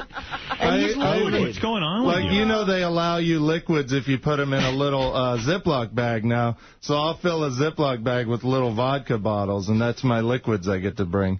But I just hate flying. I might need to go to my doctor and get medication, because I just hate flying so much. Yeah, but, I mean, dude, that's what you got an Ambien for, or something, or Xanax. Well, and then he gets off the flight, and we have 2 shows sometimes in one night, and he's passed out in between the first and second show because he's loaded. You got drunk with Beetlejuice at 6 in the morning at an airport? He's the only one that'll drink with me that early, yeah. We had breakfast and, like, 3 Miller Lights apiece. He's the only guy that sounds rational. When you're drinking with him, like, you guys talk and stuff? Yeah, we hang a little bit. Yeah. Howard, let's talk about cartoons and stuff like that. We're on a flight, 6 o'clock in the morning. 6 o'clock in the morning, he orders 2 Amstels and 3 shots of vodka. 6 in the morning on a fucking plane. Dude, you ought to look into that. You don't want to have a real problem, do you? But see, I would never do that. If we took a bus somewhere, I could wait till 9 o'clock at night to drink, but just You got flying. drunk on the bus with your girlfriend. That was on the way to Atlantic City. It was Atlantic City that did it. Something to do. Yeah. Can you not drink for 3 weeks? I could probably stop, yeah. No way. Let's see you do it. He doesn't shower for 3 fucking weeks. But Bob drinks so much. He walks around and makes this little noise. Like, he almost vomits about 20 times per show. I've heard. Yeah, backstage you hear him go... He'll cough like 4 or 5 times, and then after the 5th one, you just hear him go... When you're working with a bunch of retards. Levy is not, and for me to say this, Levy is not a healthy guy. I mean, Levy is just, and the truth is, the same thing is probably true of me. And this is horribly depressing, but Levy is not long for this world, man. Levy ain't going to be around. Like, you're saying that. I honestly, Bob, like, I'm saying this because I'm concerned about, like, you ain't going to be around, man. You better talk to your son about life and everything, because I've never seen a man drink or smoke or do more. I've never seen a guy get more badness into him. Like, he outdrinks me. I mean, And that's his saying something. Yeah, and I drink. Is this Artie talking? Yes, I'm saying. Holy shit. Hey, Bob, what kind of phone are you on? You're barely audible. Oh, I'm on a cell phone because I didn't get one in the house yet. I didn't know I was staying, so I got to get my phone. He don't get reception in the basement. Like he's just really a mess. He's one of the most unhealthy people I've ever met in my life, and he also... I know he shakes and everything. He eats horribly. Well, he drank a full bottle of Grey Goose on Friday. We had pizza. He was smoking in the smoky room, just like every bad thing you could do. Dude, what's up with you? I'm going to get my shit together after Vegas. He's coming to Vegas with me. We're all forget about it. Yeah. We need to send a handler with you two. Then the Luxor ain't like the Hard Rock. The Hard Rock's like a nicer... the Hard Rock's a young hotel. The Luxor's almost like a little bit... don't get me thrown out of that gig. No, I'll be good. I promise you. We're going to have fun. It's like a more conservative hotel, huh? You won't be allowing, you're banning the blue cheese at the Luxor? Well, yeah, well, that's always bad. And also, Pharrell's show's coming down to that Vegas show also. Right, yeah. So it's just going to be insane down there that weekend. Right. Super Bowl weekend. All right, thank you, boys, and thank you for sharing your stories of pissing on each other with us. Sorry you had to see that, Howard. Yeah, that was gross. All right, thank you. Steve, you were in the middle of doing the news. I'm apologizing profusely. Dan Rather never had to put up with that shit. Well, as a matter of fact, late-breaking news coming into Howard 100 News on our tip line. Sal the stockbroker's performance in Motown reportedly out of control. Talk of alleged racial slurs and insults against Beth. Is it funny? We're on the story. He's insulting Beth again? Oh, fuck. Reports we're getting. What? This is bullshit. What are you doing? I'm not insulting Beth again. Dude, she's just not going to be around you at all. I'm not insulting Beth again at all. And as a matter of fact, the only time I do a joke about how I want to blow you. Yeah. And good one. Is that funny? A joke, really? Yeah. That's a joke? Yeah, what were you telling me, Artie? There was some joke he did. No, Shuley said it. Yeah, I don't know. I'm not going to take the hit. Shuley should come in here and take the only thing I do is once in a while, I do the same joke from the roast. Because, like, when I go, I go, you're in an apartment with Beth. I wish I was there. So once in a while, because of the roast, which is on Howard TV, sometimes you hear, like, the horse, and they come out of the audience, and I do it back. So that's do whatever you want, man. No, but wait a minute. Oh, boy. I only do that because that's on TV right now. I mean, that's just a joke that's out there. I'm not insulting Beth, you know. But that's insanely worse, Ralph. Ralph, Sal, you've started a thing where people are making horse noise. Yeah, but that's on Howard On Demand. The horse neigh and everything's on there. I don't really mean it. So you began a bit. Like when Artie says fire. Like, everybody knows Artie says fire. Everybody knows Artie says crazy That doesn't insult anybody. You're scaring me with your eyes. Don't do that. Do whatever you want, Sal. No. That's your relationship with her. Stop it. No more Beth jokes. Fucking ass. No more Beth jokes. She doesn't know from that. God forbid she's out with some fans somewhere and they start doing that to her. That's your fault. Well, if I was roasting you, though, would I say some of the faults of your wife physically? No, but in relation to the show, you know what I mean? You're right. You're right. You got a good point. I'm going to write a little act. No, and I'm with you. I could bite my lip about a few things. Don't get me wrong. All right. I'm just saying that. You want to go there, you got to be prepared. If it offends Beth. Just understand. Just be prepared. If it offends Beth. I won't do it anymore. You see. No, I don't. This is okay. Look, until somebody says something. When you're doing a bar with 300 drunks in St. Louis who love the Howard Stern show, Beth can explain to you that you already did it, and of course it's not insulting her because you already put it on TV. Howard, he's not being truthful. What? He's not because the guys are telling me. What? Sal actually starts the horse reference. He tells the joke. Yeah, right. And then he whinnies. I talk about how I wish I was sucking Howard's dick. Beth's there, and every time that happens, people you go outside, and then you go. People. Yeah, right. I said that. I do the horse name, but it's on demand. But if you don't want me to do it anymore, I won't do it. If it's gonna, But it's okay. You already did it. All right, so I won't. If it offends Beth, it's okay. I didn't say it offends Beth. But I don't want to hurt her. You know, these are jokes. Of course not. You know, I make fun of. I mean, we all make fun of each other. Yeah. And it's a Howard Stern-based thing. You know what I'm saying? Didn't see your wife in a bathing suit in Florida, did I? Didn't see her, did I? No. See? How come? Why? Yeah.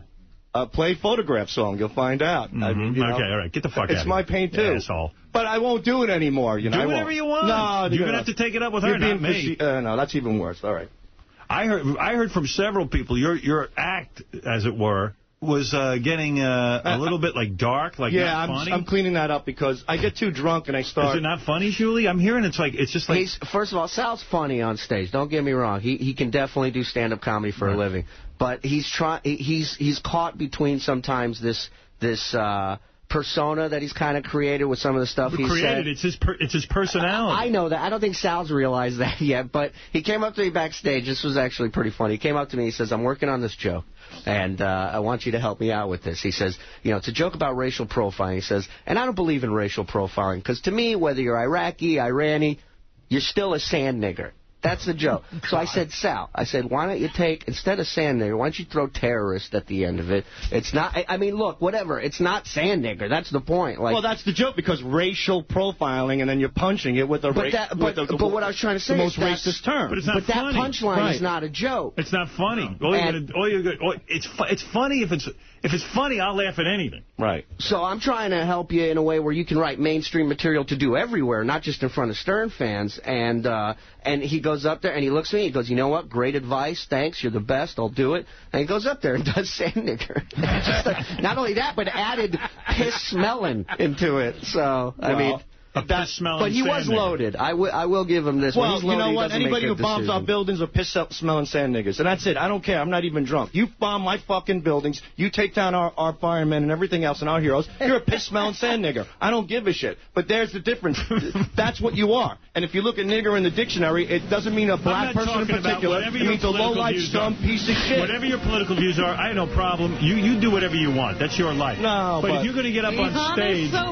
If you're going to get up on stage and you're telling people you're going to be funny, you got to be funny. I'm not saying I'm going to be funny. If you want to use the word sand nigger, fine. I got no problem. Just be funny with it. Well, tell people they're coming to a lecture, not a comedy show. And also, the point of your joke, Sal, is the complete opposite of what you just said. The point, your joke is racial profile. Your joke is like, I don't care what you are. To me, you're all sand niggers. Right. And then you're saying they smell like piss. Meanwhile, the only guy in the room that smells like piss is you, because you've actually been pissed on. That's true, too. Well, I heard you say the N-word 30 times. Oh, that's complete. It's true. That might be a little exaggerated. I just said it 15 here. You know. What's it? But is it funny? I'm cleaning it up. I'm cleaning it up. He has a great joke about doing black. You should do the joke about black people who don't listen to Sirius. That's actually a funny joke. I don't want. No, it's a great joke. I mean, you know, it's fun. Some of the look. I was into whatever. It doesn't matter. I just try to do what I do. I mean, it's fun. Lisa Lampanelli said "spick" 7 times last week. Are you breaking her fucking chops? Because Lisa Lampanelli does it in a way that's funny. Howard, you know I do it in a funny way. I don't know. I never heard. Let me hear you use the N-word in a funny way. I don't know. I just did. Piss-smelling sand niggers. I don't know. That wasn't funny to me. All right, it wasn't funny. I don't know. You think that's a funny joke, Artie, honestly? Is that a joke? I don't think it's a funny joke. It's not an observation. And it wasn't. It's not witty. There's not a twist on anything. It was just a little rant, but it's not what I live and die by. You know what I'm saying? Well, give me a funny time you used the N-word. All right. We're in Detroit. Go ahead. Detroit's loaded with black people. Okay. So I get on stage. I go, it's great to be here in beautiful Detroit, where even the snow is black. I knew you guys were going to fucking... Well, where's the N-word? You don't need it. That's the brilliance of it. You don't need to say it. You should say, no, the funny joke would be where even the snow looks like a nigger. No.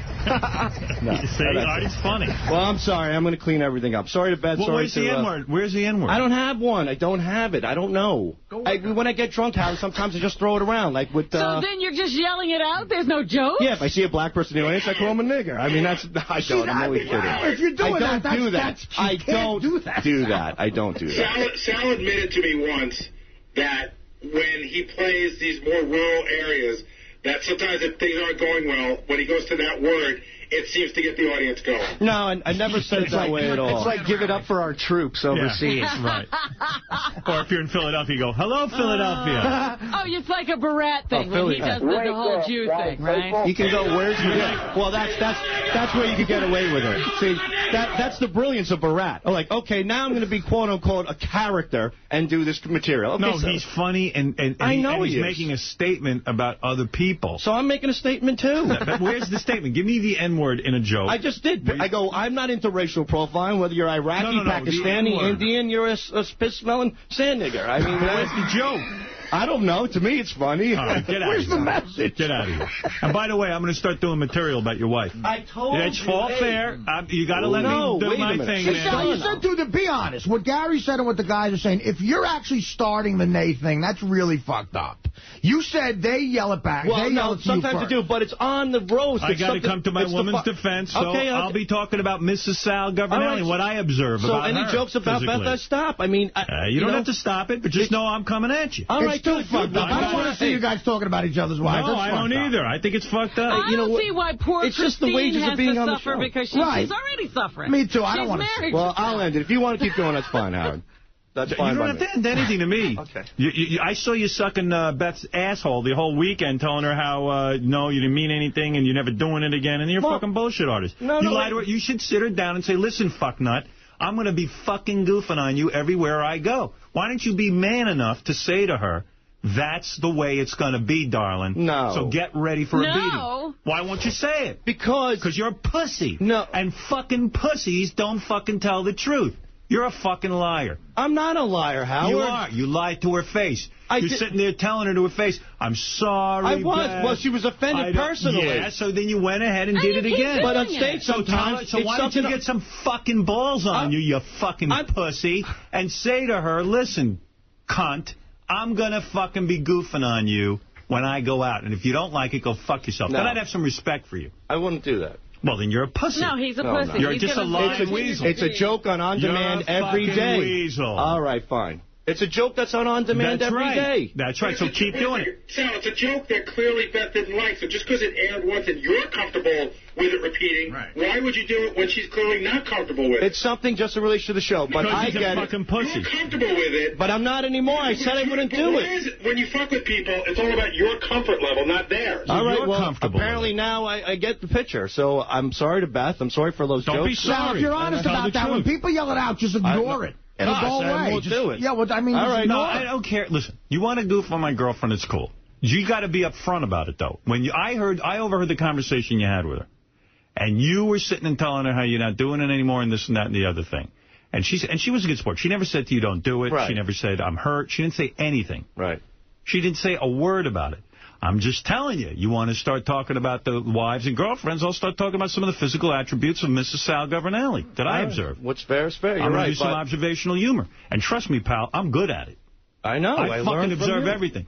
I know. I could pick out any fucking fault and do it 90 different ways. Okay. So, but I'll be man enough to say to your wife to her face, sorry, honey, that's going to be the way it is. You got to be a man when you do it. Okay. That's it. All right. Be a man. Don't fucking lie to her. I can't stand liars. Okay, Liars are hypocrites. Be a man and call her and say, listen, you're part of my act now. You should know where it's at. All right. So you'll be comfortable. Okay. Because we're worried about your comfort level. All right. You're just, you missed the point. You think I'm pissed about my girlfriend? I don't care what you say about her. You've got free speech. You say whatever you want. But just be ready for it back, number one. And number two, don't be a liar to her face. Just be honest with her. Tell her, here's what you need to prepare for. Because Sal, the comedian, is going to be bombing you. But I'm not. That's what you got to do. Well, you got to do it. All right. Be a man. Sal, make a pact, but really adhere to it. That's the advice you need here. That's it. Really adhere to it. Don't do it. Don't be a pussy and tell everyone you're not doing it and then sneak it in. Well, I don't say don't do it. Okay, and I said it's definitely a joke that's out there, and I do do it. Then be a man when you face her. What this is but I creating didn't now, think it was everybody who goes to see Sal will make the noise. No, but you know what? What I thought was the reason why I don't think it's hurtful because it's already out there. It's like it's a recurring joke. She has nothing to do with it. She hasn't said a word to me, but she doesn't know what you're doing. She doesn't pay attention to you. Sal, when something's horrible, the worst torture is if it lingers. I mean, you're forcing it to linger. It's lingering on TV, on demand every day. Well, I mean, it's just a... Look, that's something that's not in your control. That's not in your control, so move on. And we air the roast. I'm not going to censor the material in there. That's fair. It's fair. The fact of the matter is, though, that I heard you have a conversation with her where you told her you're not doing that kind of shit about her anymore. Well, I didn't say that. And you're a fucking liar. That's all I'm saying. I never said to her, The only problem I got with you is you're a liar. But, Howard, don't call me a liar. I never said... You're a liar. I heard the conversation firsthand. You came up and you were being all sweet about it. Oh, she Beth, was I'm sorry I didn't mean... Yeah, and so then you went out this weekend and did it again. So if you're doing it, why don't you call her and tell her the truth? You coward.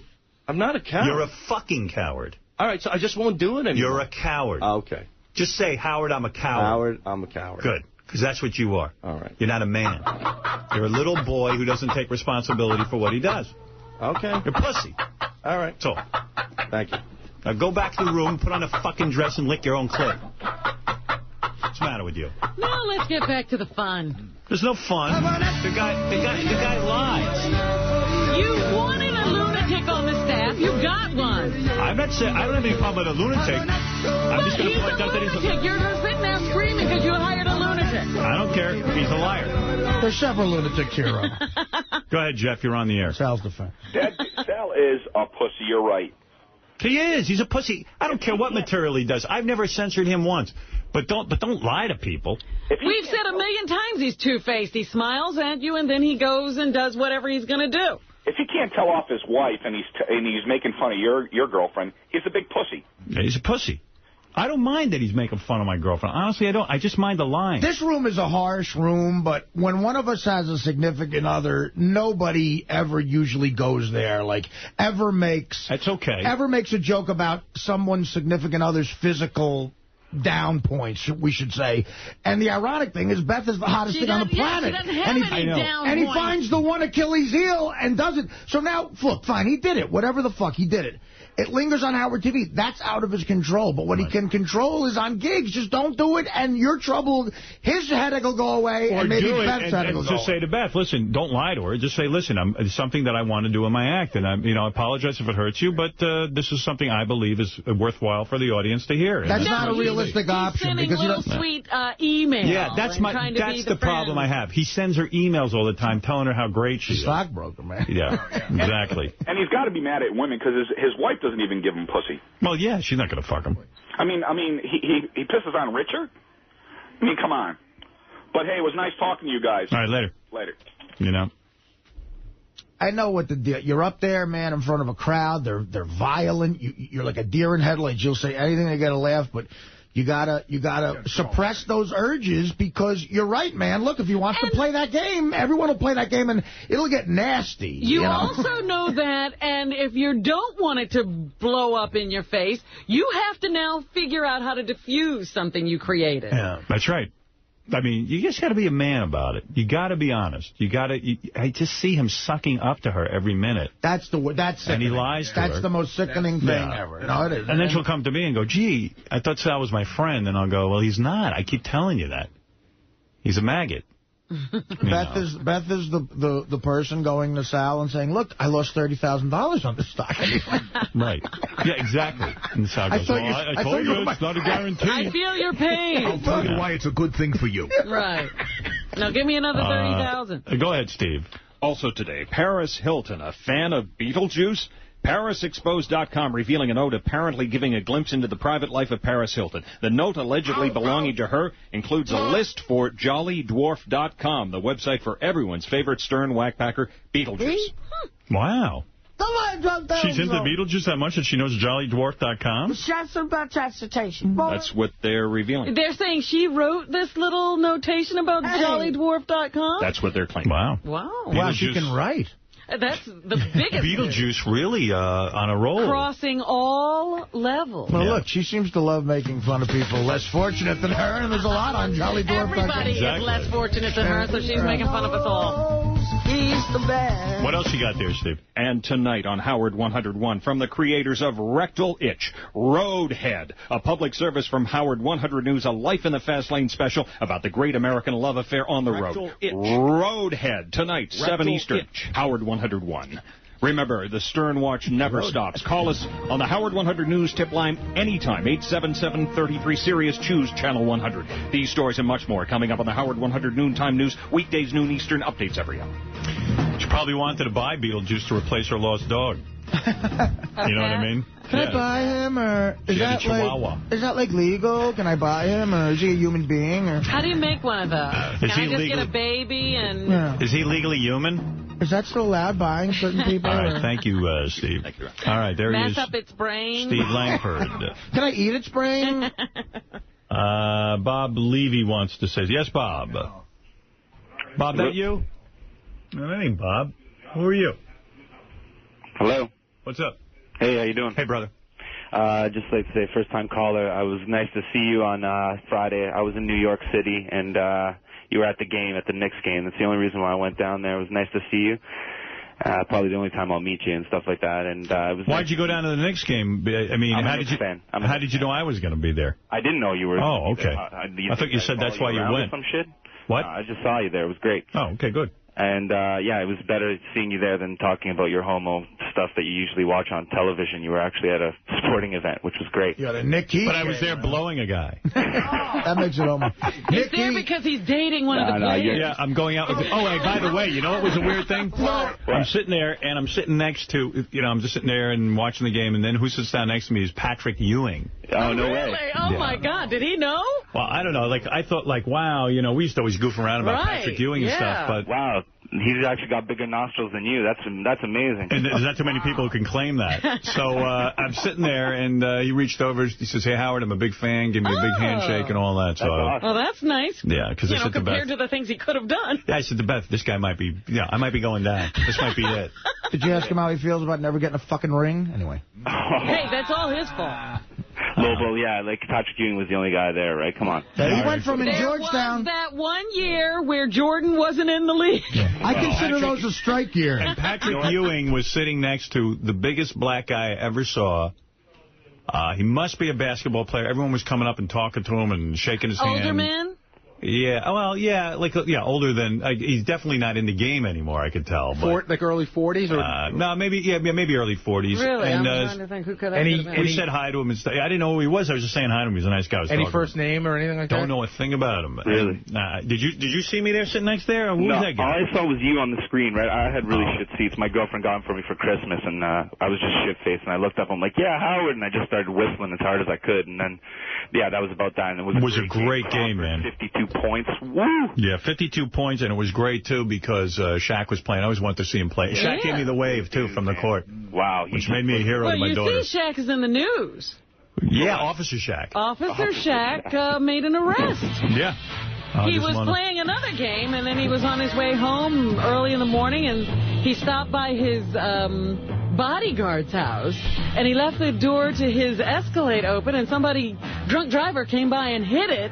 So Shaq and the bodyguard jumped back into his damaged car, chased the guy down, stopped him, and held him for police. And one of the guys who was in the car said he couldn't believe it when they rolled down the window and Shaq's standing there. What you did was wrong, so I want you to step out of your car. It was Officer Shaq. Officer Shaq. They got him as Officer Shaq in the paper. Yeah, he's a reserve police officer. That's hilarious.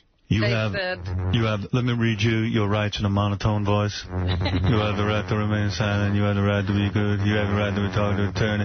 You have the right to do this and that. When the guy started talking, Shaq said, "Shut up." Yeah, and you shut up. Shut up, please. He is the biggest human being I've ever seen. It is amazing. I mean, just when you're watching that game, and on the court, you got all these big guys, and this fucking guy is like a wall. Yeah. I mean, it's unbelievable, Shaq, the size of this man. I'll never forget the time I saw him playing the Philadelphia 76ers when Allen Iverson was in the game. I remember when you were there, Rob, and I was looking at you. And at one point, he and Iverson collide, and of course, Iverson flies off and lands on his butt, and Shaq picked him up. His feet didn't touch the ground. It wasn't like he pulled him to a standing position. He picked him up and set him back on his feet. I picked him up because I'm an officer of the law. That is my job. That's nothing. One of my buddies got a ticket from Robert Parrish. Me too. I think that should be a trend with all ex-centers. Yeah, they should all become officers. Well, Shaq says once he's finished with basketball, full-time cop. I'm going down to Scars to bust some girls. Well, anyway, John Hein is here. He's going to tell us what's going on in the wrap-up show. Johnny Boy, what do you got for us today? Brad Garrett came in and spoke candidly about his recent divorce, his half point on Everybody Loves Raymond, and what it was like opening for Liza and Sinatra being called Greg Barrett. We're going to discuss how his interview went and find out if he had any issues with Ron outside on the way out. I thought he was a pretty good guest. What did you think? I thought he was interesting, actually. Yeah, he used to give great acceptance speeches at the Emmys and stuff. He's always a funny guy. Yeah. Well, he's one of those guys I don't think I ever liked, because I never watched Everybody Loves Raymond. I didn't know anything about him. But he just sat down there. He won me over. I liked him. You got a hell of a career when you can say he gave good acceptance speeches at the Emmys. Yeah. Multiple. And he did win a few times, right? Mm-hmm. That Sinatra story is fucking great. Yeah, it's funny. Real funny. So what else, John? Also, Ronnie gave a statement about the recent troubles at Scores, and Lonnie called in to clear the air. We're going to talk about how important Scores has been to the show and how Howard, Artie, and Scores Man are adjusting to the recent news. In all seriousness, I haven't been to Scores in a while. This is like major news. I think to show our support, we should go now in the middle of a We should. You want to know something? Scandal, Because I bet you a lot of people are afraid. Are staying away, yeah. Let's show them. and I'm going to get a sweater with the phrase knitted how much into it. Right. I like that. Make 2. Well, I'd like to know the girl who can charge $800 for a blowjob. I'd like to meet her and interview her. I told you the chick out at the Playboy Mansion offered my buddy a blowjob for $1,000. Wow. The Playboy chicks think they're just so hot. $1,000. This was not a Playboy chick. Really? It was just a chick who came to the party. Was she hot? She was good looking, but, you know. Not $1,000. Who the fuck, you know what, they give $1,000 for a blowjob. That's I guess those are mansion rates. Yeah, right, exactly. What do you think a good blowjob should cost? The best blowjob. Yeah, like a really good-looking girl. There's no reason that a great blowjob should cost you more than $150. Really? As far as I think you're light. I'm talking about from a classy Julia Roberts-looking type. Yeah, like Pretty Woman is blowing you. If Pretty Woman, Julia Roberts, I'd give $1,000 to. Anybody famous, I'd right, if you get a real movie star, Renee Zellweger. No, I wouldn't pay for that. Or Nicole Kidman. Hey, anybody want to talk to Wendy, the retard, real quick? She's babysitting a 7-month-old baby right now. Stop lying. Yeah, that's freaking me out. Hey, Wendy, you're not alone with the kid, are you? Wendy. Yeah, there's got to be someone else there, right? She can't be unsupervised. I hope so. Because she's only as smart as a 7-month-old baby. Hey, baby boy. I was talking to her on the phone, and she said she's alone with a 4-month-old and a 7-month-old and a 4-year-old kid. Let me hear You're this. going to bathroom? Well, make sure you wipe yourself good, boy. Wendy. Yes? Hey, it's Howard. Hi, Howard. You're babysitting alone? Yeah. No adult supervision? No. What did you do with the parents? They told me what to do. What are you doing? I'm babysitting. I'm holding baby Jesse, and I watching Alex. He's 4 years old. He's watching Garfield too. What do you do? I change the diaper. I feed him his milk. I feed him breakfast, lunch, and dinner. How long are you going to be alone with these kids? Till... Sounds like a couple of days. No, till Megan comes out. She said she'll be here around noon. Oh. She ran out to run some errands. My brother got married. And they had a kid named Jesse Jr. And they left you with them? Yeah, they trust me. I'm old enough and responsible now. Let me ask you something. If a kid stops breathing, what do you do? Call 911. Oh, that's good. Well, if they stop breathing because she's sitting on What a great horror movie this would be. If a kid stops breathing, you get off their esophagus. What a great horror movie. You call it My Babysitter Was a Retard. And then the movie opens up, you're a little kid, and your babysitter's a retard. I'm old enough to babysit now. What's the number for 911? 911. Oh, okay. And then they tell me what to do. Now, you heat the bottles and you do all that? You know how to check? Yep. All right, I'm going to be the police, okay? And you're going to dial 911. And here's what just happened. The baby stopped breathing. Yes. Go ahead. The baby stopped breathing. Hello, 911. The baby stopped breathing. What am I supposed to do? Well, this is Officer Shack. Hold on, I'll go get a real officer. All right. Do you know the address, Wendy? Yeah. Don't give it, but... Yeah, because you would have to do that if you call 911. Tell them where you are. Right. 399. No. Don't give any address out to the people at your house. All right, sorry. I mean, is it legal to give Wendy the responsibility for your children? It can't be legal. Baby Jesse? Aren't you the girl who eats her own feces? Yes. All right. So what are you doing with a baby? I'm watching it. Now, what do you do if the baby won't stop crying?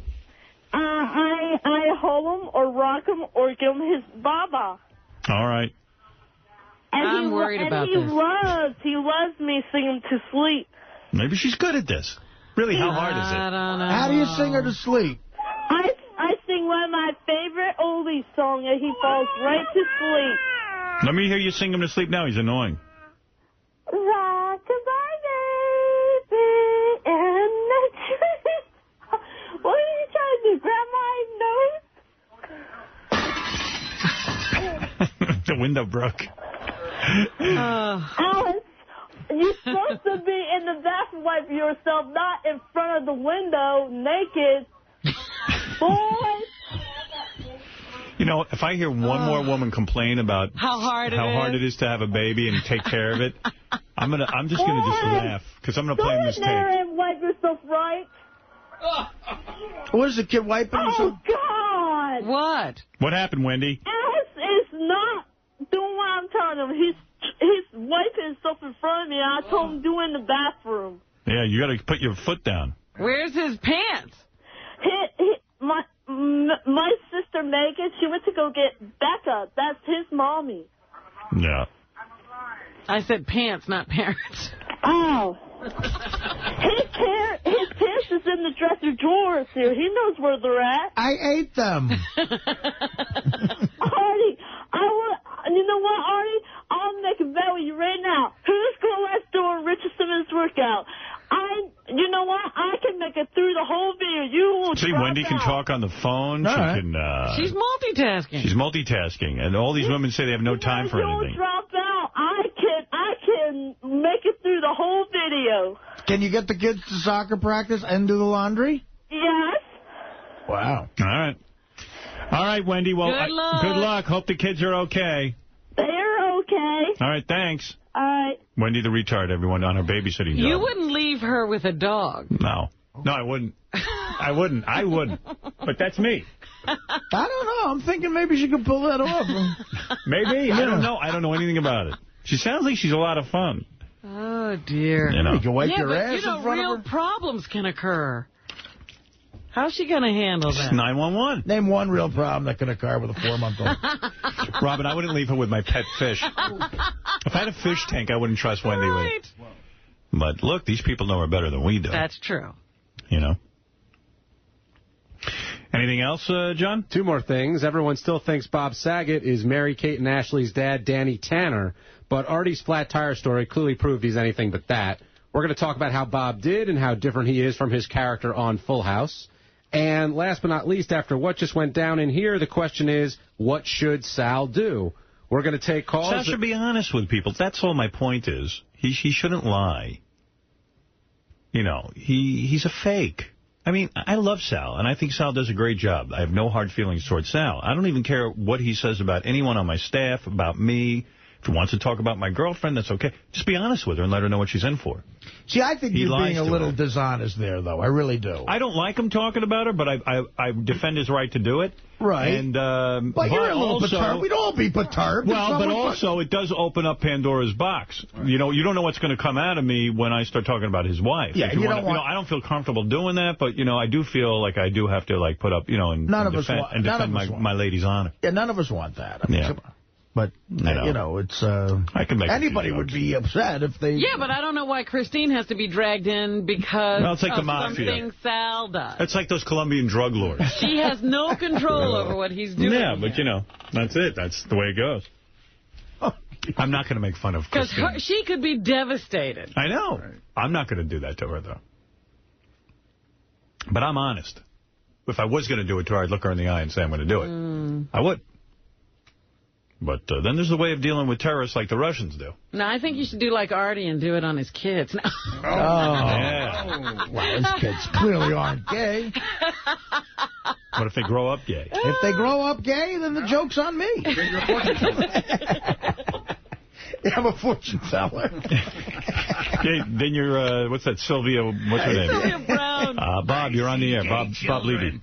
Hey, please, let's roast Sal. He's perfect timing right now. We can bring in Beth to roast him. You can roast him. His wife can roast him. Come on, let's get him. Yeah, well, I don't know. Did you hear our other list? Yeah, that was good, too. I like Bubba, too. I like getting... Bubba would be a great roast, too. All right, so we're going to call you and we'll figure it out. Okay, you got it, man. All right, Bob. Thanks. Thanks. John, what else you got? No, that's it. We got plenty to talk about. What about roasting John Hein? I think it's funny. John's just a nice guy. Doesn't bug anybody. Just like sit there and bash him. Howard, you're on in Jersey City, New Jersey. Hey, Howard, you know, I was just echoing with what Artie was just saying. I mean, you do have to take it a little bit better. No, I do. But and I do feel a little bit odd about how I heard him lying to her. You know, then he's like entering into my personal life and lying to someone in my life, you know. Right. You know, if it was my kids or Beth or someone close to me and I hear Sal lying to him and working him and playing him a bit, and she's being nice to him because he works with me, then I got a problem because, you know, I'm going to call him out on it. Now, are you going to go home and talk to her about this at all? Just let her know I'm sure it'll get back to her, and I will probably have to deal with it, yeah, and I know it hurts her. But Sal, you know, and Sal knows that, and Sal has spoken to her about it, and he's told her some things that I heard, but he completely discarded all the things he said to her and lied to her. So, I mean, I'm certainly going to tell him you're a liar. Hey, Howard? Yeah. I don't want to throw fuel on the fire, but fuck, that's my job. I'm hearing now through some of the guys that that's not the only time in the show that he brings that sort of reference up. Yeah, I mean, he lies. I mean, just be honest about it. Don't lie to her. It makes me feel foolish for being a friend to him, you know, outside of the show. You should make him walk around in a dress. Yeah, well, he would be happy to do that. He's getting pissed on by a man. I mean, you know. Keep rocking and rolling, baby. Later. Bye. Yeah, I mean, you think about it. Sal walked around with Richard's piss all over his pants for the rest of the evening. Oh, not much that offends him. How does that happen? How do you do that? I don't. I mean, I've been pretty drunk. You know. Haven't had any guys pee on you? I don't think so. And I think if I did, you know, unless I was in a blackout. Yeah, you would hope to be blacked out at that point. Yeah. Well, what are you going to do? What are you going to do? I think you've done it. No. All right. Hey, thanks, Johnny Boy. No problem. It's going to be a fun wrap-up show. All right, later. There goes John Hine. I hate the Astros shirt the most, John. Why? Because you're not an Astro fan. Why are you wearing an Astro Does he have the entire league in his wardrobe? He does. He's got the entire thing. Just adding color to it, that's all. Wearing the wardrobe. Well, what is your team? Is your Pittsburgh team Pirates. Pittsburgh Pirates. So why wear Astros? Because I picked this up when I was in Houston, and I like the shirt. All right, there you go. I'm sorry. It's okay. Thank you, Johnny Boy. Let's go over to Robin Quivers. Robin, what's in the news? Oh, Robin's hip hop keeps me jerking. Dreaming of her creamy camel toe. Robin's hair pie keeps me jerking. I just shot my wad on my toes. Robin's hair pie keeps me jerking. All right, Robin's hair pie keeps me jerking. I couldn't tell what he was singing. It was one of those things where if I tried to sing the song, I'd probably be singing the wrong lyric. You might not want to sing that. Might look like, weird. My hip high. Might be kind of weird you walking around singing my hair pie. I didn't really know that's what he was singing. See? It's better than the real song, Wheel in the Cigar. Thank you for pointing that out. You are in the news, Howard. You were at the John Bon Jovi charity performance the other night? Yes, I was. Did you see the snub of Petra Nemkova by Richie Sambora? No, I saw nothing. I got to tell you something. I went and, you know, John is doing this thing where he's trying to raise money for homeless people, build them homes and all that. He's going to build nicer homes for homeless people than people... I'm going to be making myself homeless so I can get one of these John Bon Jovi homes. Well, actually, he's really working hard, and you know, he really cares. It's admirable. I wish I could be like that. Well, they only made $77 million on the road. Is that it? This year. So, anyway, I was there, and I went backstage. There was really nowhere to watch the performance, and I was tired, so I just went and I said hi. This was at some kind of club or something? Yeah, I went and I said hi, and I saw Richie, and I saw John, and I never saw any Petra Nemkova. I didn't see Richie snubbing her. I don't know. Yeah, because it sounded like they had... Something must have gone on between them, don't you think, from this story that's in... No, I wish I had seen Gatecrasher? it. I didn't see it. I'm just saying, from the story, did you see the story in the paper? Yeah. It sounds like they had some kind of a relationship or something. No, she said to him, baby, it's so good to see you. I took that story to mean he's in a relationship and he didn't want to get tagged with, like, flirting with someone. Then she said, then they say she grabbed his arm and said, I'd love to hang out sometime. And Sambora then just pulled his arm away and said, I got to go. No, you didn't want to fuck up. But, I mean, you don't approach a person you've never met with, baby, it's so good to see you. I do, but I'm a heel. No, this is the girl saying it to him. So I'm thinking that's very familiar.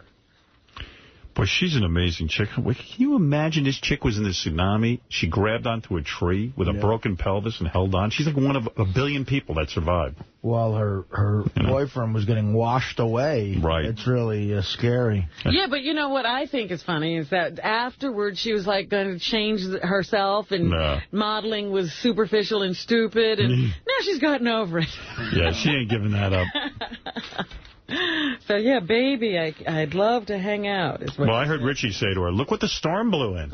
And then she was like, baby, I'd love to hang out. You're witty. He says hello, by the way. Who? John, Richie, all those guys. Okay. Yeah. Love those guys. Yeah. Well, tell him I said hi. Sorry I missed them. All right, I will. Because I love, especially if he's doing some acoustic thing, I love to see him do that. Yeah, well, you wouldn't have stayed either. There was kind of nowhere to go. Nah. Oh, well. Some other time. Right. Did you hear about the 63-year-old Brooklyn man who died of hypothermia in his car? Yeah. During a blizzard in North Hudson, New York. You know, we just had a couple of really cold days, and I guess up there it was snowing.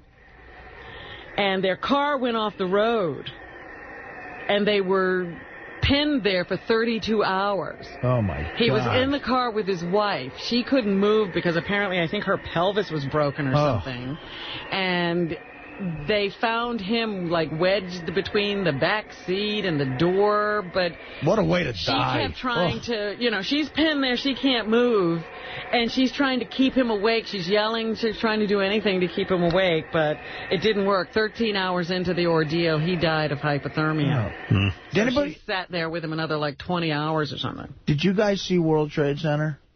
No. I saw it. Is it hard to... I mean, I can't imagine. It's similar to what Robin just brought up about how, you know, the building falls and this guy Nicolas Cage plays and a couple other cops are alive in the rubble, trapped, and how they try to talk to each other to make sure they don't fall asleep, because Nicolas Cage says, well, we can't fall asleep no matter what. And, you know, it's just, if you haven't seen it, it's just very dramatic and real and well done, I thought. I thought Oliver Stone did a good job. Yeah. And those guys are... Uh-oh. Somebody fell asleep. We have to do this with Artie. We try to keep him alive during the show. Yeah, but if I That's like our 9/11. See, Bill, the difference is if I fall asleep here, I won't die. I'll be fine and comfortable. We're never sure. No. So we should tell Artie. Well, let me go, Artie, then. You can't fall asleep. Just let me go. Yeah, but I thought it was kind of sad that the wife survived and her husband was dead. You talk about heroes, though, when they finally do find these guys, and I guess this is true, they wouldn't put it in the movie if it wasn't. They can't get to the guy's partner underneath, Howard, and the guy fucking says to the paramedic, cut off my leg and get him. Wow. He says, if you got to cut off my leg to get to him, I'll walk around with one leg. It's no big deal. But they say we're getting you all out of here. Yeah, and they didn't do it. They cut him out and got the other guy. That's unbelievable. Would you ever think to even say that? I mean, that's like no. So crazy things happen to you when you got a building on top. Well, what if it's suggested to you? Like, I don't know if I'd think of it. If it's suggested to you, well, can I think about it? In other words, like, to save Fred, I have to have my leg cut off? No. That's the exact scenario. No. You're not doing it? Fred lived long enough. Just get me out of here. He's had a good life. Yeah. I can do more with this leg than he ever could. Fred'll be fine. With the rest of the life that he has. Fred'll be better off in another place. Then there was, of course, the story of the mountain lion attack. This couple was better place. Was hiking somewhere out in California, I think it was. Yeah. And a mountain lion came out and grabbed the husband by the head. Wow. And the wife was screaming and carrying on, and she finally found a log, and she started beating. She beat the animal until he let the lion let her husband go. You know, honestly, that reminds me of the movie. That's hilarious. The movie King Kong, of all the stuff that, is not possible in that movie, the fucking guy who Jack Black plays is the only guy to see King Kong grab the woman and take her into the woods. He sees the 40-foot monkey take the woman, look at him, and then run into the woods. He comes back and they go try to get her. Like, if you're that guy, wouldn't you go back and go, listen, guys, she's not making it. She's dead. That's right, she's already dead. She's already dead. Let's get to the boat. Yeah, what thought process do you go through thinking that she's alive? I mean, the next thing you see is They're going out to try to find her. Yeah, because King Kong's going to fall in love with her, and they predicted all that. Clearly, yeah. What He's not going to kill a beautiful hot piece of ass. He didn't bite her head off 2 seconds into it. I mean, that's not food to him. You come back and go, listen, guys, she's gone. That's every other woman, King Kong. Every other woman, King Kong ate, but this one he's not gonna, because he's gonna fall in love with her. Yeah, and the Adrian Brody guy met her for 3 hours on a ship, and he's willing to try to save her. We won't leave without her. Right. Yes. Oh, I'd be right out there. I go, you know what? She's dead. There's no point in going back. But what if you would be an asshole for saying that? Like she's a goner. What if you see your partner attacked by a mountain lion? She's got. Nice knowing you. I would say, oh my God, that's terrible. I'd say I saw the mountain lion eat my partner. Yeah, nice knowing you. Take care. I saw a terrible thing. I'd be paralyzed. Well, luckily, and these were older people. I think this guy is in his 70s. See, that's a different generation. Those guys were brave. No, the guy was being eaten. His wife, in her 60s, beat the mountain lion until he let her husband go. Women are so much more brave. And they think they found the lion, and they put him to death, I think. Well, look at me. My dog falls in the pool, and Beth jumped in. I was like, well, I love the dog, but I don't want to hurt myself. Well, it's a pool. You wouldn't jump into a swimming pool to get your dog? I was fully dressed. Here's the mountain lion attack victim. I wouldn't jump into a pool, anything to get your dog, but it's your dog. Here because of his wife, number 8. Just for the record, Robin, I was jumping in. She just beat me, too. Oh, sure you were. I swear. Sure you were. What was taking us so long? She was in the house. I don't know. Beth, can you see me moving towards the pool? I was taking off my shoes. I thought I was being rational. She goes, just jump in. Oh, my goodness. All right, what is this, Robin? Number 8 is the mountain lion attack victim. Wow. I told her to get my pen from my pocket, so I went in my pants pocket and jam it in his eye. So she jammed it in his eye, and it crumbled. Yeah, she actually got the pen, and she was trying to stab the mountain lion in the eye while the mountain lion had his jaws wrapped around her husband's head. You pissed the mountain lion off worse. And the pen broke. Wow. So she had to go get the log and start wailing. Hey, now. Hey, Fred, quick question. What's your question? Did you play that snoring sound effect because Artie's story was boring or because people fell asleep in the story? Probably the first part. Okay, yeah, that's what I thought, too. Hey, really? Was that a boring story? Yeah, it was a little bit. Oh, God, here he goes. But anyway. Well, they call World Trade Center boring. That was an excellent depiction of what happened in the film. Hey, Howard, that Scores thing, they put one of those girls' picture in the paper. Yes. And, I mean, how fucking horrible is that? They're going to ruin this poor girl's life because allegedly she did something. And now she's thought of as guilty of this. And she lives in a small town. It's sort of a nice small town. Look at Ralph trying to get laid. I'm amazed that Ralph calling in, with so much because we all love Scores. Sympathy. He's trying to fuck this chick. Absolutely. No, but Ralph is correct. I'm going to tell you something.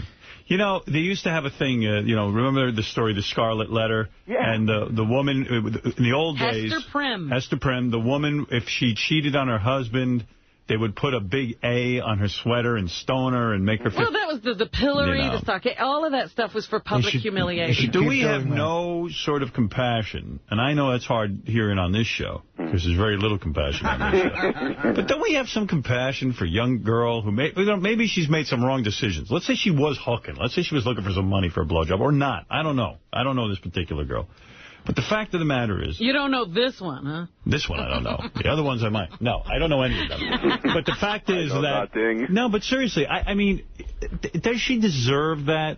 I mean, A, she hasn't been proven guilty of anything. Yeah.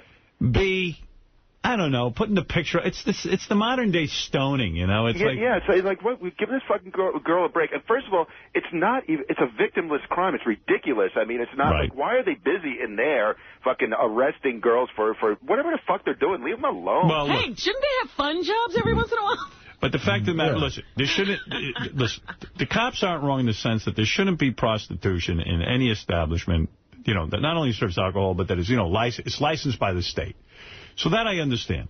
And Lonnie has explained quite simply that he feels that this whole situation will go away. That, in other words, they will be vindicated. Now, either the situation goes away or these girls go away. Right. But the fact of the matter is, why is the girl the one who's the whore or the Scarlet Letter? Well, as someone someone else said earlier, they never get the guys. No. If a guy is going to a prostitute, it's always the girls. So, I don't know. It does seem harsh that the newspaper's got to stick a picture there, but that's... Yeah, they didn't print the guy's name in the paper. No. It's like, you know, now this girl's got to fucking deal with her life, and she's at home. It's, like, fucking horrible.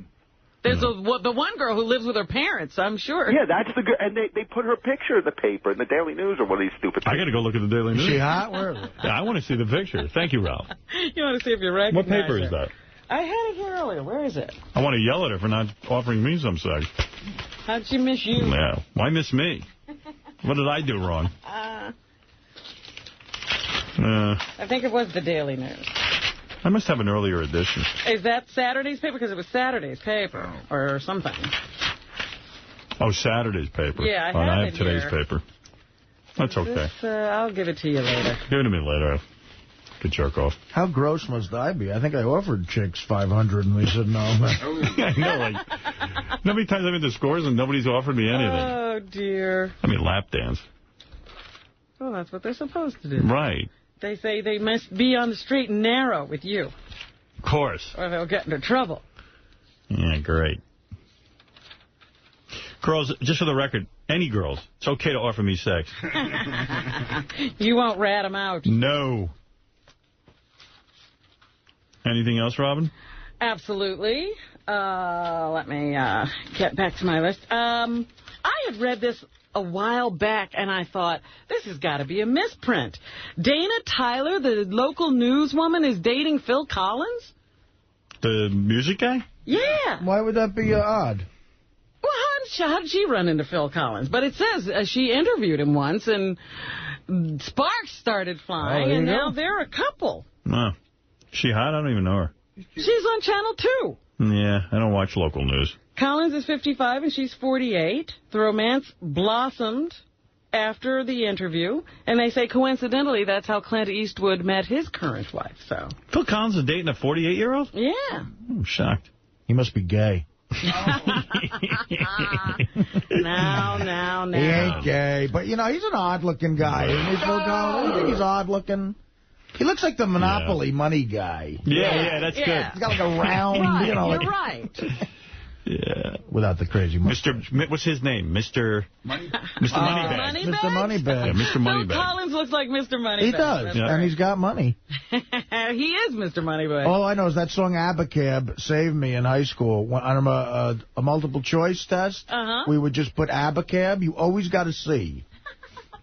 All the way down, Abacab. Really? Yeah, we used to do that. We always ABA. ABA. Is that what the song's about? Abacab. I don't know what the fuck the song's about. ABACAB. Yeah. That's how you would fill it out. Write it all the way down in succession. And you'll always get a C. I did it about 3 times. I got a C every time. Wow. No studying, nothing. No studying. Nothing. Just Abacab. Studying some fag. This Studying's video not cool, man. This video is cool, too, because he's singing with the drum set, too. And it's like I heard if you do Let It Be, you get an A. I'll check that out.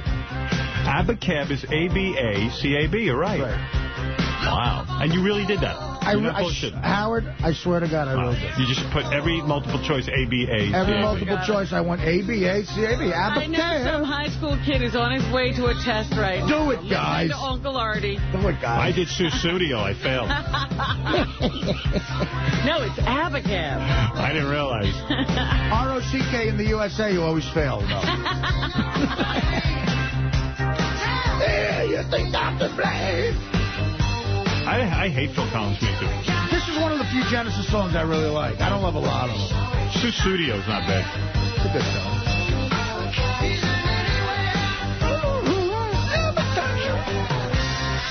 Peter Gabriel must have felt like a real asshole. Getting out? Well, he was the lead singer of Genesis. He leaves, and Phil Collins, the drummer, steps in and is just as good. Better. I don't know. Yeah? Susudio. This is a classic 80s tune, though. Yeah, it doesn't hold up. This is when they really suck, yeah. Elder Bargish. Susudio. What is a Susudio? I don't know. Then he started doing tributes to Motown and all. Oh, who needs that? Most unrhythm guy. Susudio. Check chick I robbed the bank with, her name was Sue, and I used to sing the story. That sounds wrong. This is Phil Collins solo, though. Robbed the bank with. Peter Gabriel was good. Red Rain. I like a couple. What's that one? He's got a couple of good solo tunes, too, Peter Gabriel, that I like. The best one he does is... I believe... Was that him? Coming in the air tonight? No, that's Phil Collins. That's Phil Collins, in too? the air tonight. What was... That's, but I like the Peter Gabriel one. I'm thinking about, pack your things, I've come to take you home. Okay. I hate that. Hill. Raspberry Hill. I love that Salisbury. song. Salisbury. I hate this song. Really? This is the worst song ever made. You know what? This beginning, whenever I hear this, I turn the radio up. I love it. This reminds me of, like, Supertramp. That stupid song they do. Breakfast in America? I don't know. I hate this. I hear this, I want to die. I had to play it. WCCC, AM and FM, 50,000 watts. You heard it too much. Serving Southern... No, once was enough. Well, Salisbury Hill. You know how different songs have different meanings to you? This one has a meaning. That has a meaning to me. Yeah, what is the meaning? Keep it to yourself. All right, I will. No, I like to hear. No, it's a very personal thing. You and What Daner? is it? It's got nothing to do with Dana. What's it got to do with it? His dad? No, it's about... Grandma Caprio? Does everybody have to guess? Can't Artie just tell us? I don't feel like telling you, because you guys are horrible. You make fun of all my sentimental life. I can't go to my goddamn father's grave anymore. Your bookie? Yeah, it's my all right, what has it got to do with... The line, grab your things, I've come to take you home, to me, was when I first OD'd out. Oh, my God. Jesus. I was out... Sentimental about bank robbery, No. OD. I was in the psych ward at Cedars-Sinai in Beverly Hills. They put me in a nut fucking case. And I don't know what to do. I was ready to break out of the fucking place. And my some people in my family showed up to get... They were like, oh, we're getting you the fuck out of here. Yeah. Because and that's what that song reminds me Grab of. your stuff and... I've come to take you home, yeah. Don't listen to that. That song, that other... She's so funky, yeah. Song Fruitier. What was That's this? okay. Hey, let's finish up because it's getting late. Yes, please. Yeah. Rebecca Romaine is going to be added to the cast of Ugly Betty. I think that's what the... Yeah, because she's ugly. Well, she's going to be playing a woman who had a sex change operation. Yeah, really? That's believable. You know, she was a man and now she's a woman. Yeah, okay. Fuck you, ugly. That's my favorite Crazy Owl. What is Will Smith got to make a movie with each one of his children? Yeah. I Fuck see him. in the paper now that the movie he's shooting here in New York, his daughter is in that one. Dad, you made a film with the boy. Why not me? Yeah. Oh, you know that's going on. Son. And you know everything they want, those fucking kids. Right. Also in the news now, you know how you think about, well, what's going to happen to you when you get older? You know, how's it going to end for you? Right. What's going to happen? Do you ever get nervous about that? Who, me? Yeah. Yes. Yeah, me too. I know now. I'm going to have some sort of seizure. That sounds okay. You at least won't know what's happening. Yeah, I could deal with that. The other day I was on the shitter. I had two, I went, like, you blanked? So I got to get my blood pressure was always fine. What do you mean, like you almost passed out? No, like whoa, convulsing where I couldn't control my body. And, you were still alert, but I was alert. I was hitting myself in the face while I was shitting. Oh, man. Yeah, that's pretty good. Pretty good. I was so scared, and then I talked to this doctor I know, and he said, what did he say? We got to take your blood pressure immediately. Right. Like, you hit yourself in the head when your blood pressure's high? He punched himself in the eye. I was sitting on the bowl, and I had the paper, and then I put the paper down. Did you get like vertigo? I went like. Like your body like rebelled? Yeah, like I convulsed and I hit myself in the side of the fucking head. I wish I'd seen that. Yeah, I bet you do. We always have on TV while you were taking a shit. Always film how Artie should. Funny, too, because you hadn't even washed your hands yet and you hit yourself in the head. Well, I didn't wipe myself. Yeah, you just sat down. But, yeah, this place is so crazy with that. I called in sick the other day, and Gary happened to answer the phone. He was so disappointed. He was like, oh, fuck, can you call back? I'm like, it's not going to be real. Like, he didn't get the message, you know? No. Yeah. Anything else, Robin? Yes, well, the reason I bring this up is because I'm reading in the paper today that the songwriter of the song Lollipop. Lollipop. Yeah, Lollipop, Lollipop. Yeah. They were supposed to get that for me. Do they have that over there somewhere? Hold on, let me look. Can we hear Abacab again? No. No more Abacab. Yeah, here's Lollipop. I got it. Shitty song. Go ahead, take a guess. Nah, who cares? 58? Right, 1958. Lollipop, You got a news story about Lollipop? I got a story about the guy who wrote it. What did he do? His name was Julius Dixon Sr. Did he become a woman? No, he went into the hospital because, you know, he's so old. He's like in his, I think he was about 90. And I guess he fell and broke his hip or something, and they decided he needed surgery. So for surgery, they took out his dentures. Mm-hmm. And when they brought him back, they couldn't find the dentures. They left him in him. No, he starved to death in the hospital. What?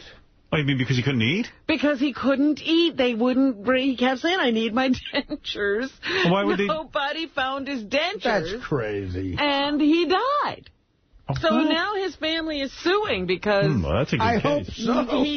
They took it lightly that he wasn't able to eat the food they were bringing. If the family wants, they can hire me as a lawyer, because I don't even think I need a law degree to win that one. Boy, that's a jackpot if you're a lawyer and you get that call. Yeah. Boom, boom, boom. Good song, huh? I'm My sure mother that loved made that him shit. a lot of money. But there you go. And now this I was thinking of for Artie, because Artie's got discretionary income. Imagine I wrote a song, Robin. What? Lollipop, lollipop, oh lolly, lollipop. I say, take that piece of... You're right. You would laugh at me.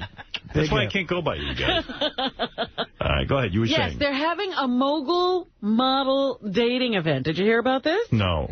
Somewhere in the city at some point, they're taking millionaires and really hot women and doing that, quick date thing. Like where you sit with 5 minutes or 8 minutes. Get out of here, really? Yeah, they're doing one of those. And they're vetting the guys only for wealth.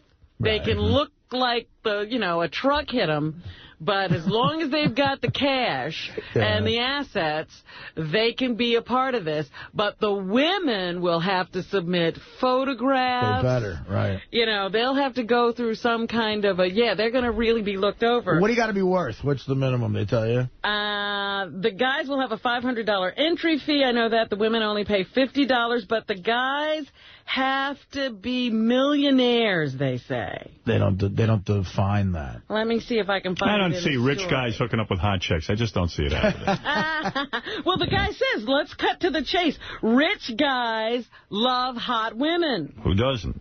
Like, what's your definition of a millionaire, then? What would people usually say that is? $1 million bank account is what you have to have. All right. So can we sign you up? What's the address?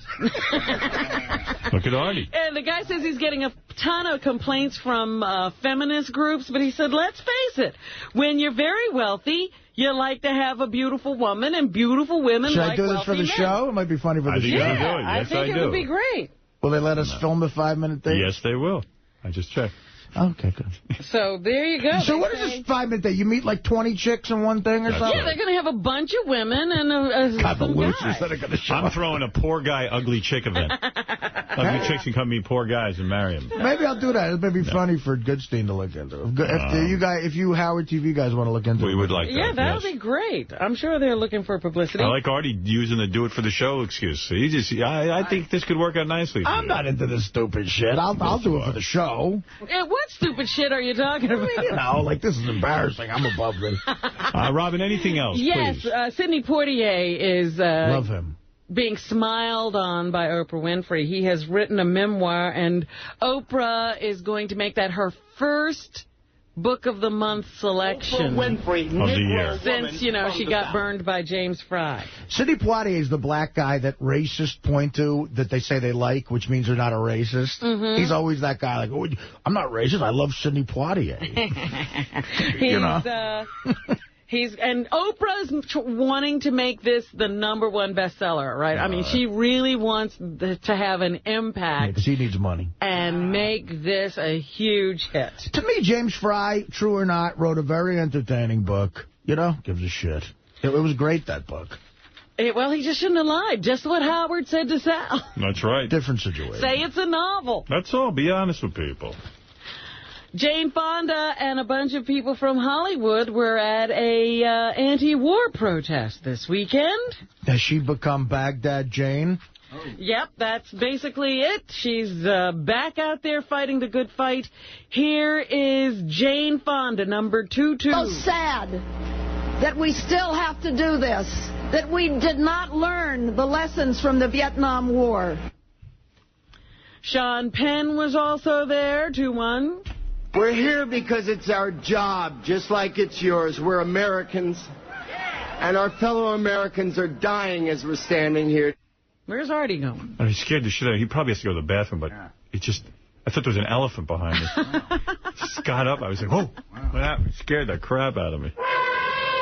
Stalwart Susan Sarandon was there. And by the way, I got to log on to Artie's on Drugs. He just got up and left the room. Yeah. That's right. I love that just website. Just in between bits here. That's right. Here's Susan Sarandon, 15. Susan Sarandon. Oh, 15? Yeah. Back on the other page. Oy vey. There's a lot going on here, baby.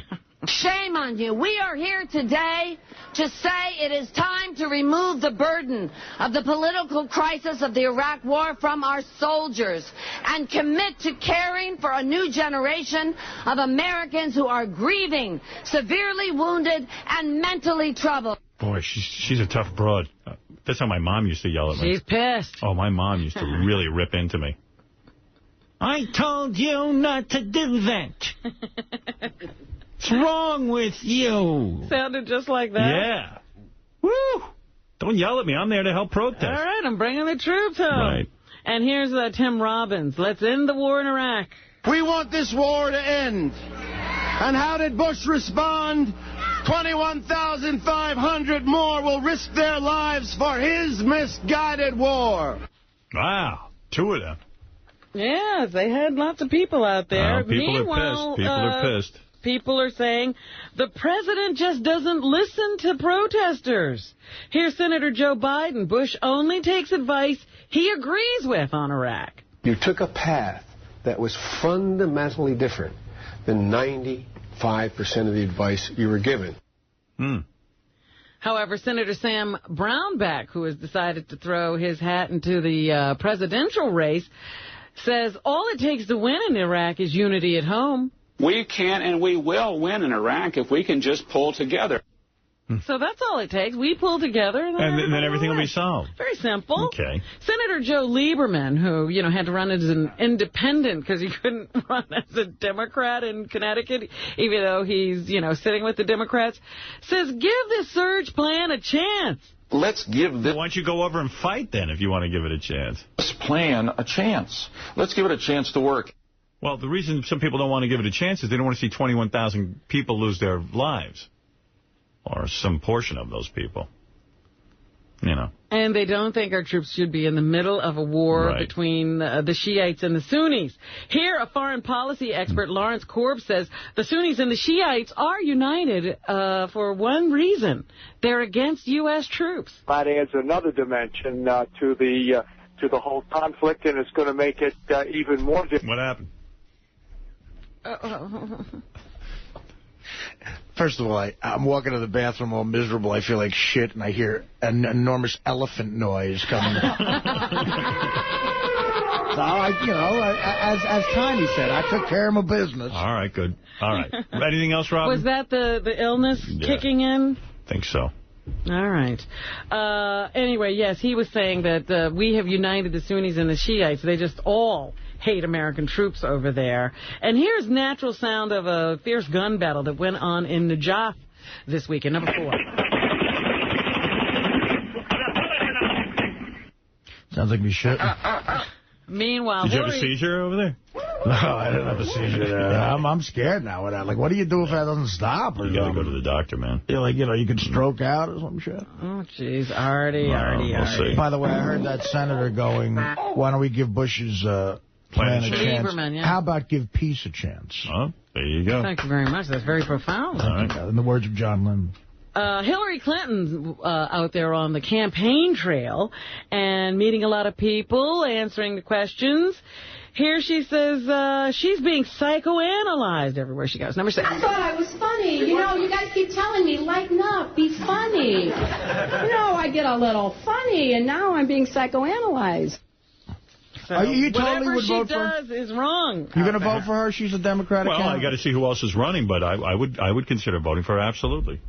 And she is getting questioned a lot out there about her vote for the war.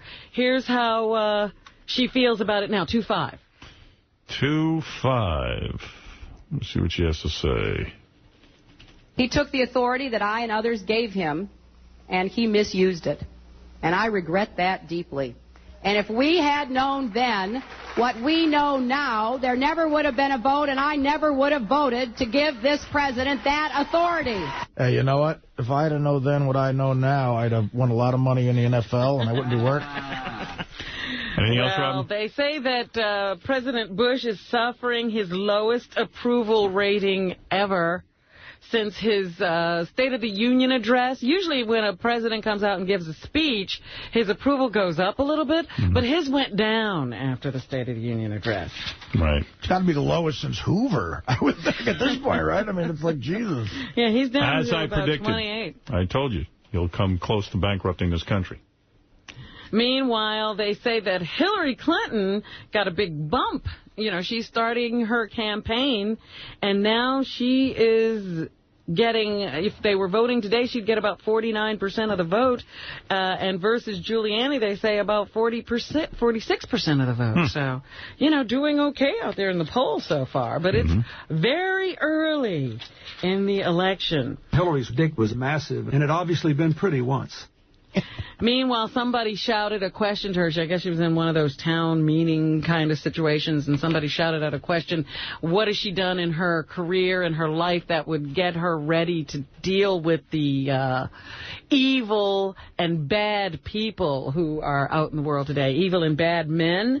And Hillary just gave a look that said, what in my background prepares me to deal with bad men? And they said everybody knew she was talking about Bill Clinton, so he's prepared her to smell the Hillary back door to deal with the difficult men. All right, Robin. There are a bunch of weather experts getting together, and they're about to release a report on the future of our planet. Climatologists meeting this week in Paris are expected to issue a dire forecast of slowly rising sea levels and higher temperatures. And that may be the sugar-coated version, because they haven't taken into consideration some things that have recently happened, including the recent meltdown of a huge ice sheet. So they're being kind of conservative in their predictions that the water levels on our coastlines are going to be rising as we head forward into the 21st century. Many scientists fear that the world's coastlines will be swamped much earlier than most have predicted. So we may be having to run inland to get back to the coast. A lot of other people throwing their hats into this ring this year. Lots of people running for president now. I don't even know some of these people. There's a politician whose name is Huckabee, Mike Huckabee, who has now said he wants to run. And here's his reason for running for president. Oops, I don't have that for you. Sorry about that. Thought I had pulled that, but I didn't. But anyway, we will get back to Mike Huckabee at some other time and find out what he has to say. Prince Charles and Camilla are here in the United States. They were in Philly over the weekend and now have made their way to New York. And they came by commercial jet rather than take a private plane because they didn't want to damage America's air any more than they had to. Here's Prince Charles, who says he's still learning things from the United States. I think what has been so interesting for me over the years is how much I've been able to learn from the United States experience. What a charmed life. Honestly. I mean, the only thing that's gone wrong in his life is he never got to be the king. Big deal. Well, I mean, it still could happen.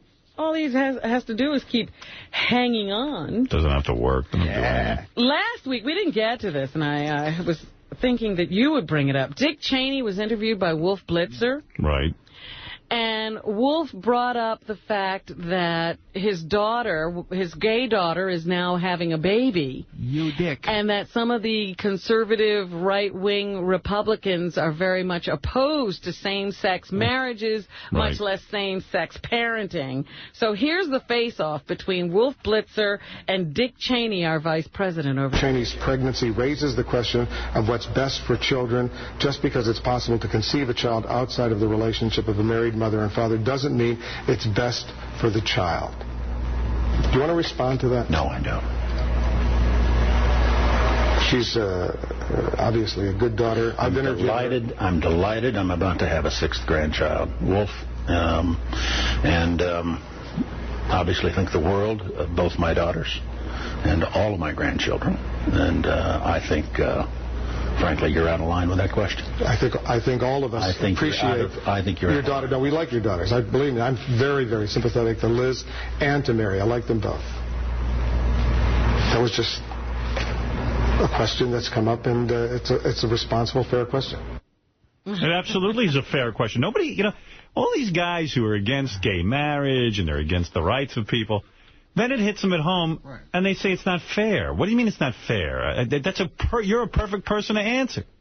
You want good things for your daughter, but you don't want it for someone else's daughter. How the fuck do you explain that? That's a fair question. Do you think Dick Cheney thinks his daughter's making a choice in being gay? I don't know what Dick Cheney's thinking. Every time a question comes up, he's like, he won't answer. It's not a fair question because you're asking about my daughter. But that's what your job is. You're supposed to think about people and the impact your rulings have on people. But it seems to be people of his ilk do have that assumption that it's a choice. And it's irrelevant whether it's a choice or not. It's people, and they're loving each other, and who cares? But he won't say that because... why can't he talk about why is he so uncomfortable? Why? You know why he's uncomfortable? Because those kooks that they appeal to, that religious right, they're such maniacs, they'll abandon their support for him. But you think at this point, now he's got 2 years left on this deal. And this is his daughter? Every quote-unquote dyke is someone's daughter. So why don't you speak up and say, yeah, I want good things for my daughter, and I've been an asshole about this. This no one will say. Suddenly when it hits home, it's different. And nobody's supposed to confront him about what he's been doing in the past. I applaud Wolf Blitzer. I do, too. Well, he could have been. I mean, he got a little shaky there. He should have said, there's nothing wrong with this question. We're asking you about rights and gay rights. Where do you stand now that you see your daughter is having a child? And you're a public official. You have everything to do with our public policy. No questions off base. All right, Robin, is that it? The #1 movie at the box office this weekend was Epic Movie. Good. What the hell is that? I don't know any of these. Stomp the Yard? What the fuck is that? That was the one Carmen Electra is in. It's supposed to spoof all kinds of movies. Epic Movie? Epic Movie. She's one of the stars, and it was unreviewed. It wasn't something they released to critics so that they could see it beforehand. So it didn't get great reviews, but it made $19 million at the box office. And Heroes returns to TV this evening. Here's Ali Lauder, one of the stars, who explains to us the success of the show. I think there's two things for me. Definitely Tim Crane. I mean, to me, he's like kind of a peaceful warrior. The way that he, lets his thoughts, he's very clear with what he wants, but he keeps... All right, we know it's a good show. We all watch it. I didn't know it was that complicated. Yeah. And the SAG Awards were handed out yesterday. Jennifer Hudson receiving an award, and here she thanks everybody for accepting. Thank you for noticing little old me and for accepting me, and thank you for making me feel so welcome, and thank you for this honor. All right, that's very nice. Forrest Whitaker won for The Last King of Scotland. Yeah, I saw his speech. He's a weird guy, man. Really? Yeah, he just speaks real soft, and I'm not sure what he's saying. To get an award from the people that you're going to work across from or the people that you're going to work with. That's where he was making sense. In the beginning, he started a little slow, but he's a good actor. I like him. He's and then Helen Mirren won for Queen. Yeah, boy, that was boring. I fast-forwarded through all these speeches. Thank you very much, Screen. I can't even listen to it now. I love when they... Thank you, Screen Actors Guild. What an incredible night for me personally. And Eddie Murphy, this is not his acceptance speech. He did win for he had a good supporting actor. Him I watched. Don't have his speech, but he says he's not disappointed by the Oscar snub of Dreamgirls for Best Movie. No, I was so happy to be nominated that, to be honest, I wasn't feeling disappointed about anything. I was caught off guard that we didn't get a nomination for Best Picture, but I just been happy, just nonstop happy since, all this has been happening.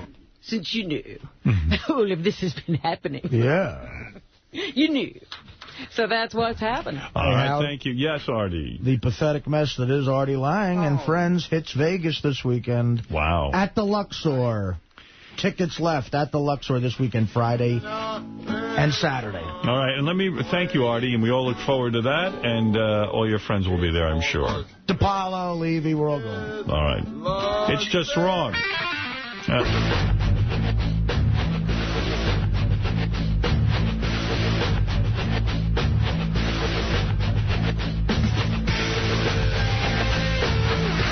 For all things King Norris, check out www.kingnorris.com. Artie Lang with Sal, Richard, Bob Levy, and the boys from Bubba the Love Sponge. March 23rd at the Lakeland Center, Lakeland, Florida. See Gary Dell'Abate at Steven Singer Jewelers on the other corner of 8th and Walnut in Philadelphia on Thursday, February 8th at 3 p.m. Sal, Beetlejuice, the Reverend Bob Levy, and more March 2nd at the Balcony Bar, Oxford, Ohio. Go to ticketweb.com and see the same show March 3rd. Headliners Music Hall, Louisville, Kentucky. Call 502-584-8088 for tickets or go to killerscomedy.com for more info. The Reverend Bob Levy, Jim Florentine, Beetlejuice, and more. Friday, February 16th, Rams Head Live, Baltimore, Maryland. Call 410-244-1131. And see the same show Saturday, February 17th at the Broadway Theater of Pittman in Pittman, New Jersey. Call 856-384-8381 or go to RevBobLevy.com. To book Benji and his naked lesbian bachelor party strippers and to see their new, dirty, interactive website, go to dialandancer.com or call 1-800-414-7808.